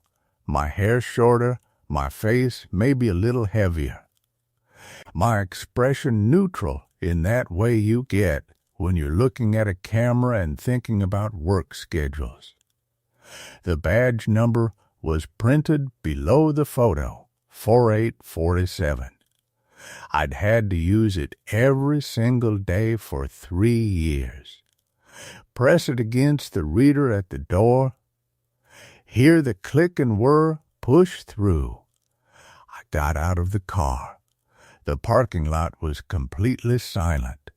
No traffic sounds from the highway, which was miles away but usually carried some ambient noise, some reminder that other people existed and were moving through the world. Tonight, there was just the wind, a thin sound that moved through the open space without anything to catch it. My footsteps sounded too loud on the asphalt. The main entrance was a set of glass doors with a blue frame, federal blue, the kind of blue that was probably mandated by some workplace standard. Between the glass I could see into the lobby, a small space, maybe 15 feet across, with a desk where the night supervisor had sat. That had been me for the last year of my employment. Sitting at that desk from 11 p.m. until someone came to relieve me, monitoring the loading dock, making sure nobody came in who wasn't supposed to be there, watching the cameras, logging entries in the book. I pulled out my phone and looked at the time, 10:47 p.m. My hand moved almost of its own accord. I reached for the door, and then I stopped. The door was unlocked. Not just unlocked, it was already open about an inch, like someone had propped it. Or like it had been left that way intentionally. In the darkness of the lobby, I could see the faint outline of the desk, the edges of things. And I could see something else, too. Something that made me stand still and not move any further. A light. Deep inside the warehouse, far back past the lobby, past what used to be the break room, there was a light on. Not one of the emergency lights. Something brighter. Something that suggested intention. My badge was at home on my dresser. I went back to my car and got it anyway. My hands were steady, which surprised me. I drove home, took the stairs up to my apartment, found the badge on top of my dresser next to my keys and a stack of old mail. The lamination was still perfect, no cracks or wear. The photo looked at me from across the room with that blank, neutral expression. On the drive back, and I did go back, I thought about the word shift, how it meant both a change and a period of work, how you could shift your perspective and suddenly everything looked different, how a shift lasted a specific amount of time and then it was over, and you went home and tried to sleep, and then you came back and did it again. The badge worked perfectly. The reader at the door gave the same click, and where I remembered, the same small electronic sound. Like something inside the building had acknowledged me, like something had been waiting. The door swung open to the lobby. The light from deep inside the warehouse was brighter now, much brighter. I could see it reflecting off the tiled floor of the entryway, painting everything in a pale, almost institutional white. 11 p.m. exactly. I stepped inside and let the door close behind me. The light came from the warehouse floor itself. That was the first thing that struck me as wrong, because there was no single source I could identify. Not a lamp, not an overhead fixture. The illumination seemed to emanate from the space itself, as though the air had taken on a faint luminescence, a quality I'd never seen in the 7 years I'd worked here during the day. My footsteps echoed differently than they used to. I remembered that sound from the rare nights I'd stayed late to finish inventory, how the concrete floor would throw my steps back at me in a hollow, companionable way. Now there was something else layered underneath, a kind of dampness to the acoustics, as if the building had absorbed moisture, or as if the air itself had weight. The break room door was closed. I stopped in front of it. I was certain, absolutely certain, that I'd seen it open before, back when I was watching the cameras. But the camera footage was 6 months old. I'd scrolled through weeks of it, frame by frame, looking for what? I didn't know. Some explanation for the email address that looked like mine but wasn't quite. Some reason the system kept generating those shift assignments. I opened the break room door. Everything was exactly as it had been. The same refrigerator, the same microwave with the dent in the corner from when Blake had thrown a lunch bag at it in frustration over some scheduling error. The same table with the scratched surface where we'd carved initials and phone numbers and crude jokes. The clock on the wall showed 11:03 p.m., but the clock on the wall hadn't worked since 2019. I remembered that specifically because we'd made jokes about it for months before someone finally took it down. Except it was still there, and it was still showing time. I left the break room and walked deeper into the warehouse. The fluorescent quality of the light made everything appear sterilized. Neutral, the shelving units rose around me like monuments, and I tried to remember what had been stored here. Office supplies, I thought, and furniture for the distribution centers. We'd moved pellets around with forklifts, and there had been a rhythm to the work, a kind of meditative quality that I'd actually enjoyed, though I'd never admitted it to anyone. The shelves were empty now, every single one, bare metal, dust-free, as if they'd been cleaned and prepared for something, or as if the contents had simply ceased to exist. The light reflecting off them created a disorienting effect. I couldn't quite tell how far back the warehouse extended, whether the wall I could see was the real wall or just a visual echo of the light itself. The office was in the back corner. The manager's office, where Riley had spent most of her time processing paperwork and taking calls from the distribution centers. I'd never been inside it much. There had always seemed to be a kind of boundary there, an understanding that the office was a separate space. Administrative, removed from the actual work. The door was open. Inside, the desk was pristine. No papers, no computer monitor, no keyboard, just the surface itself, wooden and dark, reflecting the pale light like still water. The chair was tucked neatly underneath. Waiting on the desk was the logbook. I recognized it immediately. Dark green binding, the logo of the company embossed on the cover. This was the real one, not some reproduction.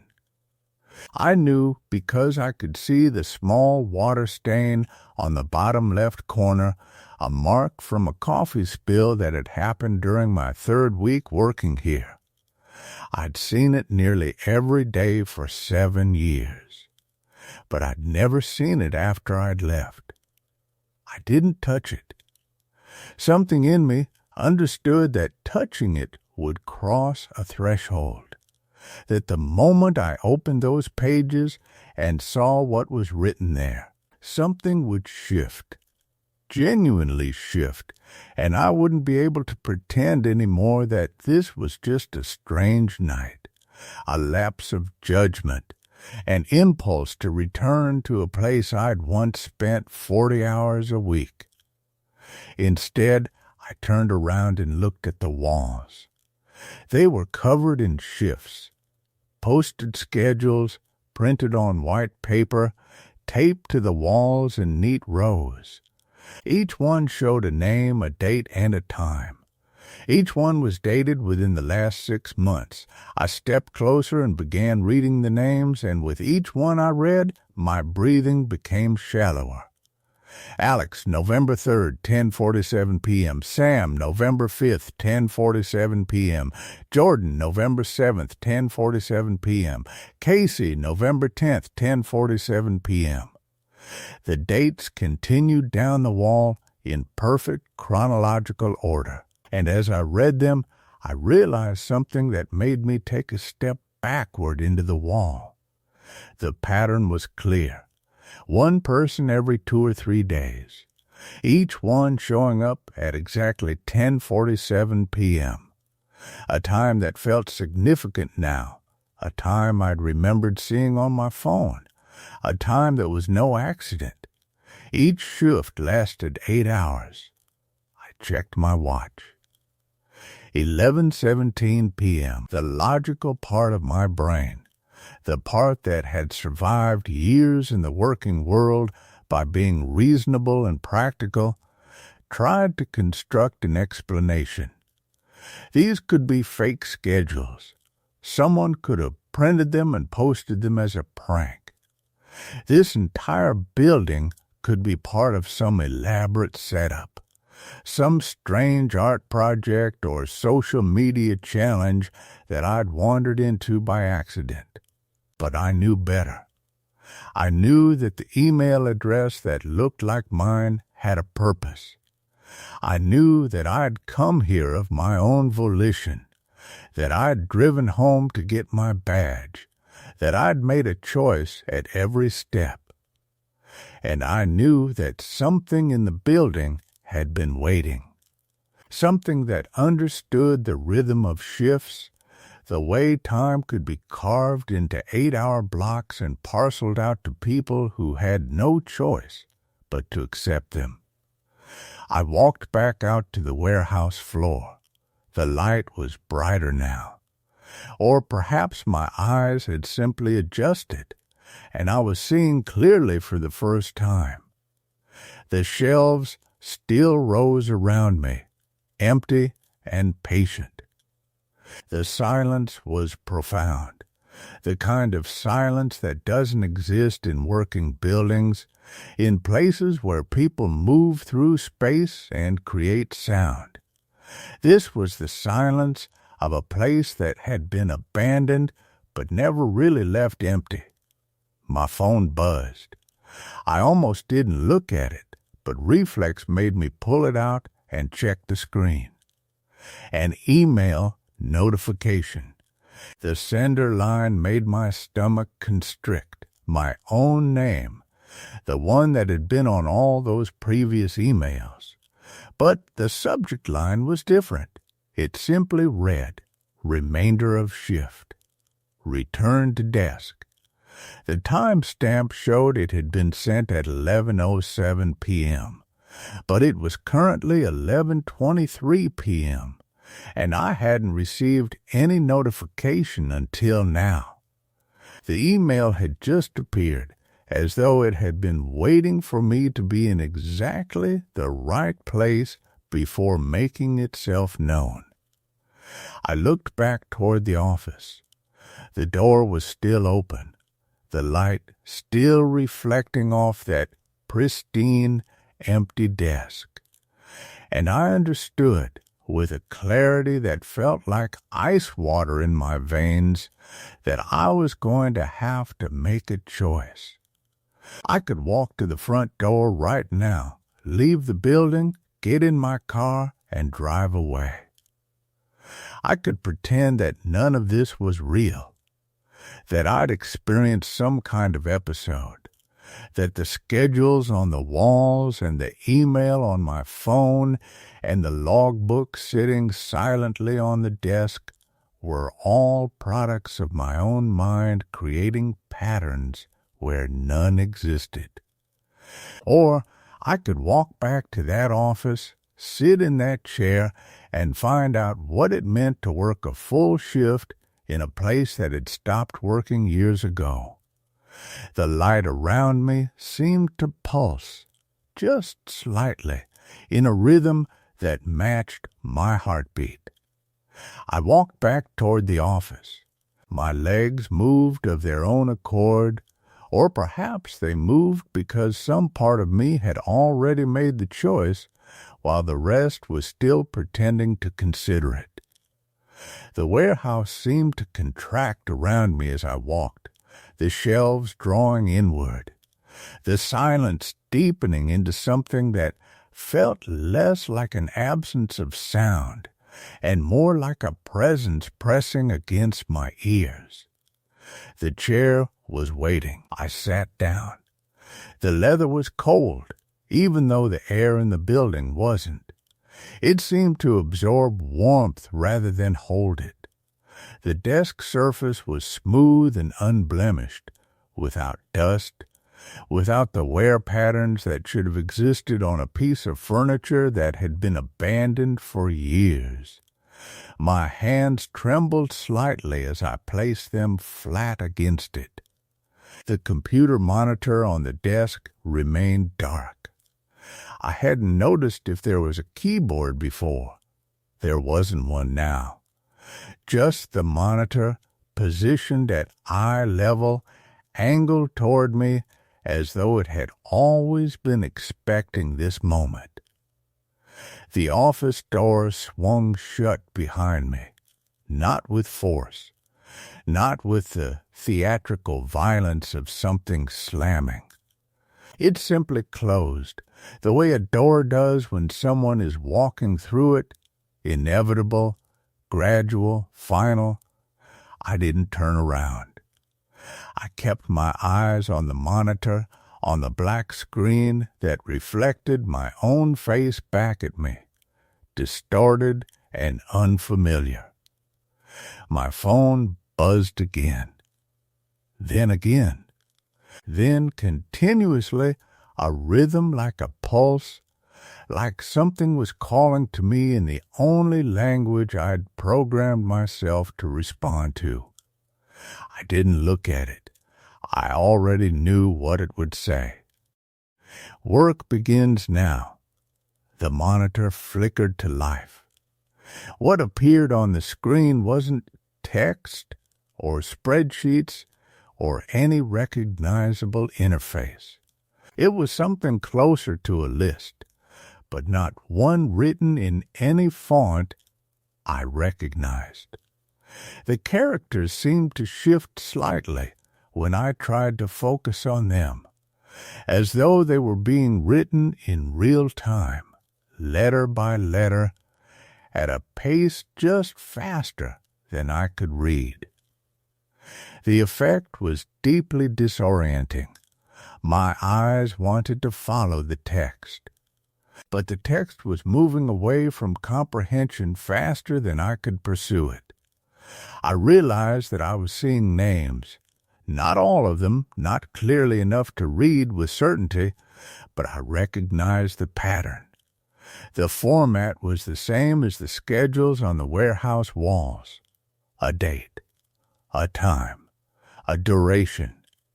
And then, in that shifting font that made my skull ache to read, a name. Some of the names seemed almost solid, locked into their forms, no longer wavering. Others were still fluid, still being written, still in the process of becoming permanent.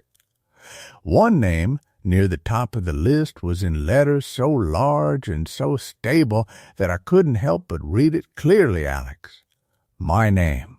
No, not my name. I realized the distinction even as panic clawed up my throat. It was a name. One of the approved names from years of HR training. The kind of name that could be anyone, that belonged to everyone and no one. But it was written on a schedule, dated for today, and the shift duration was listed as ongoing. The screen continued scrolling. More names appeared, older ones disappearing upward into the darkness. I tried to count them, but the numbers became too large, too incomprehensible. Hundreds, possibly thousands, each one representing a shift, each one representing someone who had sat exactly where I was sitting, who had received an email from themselves, who had come back to this building because something in them recognized the compulsion to answer a summons from their own mouth, their own voice, their own name. The air in the office had become very cold. I could see my breath now, small clouds of white that appeared in front of my face and dissipated. The monitor's glow was the only light in the room, and it was casting my shadow backward, against the door, making it seem larger than I was, making it seem like there was more of me here than there should be. I tried to stand. My legs wouldn't obey. I tried again, putting pressure through my thighs, thinking the problem was just that I'd been sitting too long. But it wasn't that. It was more like the act of standing had become a concept I could no longer access. The knowledge of how to do it had been taken, leaving only the memory that humans could stand, that standing was theoretically possible, but not for me, not in this moment, not anymore. On the monitor, my name had begun to glow, not brightly, not with any heat, but with a cold luminescence that made it stand out from all the other names surrounding it. And as I watched, unable to look away, unable to move, the text beneath it began to change. The shift duration was updating. Where it had said ongoing, it now said indefinite. And beneath that, in smaller letters that I had to strain to read through the glowing haze, status processing. The door behind me opened again. I heard it more than I felt it. A settled shift in the acoustic space of the room, a change in how the silence was distributed. I wanted to turn around. I wanted to see what was standing in that doorway, or if anything was standing there at all. But I couldn't turn. My head wouldn't move. My vision was locked forward, on the monitor, on the list of names that seemed to be expanding even as I watched, new entries appearing below mine, each one marked with new dates, new times, new promises of shifts that would follow. I could feel something moving into the room behind me. Not footsteps, not breathing, just a presence that had weight and volume, that displaced the cold air like a body displacing water. It didn't touch me. It didn't need to. The knowledge that it was there was enough to rob me of whatever remaining capacity I had to rationalize, to explain, to construct a narrative where this was all still theoretically reversible. The monitor changed again. The list of names disappeared. What replaced it was simpler and more terrible. Just 2 words, written in letters that seemed to vibrate against the darkness of the screen. Your turn. And in the space between the chair and the desk, on the flat surface where no keyboard had existed, where nothing had been seconds before, something began to materialize. Not suddenly. Gradually, like a photograph developing, or like something being remembered into existence. It was a shape that my eyes wanted to refuse, that my brain wanted to rewrite into something more comprehensible. But it didn't stop being what it was, no matter how much I tried to make it into something else. My shift had begun.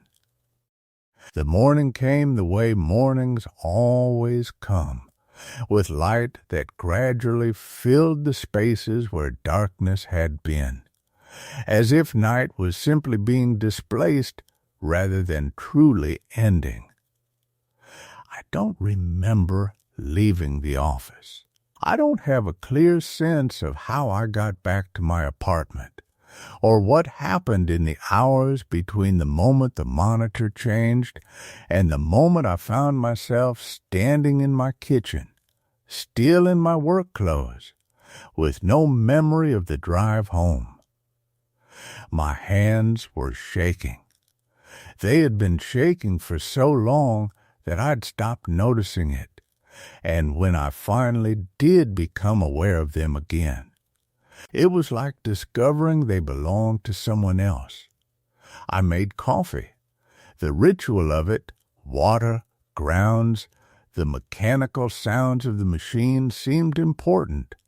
I needed something ordinary, something that proved the world still operated according to recognizable rules.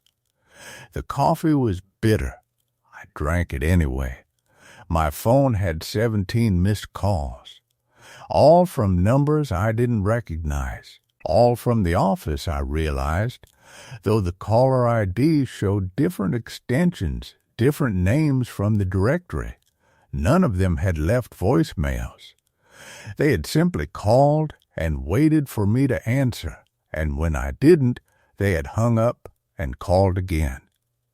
There was a pattern to it, calls every 3 to 4 minutes, starting around 4 in the morning, continuing until just after sunrise. Then nothing. The calls had stopped as if they had never been happening at all. I deleted the call log without listening to anything.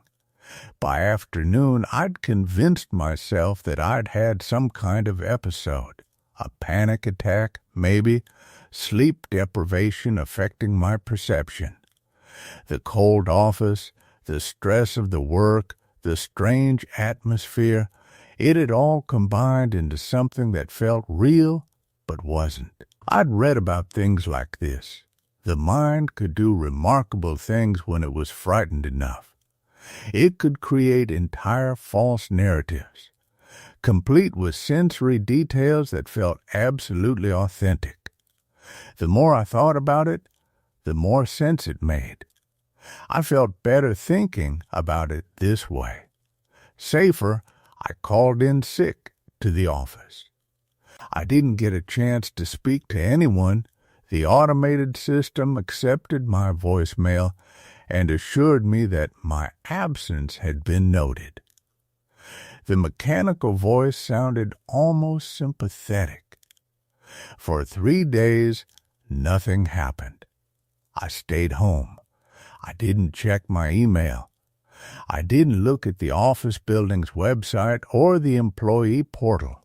I watched television and slept more than I should have and tried to let the weight of what I'd experienced or thought I'd experienced gradually dissolve into the background of normal life.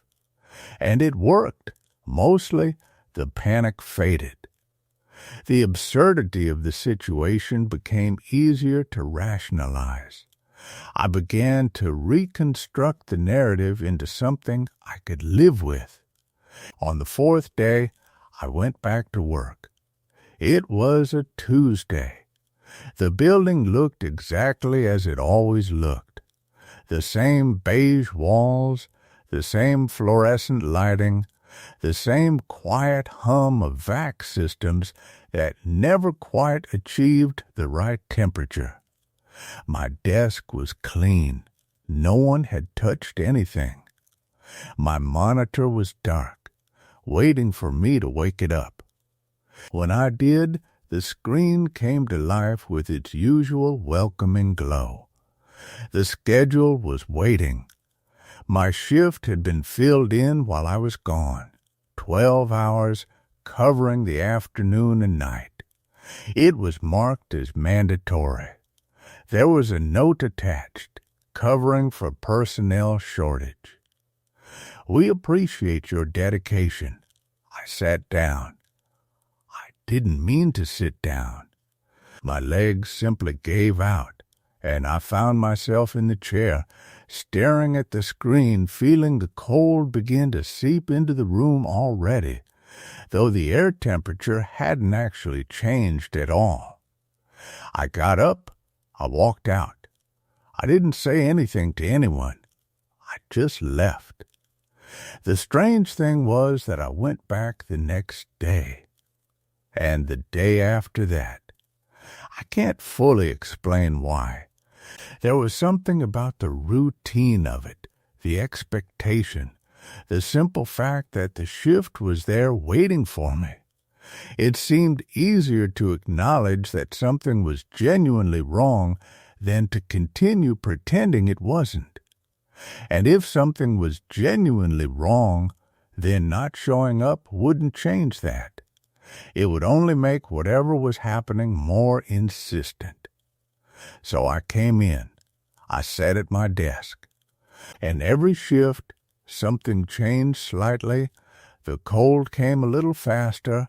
My ability to move lasted a little less long, and whatever was assembling itself on the desk beside me became a little more defined, a little more real, though I never quite looked at it directly.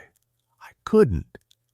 Some part of me understood that seeing it completely would finalize something, would make it permanent in a way that not quite seeing it somehow kept at a distance. But the distance was closing. I could feel that much. The office had become genuinely quiet now. I rarely saw other employees. When I did, they didn't look at me. Or they looked at me in a way that suggested they were seeing through me, past me to something that existed on the other side of where I was standing. A few of them looked like they hadn't left the building at all. Their clothes had the rumpled quality of things that had been worn for too long, and there was a strange blankness to their expressions, as if they'd been hollowed out and someone had forgotten to turn off the lights inside. I didn't know their names. I should have known their names. Outside of work, small things had started to feel wrong. Not dramatically, not in ways I could point to and say, yes, this is proof of what's happening. It was more settled than that. My apartment always felt cold now, even when the thermostat insisted the temperature was normal. I would sometimes find myself in rooms without remembering how I got there. Once I opened my refrigerator and found it filled with papers, schedules, timesheets, shift assignments instead of food. When I closed the door and opened it again, the food was back, but I knew what I'd seen. I'd stopped eating regularly. I wasn't sure when that had started.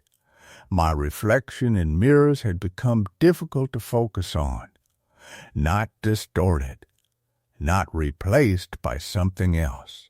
Jew hashtag additional middle section atmospheric expansion. The facility itself hadn't changed. which was somehow worse than if it had crumbled into unfamiliarity. That was the thing that kept me awake on the nights between calls, the absolute static nature of the place, as though time had simply stopped bothering with it. I drove past it once, 2 weeks after the third call. Daylight, middle of an ordinary Tuesday afternoon. I wasn't planning to stop. I'd only meant to drive past to confirm it was still there, still real, still occupying the same physical space it always had. But I found myself turning into the parking lot anyway, gravel crunching under my tires in that distinctive way that takes you straight back to something you're trying to move past. The building sat exactly as I remembered it. The industrial park had emptied out around it. The packaging company to the south had relocated. The logistics office to the north had closed its doors 3 years ago. But our facility remained, this strange exception to the general exodus of commerce that had characterized the area's slow decline. The structure was a low, anonymous thing of prefabricated metal siding and reinforced concrete, the kind of building that had never been designed to age gracefully. It simply aged. Weather accumulated its years like dust in the corners no one ever swept. The asphalt showed lines where the parking spaces had been painted over multiple times. The most recent stripes were barely visible now, worn by sun and footsteps into ghost impressions of themselves.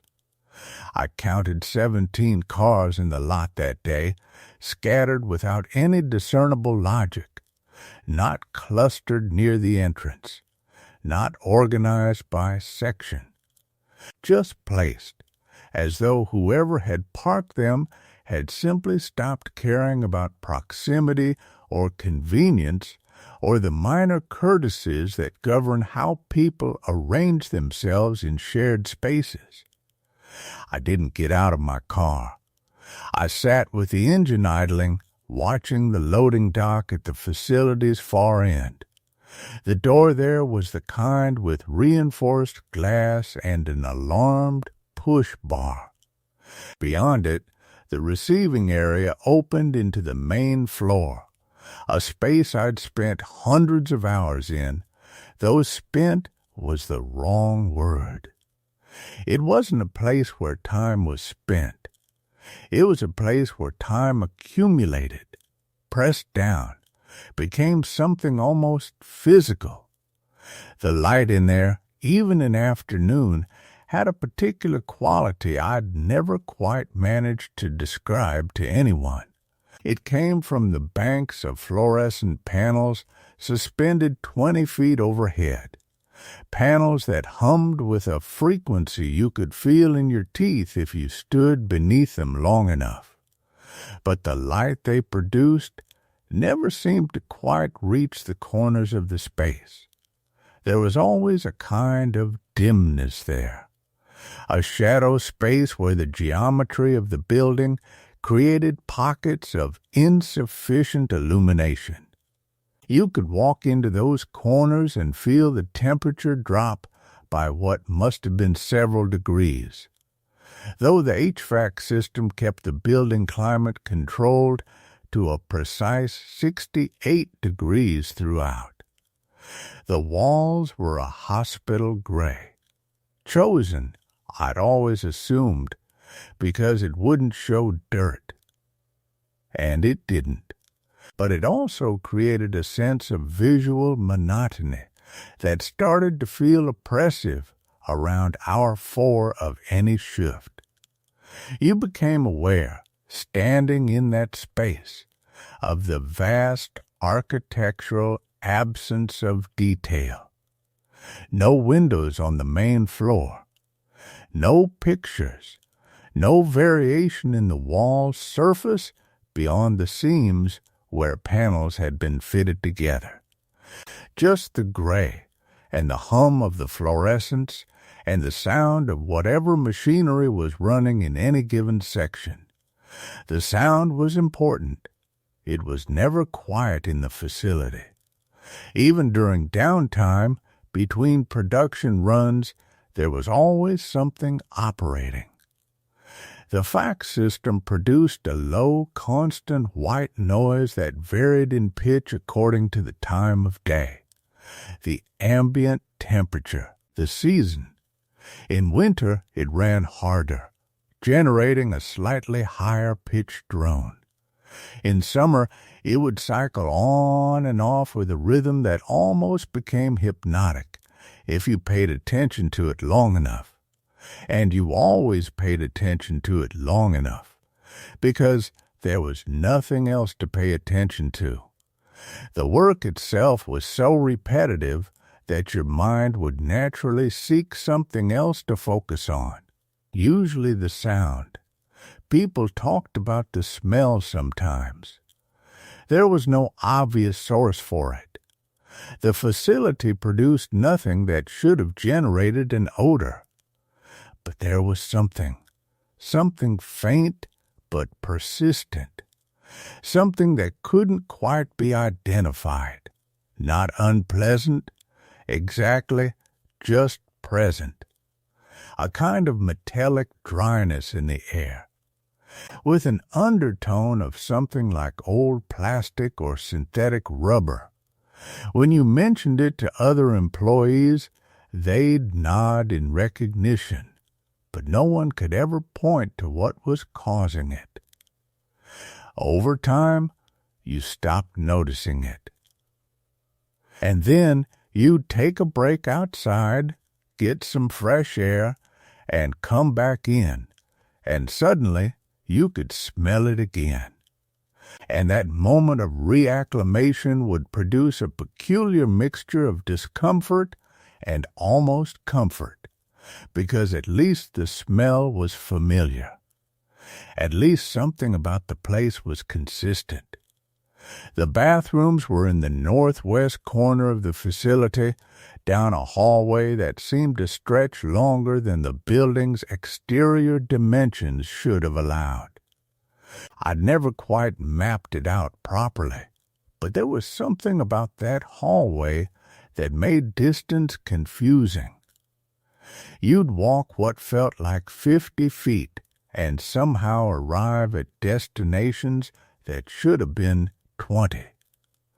The fluorescents in that hallway flickered more than they did elsewhere, not enough to be a serious problem, but enough to create a rhythm of light and slight darkness that made the walk feel longer than it actually was.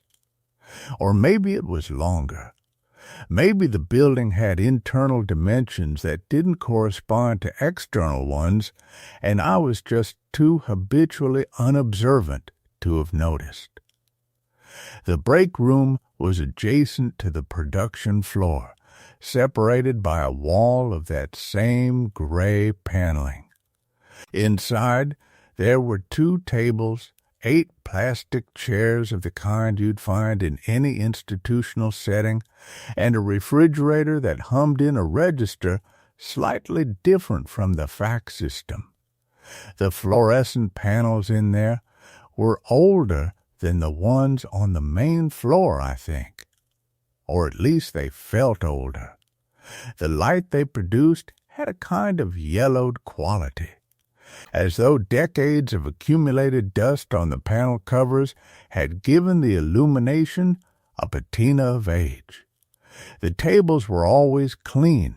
Someone maintained that much, but they had a faded quality to them, watermarked by years of cold cups and spilled coffee, buffed smooth by countless elbows.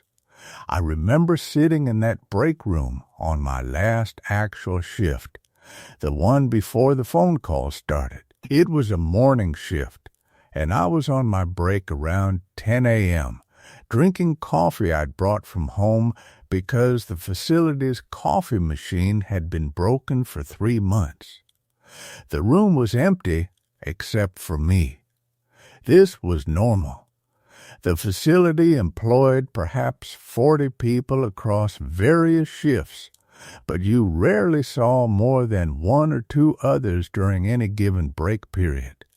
The staggered schedules meant you were usually alone in the break room, which was either a mercy or a curse depending on the day.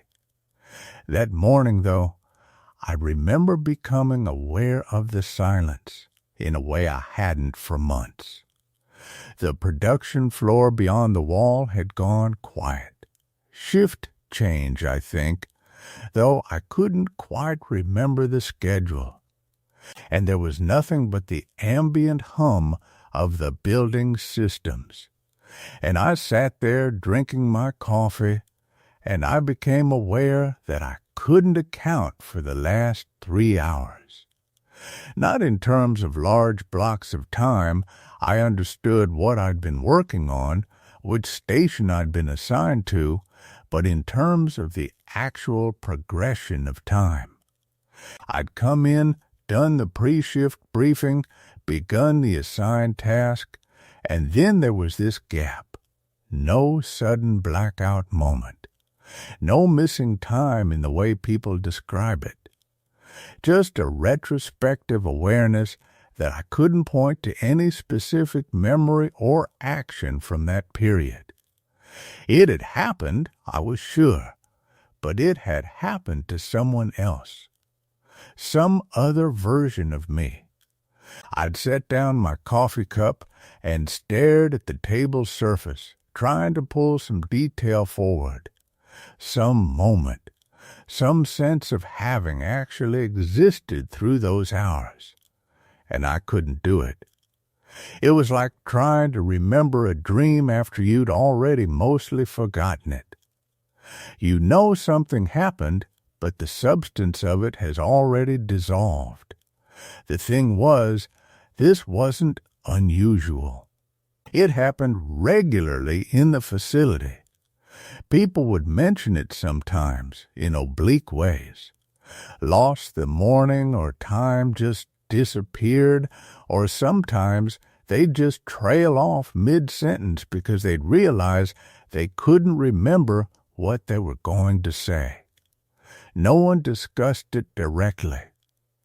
There was something about the place that made you not want to discuss it directly, as though naming the problem might give it some additional weight, some additional reality.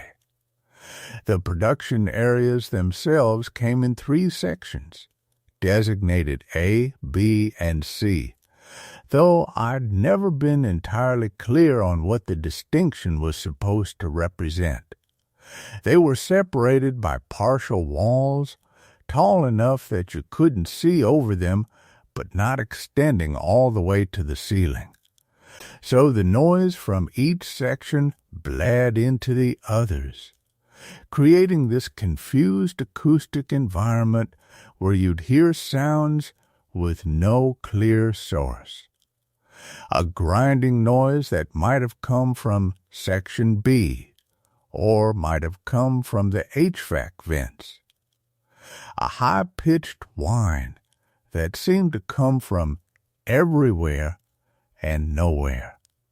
People's voices carrying in a distorted way that made it hard to tell whether someone was working 3 feet away or was actually on the other side of the facility. The equipment was old. Not ancient, but old enough that it required a certain attentiveness to operate safely. There were guards on the moving parts, of course, but they'd been added to the machinery some years after the initial installation, and they had an improvised quality to them. Retrofit installations, metal cages bolted onto equipment that hadn't been designed with them in mind.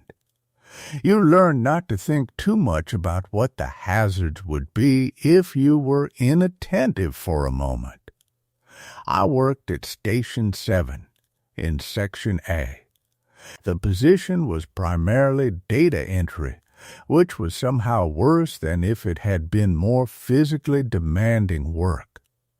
Physical labor produces fatigue, which at least is a form of feedback. Data entry produces nothing but the accumulation of keystrokes and the slow dawning awareness that you're experiencing nothing. No output you can see.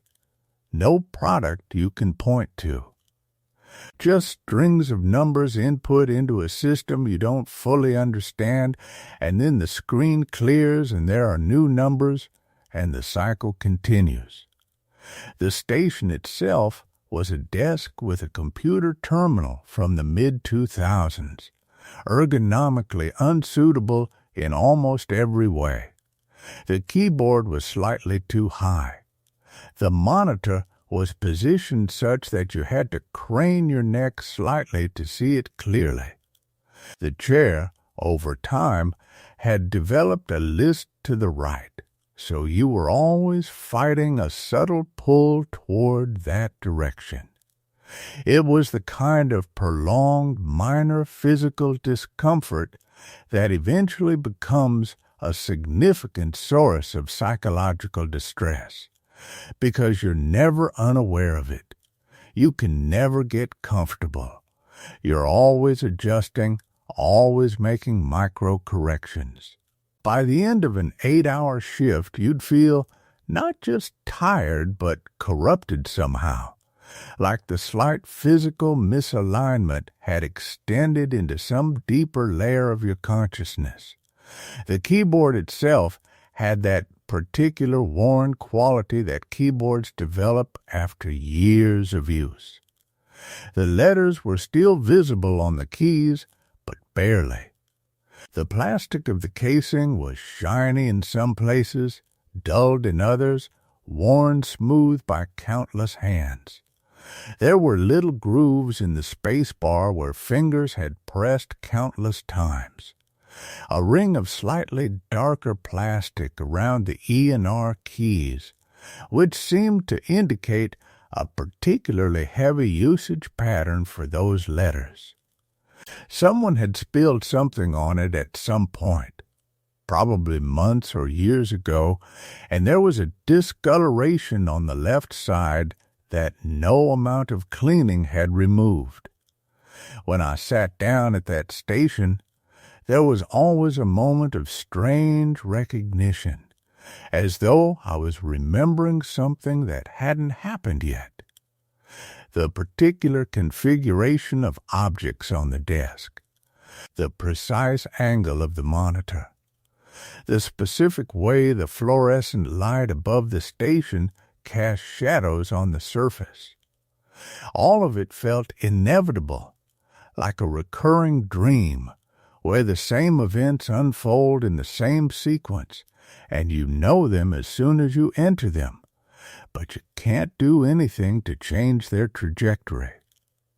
The computer system was networked, but not to the internet. It was connected to something internal, some back-end system that I'd never seen and couldn't have described if asked.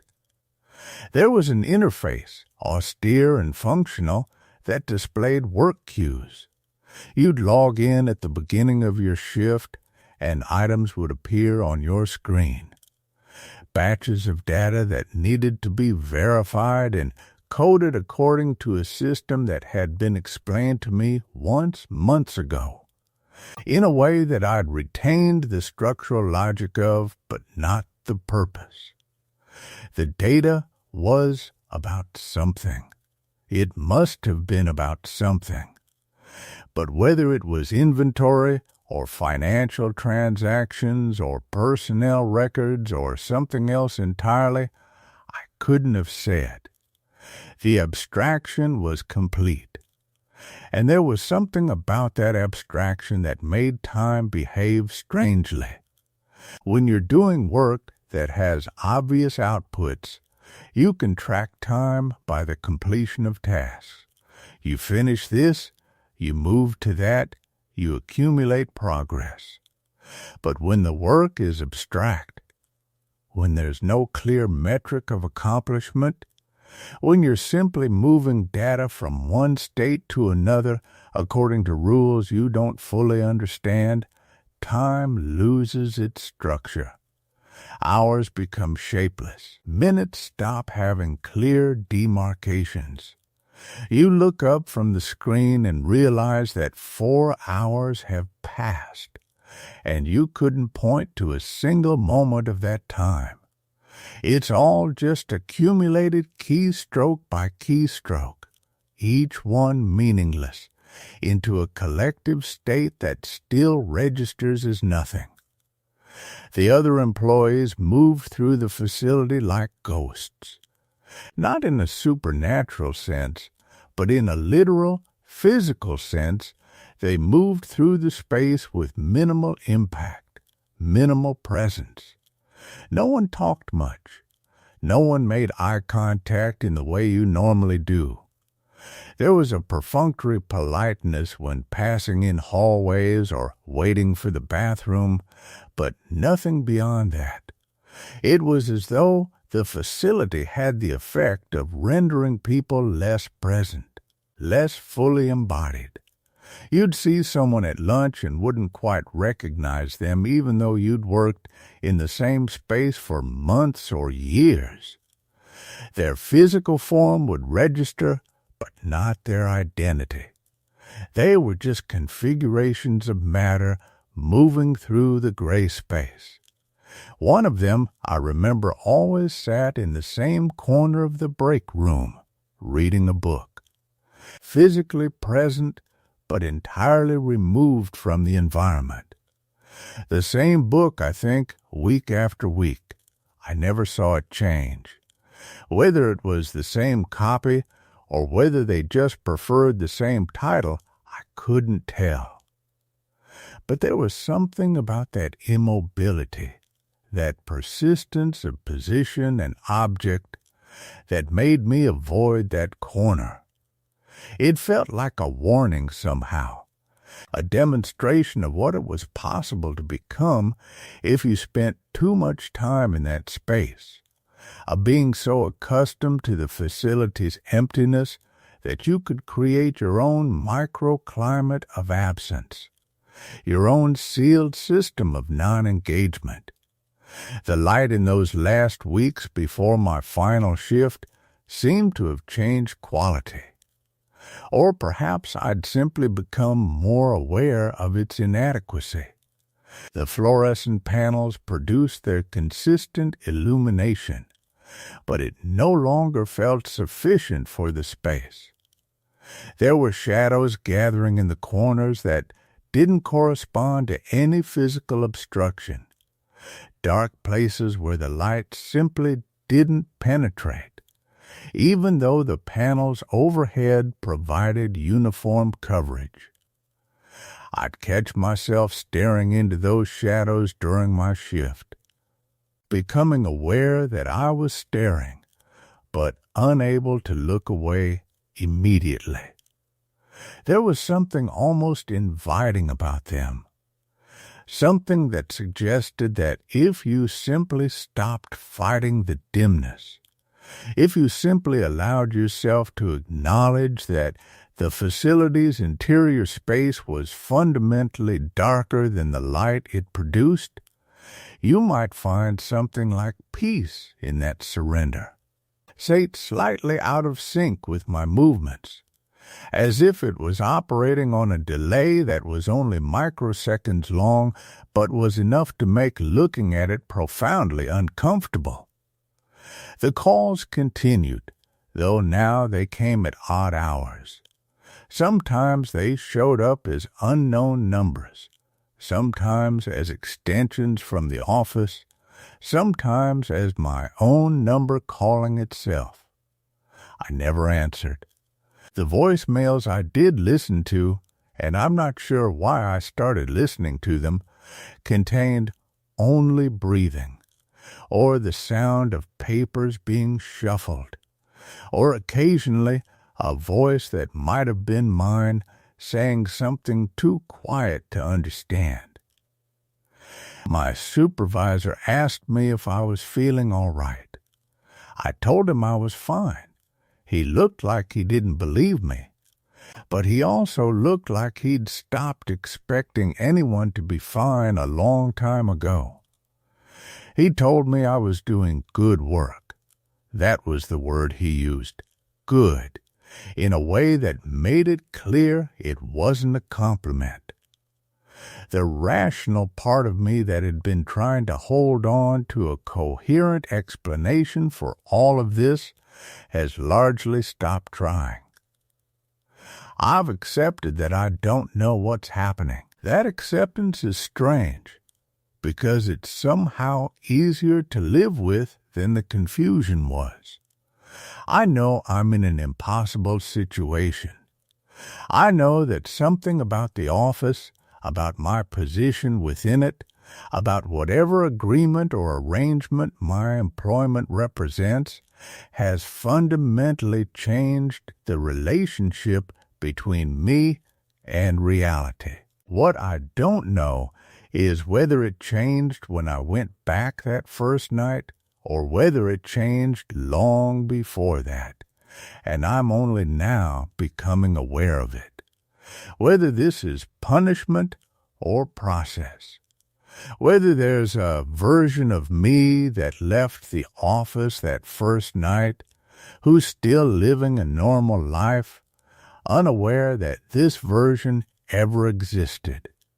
Whether the shift will ever actually finish, or if I'm caught in an indefinite loop where the beginning never comes, the ending never arrives, and I simply exist in the processing stage forever. I go to work every day now. I sit at my desk. The cold comes, the presence manifests, and something that might be my shift unfolds in the space beside me. I don't fight it anymore. Resistance accomplished nothing. Acceptance at least has the virtue of being survivable, or at least of feeling survivable in the moments between shifts. This morning, before I left for the office, I looked in the mirror. My reflection was almost entirely in sync with my movements now. Almost, but not quite. And in the gap, that microsecond of misalignment where my reflection should have been exactly where I was, I could see something else. Another office, identical to mine, but darker somehow. Older, and in that other office there were desks, row after row of them, and in each desk sat a person who looked up at me with eyes that held the particular exhaustion of those who've been processing their shifts for a very, very long time. One of them was smiling. I couldn't tell if it was meant to be welcoming or warning. I came to work anyway.